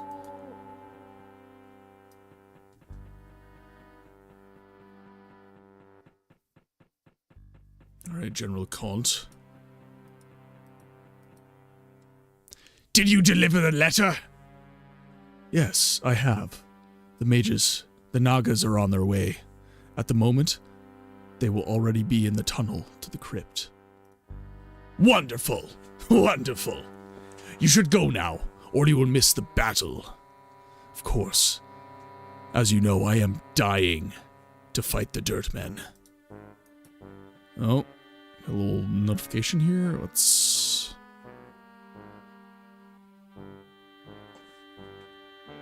Here, one sec, guys. I'm not sure why this is popping up. Here,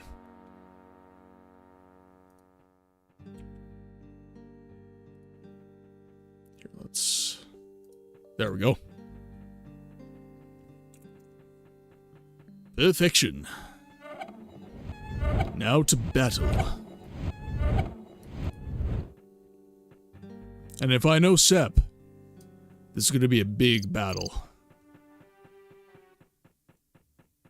Seven Kingdoms was absolutely insane. The battles were massive.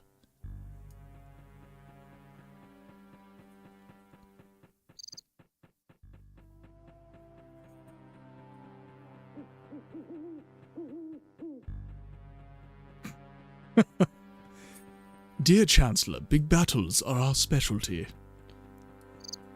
You can't fight him, he's a Sith Lord. Oh, more wolves, eh? Sep, you and your wolves.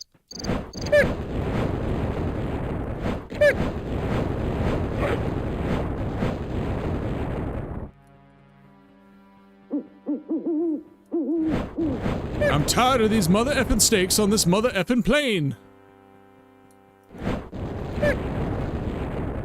Oh, homing fire. We like it. We like to see it.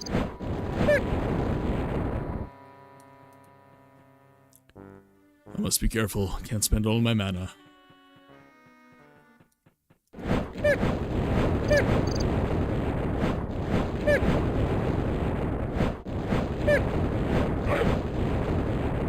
Many training points. We are at 142. Can definitely dump some serious TP now.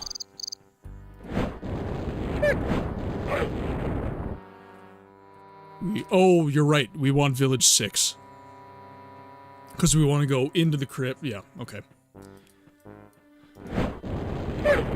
I mean, this is deliberate. I am here for training points. Yes. I'm here for training points.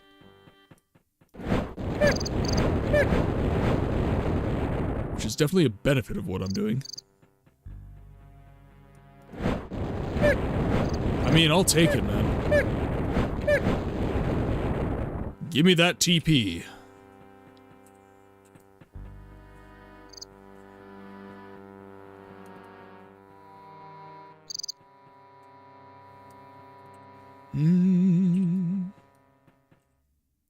This is Village 6. Okay, perfect.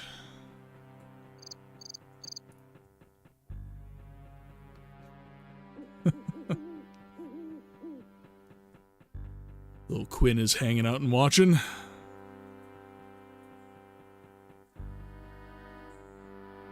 Oh, come on. Damn rubble. Sitting in my way.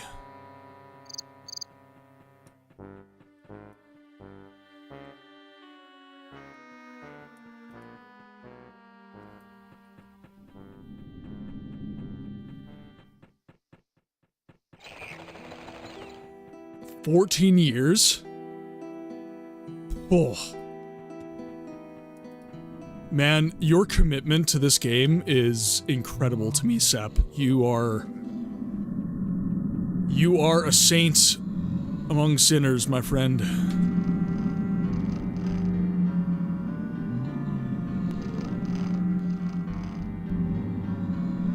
That is an incredible commitment to this game. And now here we all are enjoying it. I hope it does your heart good to see this game getting enjoyed, you know, in front of many, many people. I'm certainly glad to be playing it.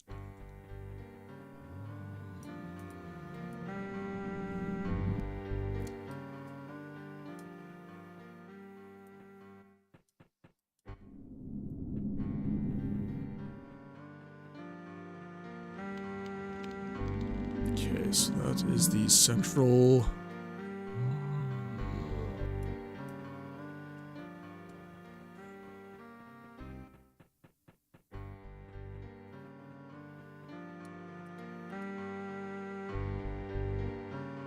So here we are.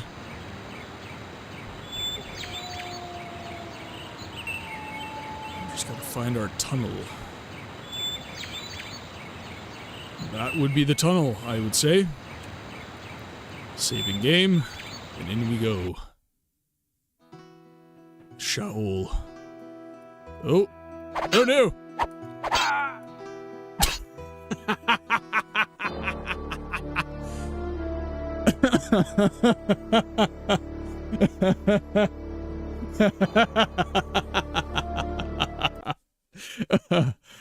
Oh man, no, I wasn't expecting that. I was like, "Yay, enter game!" Oh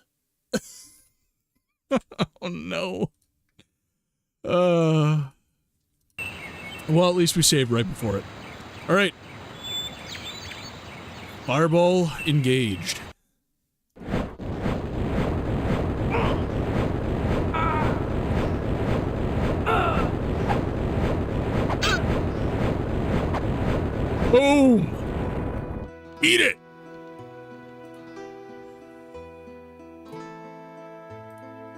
It was bandits.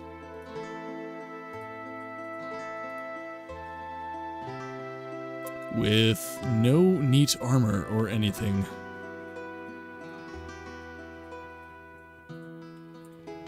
Saving game. I'm assuming one of the corpses in the pile there are where I would find what I need.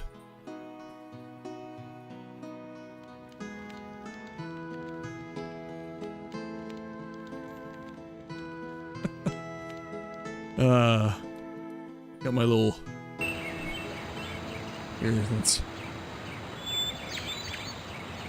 My room is a mess right now. I'm currently in the middle of renovations at my house, but this is Quinn, the corgi.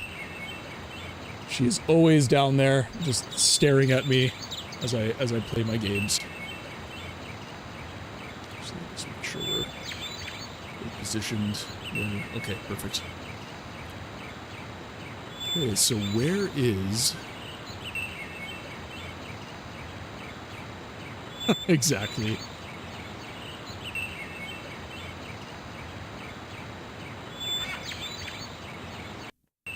She actually just wants on my lap. That's almost always what it is. She sits there and stares at me all like, let me up, please. I need uppies. Uppies, please. Okay, so let's see. Tunnel. Where is the tunnel?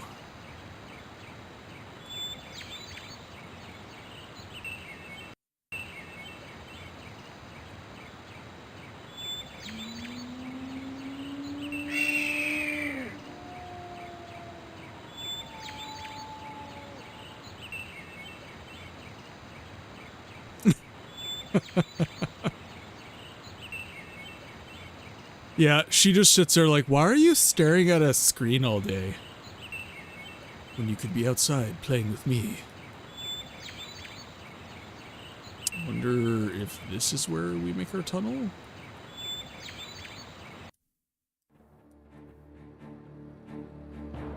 Nope.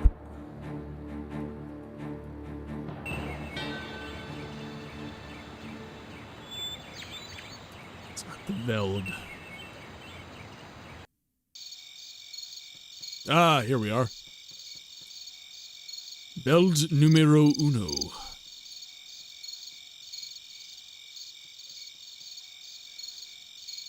Hello, Lurtz.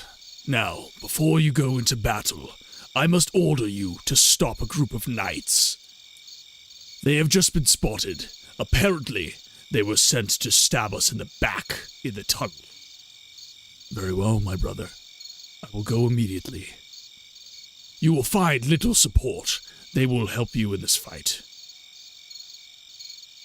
All right. Alone, this would not be so doable. Alone, it is completely doable, and I will do it alone. Need to take down a group of knights.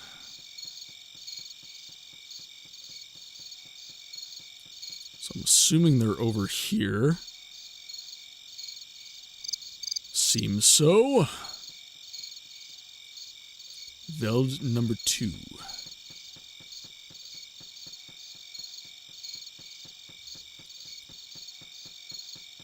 Okay, I killed all these guys. This is where the nasty crab people were.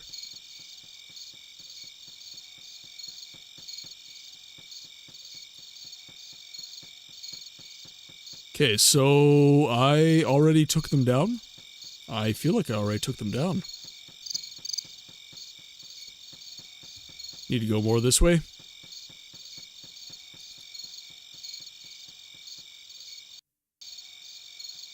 Group of knights. Cast all the magic!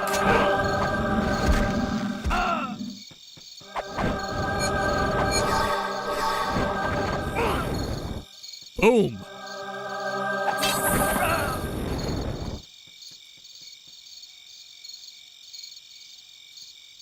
Okay, let's see. Do you have any good armor? You have a fine cuirass.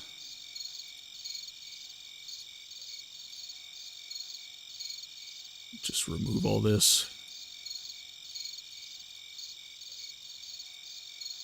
Fine steel is much better.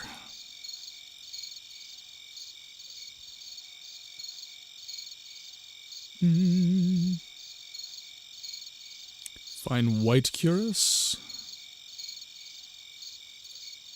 I'll take that instead. I think I already have white boots. Yes.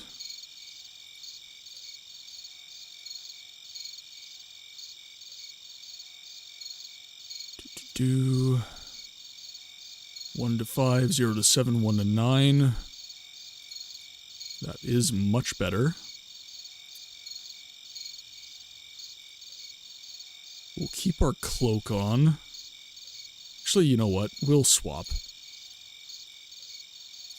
1 to 1 to 6, 1 to 7, 1 to 8, 1 to 4. Okay, perfect.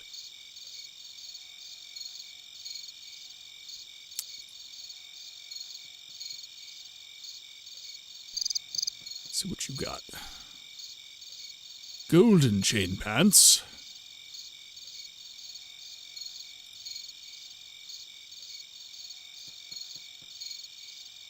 Golden cuirass. Interesting.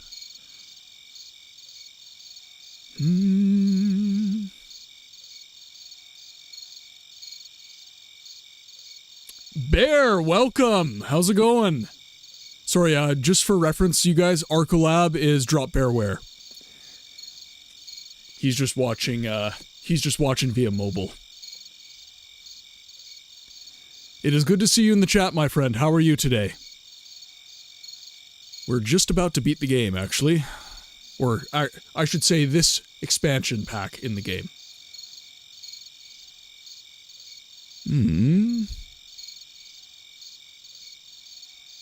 Yeah, we will leave it at that. We'll move on.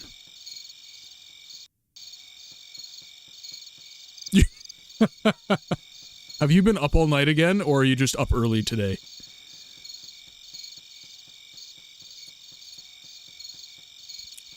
I'm normally up at 5 a.m. every day myself.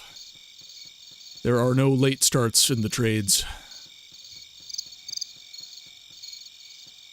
Unless it's night work, because there's plenty of jobs where the facility doesn't allow you to do the work unless you're doing it after hours or before hours.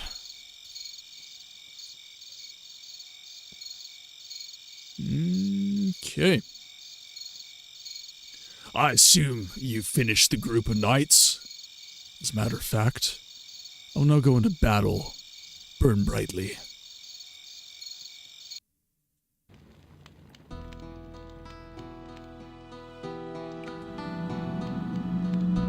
And we need the horned helmet so that people understand that we are Sha'Houl. We are not Eurasian troops. Or Eurasian? Eurasian? Which one do I like the sound of better? Eurasian. I like Eurasian.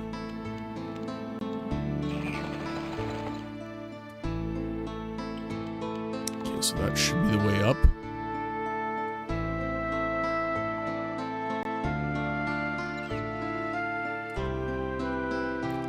Let's just explore all the caves here, make sure we're finding everything there is to find.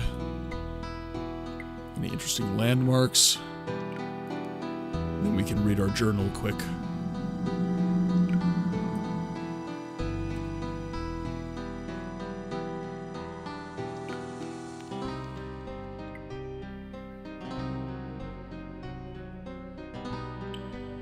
Okay, so we do have chests to find. Ooh,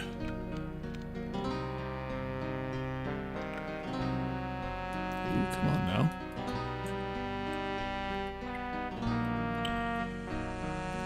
Interesting. So we gotta go this way. There we go.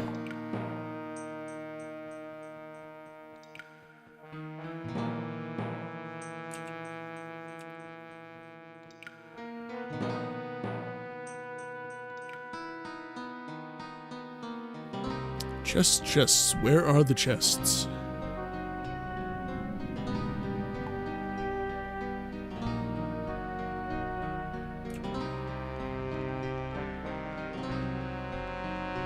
Well, no matter. Save here. Actually, we should do a hard save. Just in case, to hedge our bets. We have 173 training points, so what we are going to do is we're going to dump into Constitution up to 20. Let's up Mysticism to 60. Let's up Coordination to 25. And then we'll dump the rest into Constitution. We'll put 1. Do I even want to do anything into combat? Not really.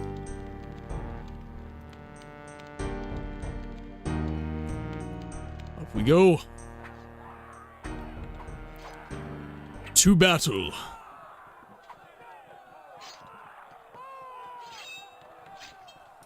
This is going to be a really big map. I can feel it.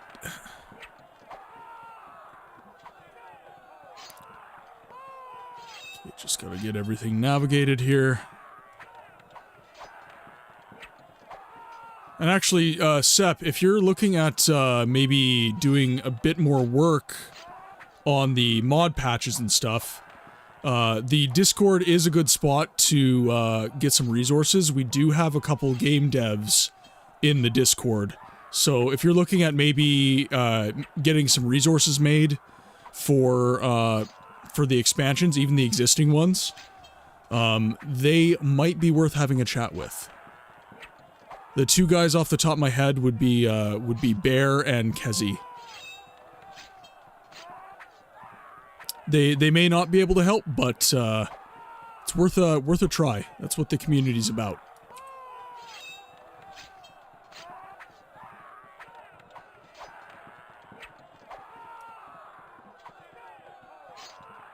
Okay, so head south.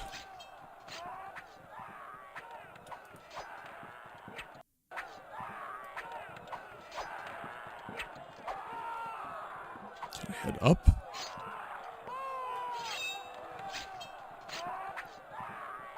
Okay, we cannot head up, so we head in. Whoa! Oof!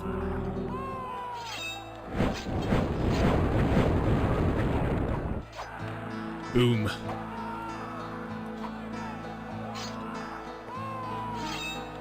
Oh, I have a feeling there's going to be a really beefy enemy.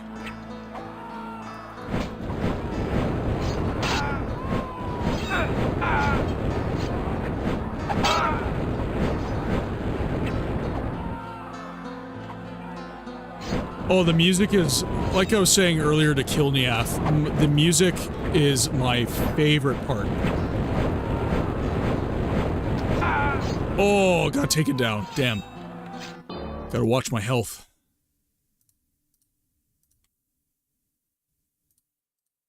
Do we have... We do have a quick save.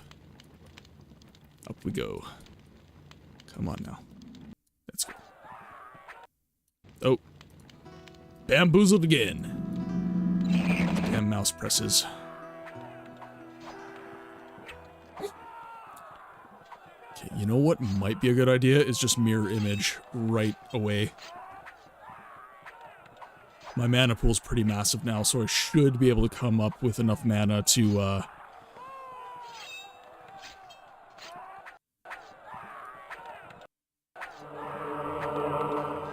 take him down!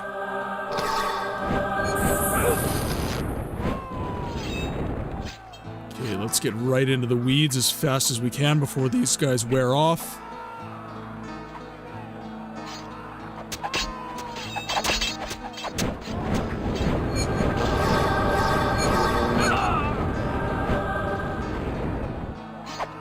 Very low on mana.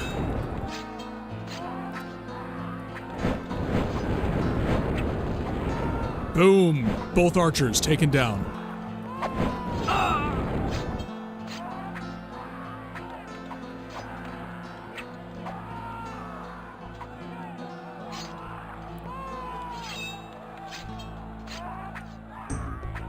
Right, in we go.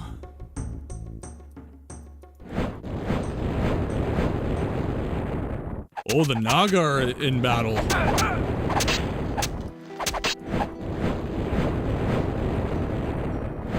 I feel like the Naga shouldn't have been taken down so easy. I feel like the Naga should have been a little bit more devastating in that altercation.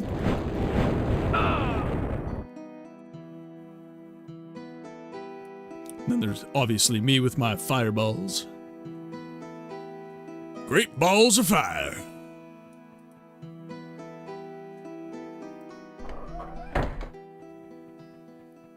I'm sorry if I'm going through this a little quick, Sep. Oh, here we go, big battle. Saving game.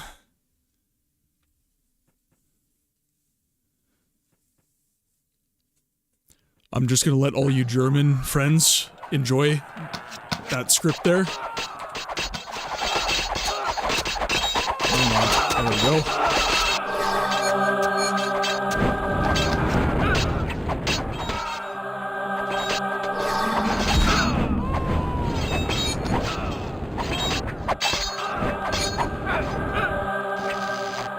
Some mirror images of myself going.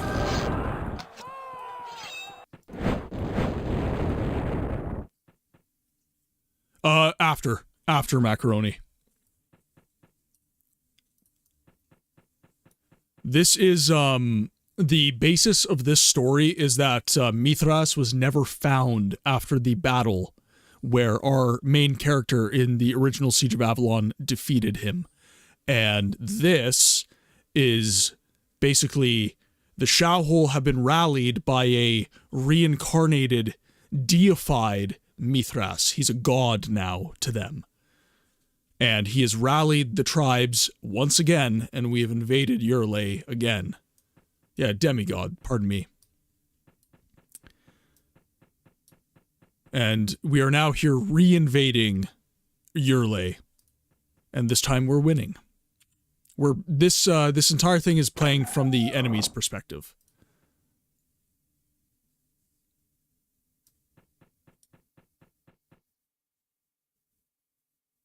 There's Mithras there.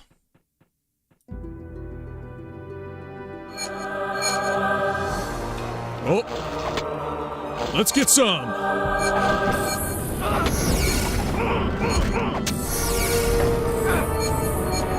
Oh, big magic battle! Oh!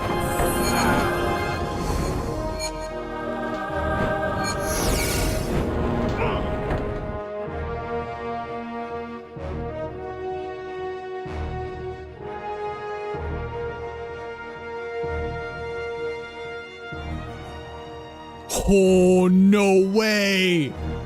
I heard about this. So, in the original game, the robes of the Necromancer were, not available. It was in the game, in the code, but it was not available to the player within the game. That is so cool. And is this this is original music, hey, Sep? This sounds like original music to me.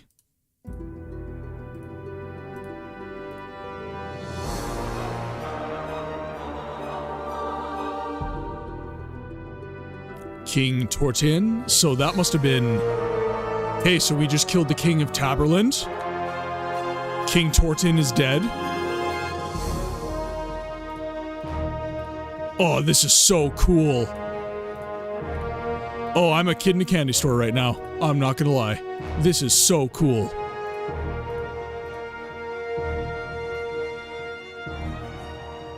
I'm taking it all, man. Staff of the Crimson King.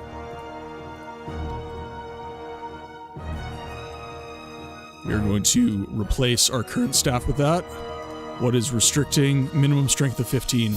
All too easy. We will up that right away. Oh, it's been... You're right. It's been 100 years. I forget myself.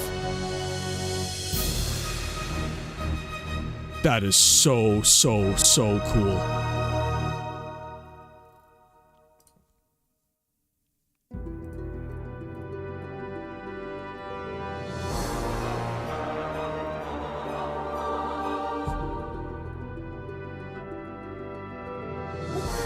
Yeah, that's awesome. Okay, well the game's basically over, so there's no point in grabbing all this stuff. Oh, there's one more mage there. Actually, maybe there is a point. Maybe there is a point. Because getting bonuses to magic is going to be really massive in that fight. Let's see here. So we're going to up to... Oh, we can not up to 15. Alright, well, we're going to up to 14.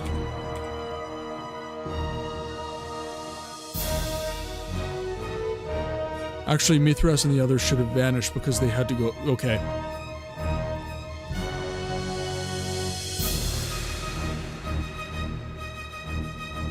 So strength, coordination, mana.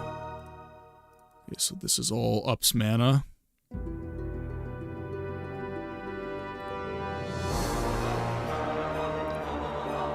Okay, so Gorget of Mayhem. Mysticism and Stealth.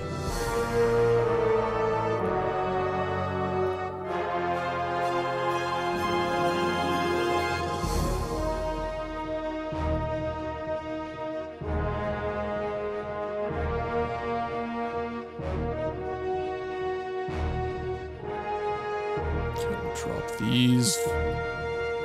That up. Drop these. These up. Scarlet Robe of the Sorcerer. Definitely taking those.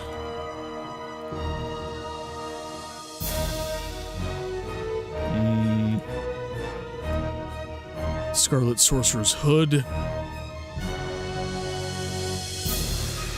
Versus this. Okay, so we're gonna throw that guy on.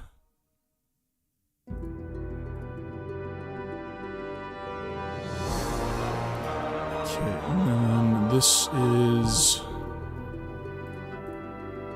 very good pants. So that's stealth, mysticism, healing rate, mana. Okay, so that's better. Hey, you know what? I'm nerding out over gear, man. I'm a loot whore. I'm nerding out over gear. Just let me have my moment.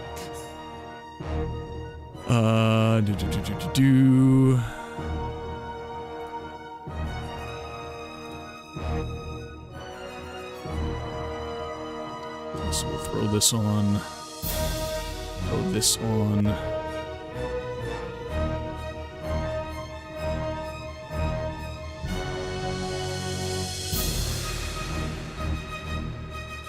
On.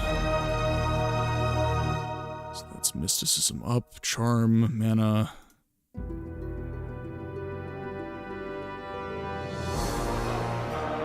Okay, throw these on. And I think that is... everything. Put that on there. Alright. We are good to go. Time for the final battle.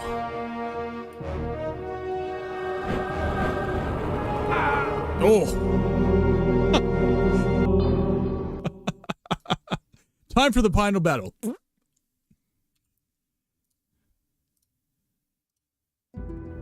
Okay, so we're just gonna have mirror image ready to go. Okay.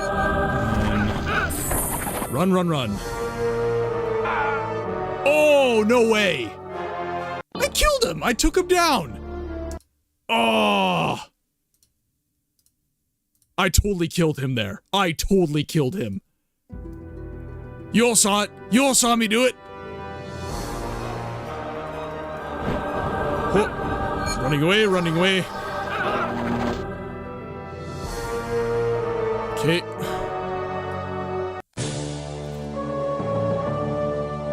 Bad guy victory has been achieved.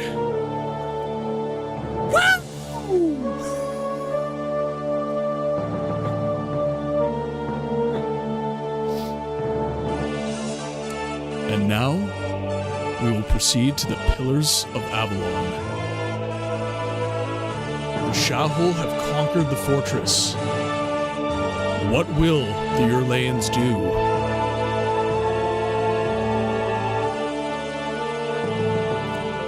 Once a way into the castle had been found, further preparations could be put into action. The magic of the shaman was instrumental in getting into the castle. At night, during the new moon, they magically laid dark clouds over the night sky in Avalon's fields. You could no longer see 20 meters from the walls of the castle. This was the day of our attack. Some high-ranking traitors among the Dirtmen now drew the soldiers' attention to the part of the village outside the south gate, allowing countless Sha'Houl to pass unnoticed through the inner keep's caves, further south into the veld east of Avalon. Mother Earth had already been merciful to us there a few days earlier.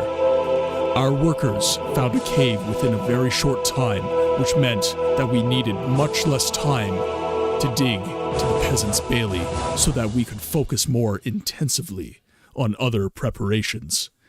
The view of the area around the exit of the Veld's cave in the peasants' bailey had already been covered with all kinds of rubble and tents by orders from high-ranking traders, with the pretext of collecting all unnecessary things there so that there was no room for field hospitals in this bailey.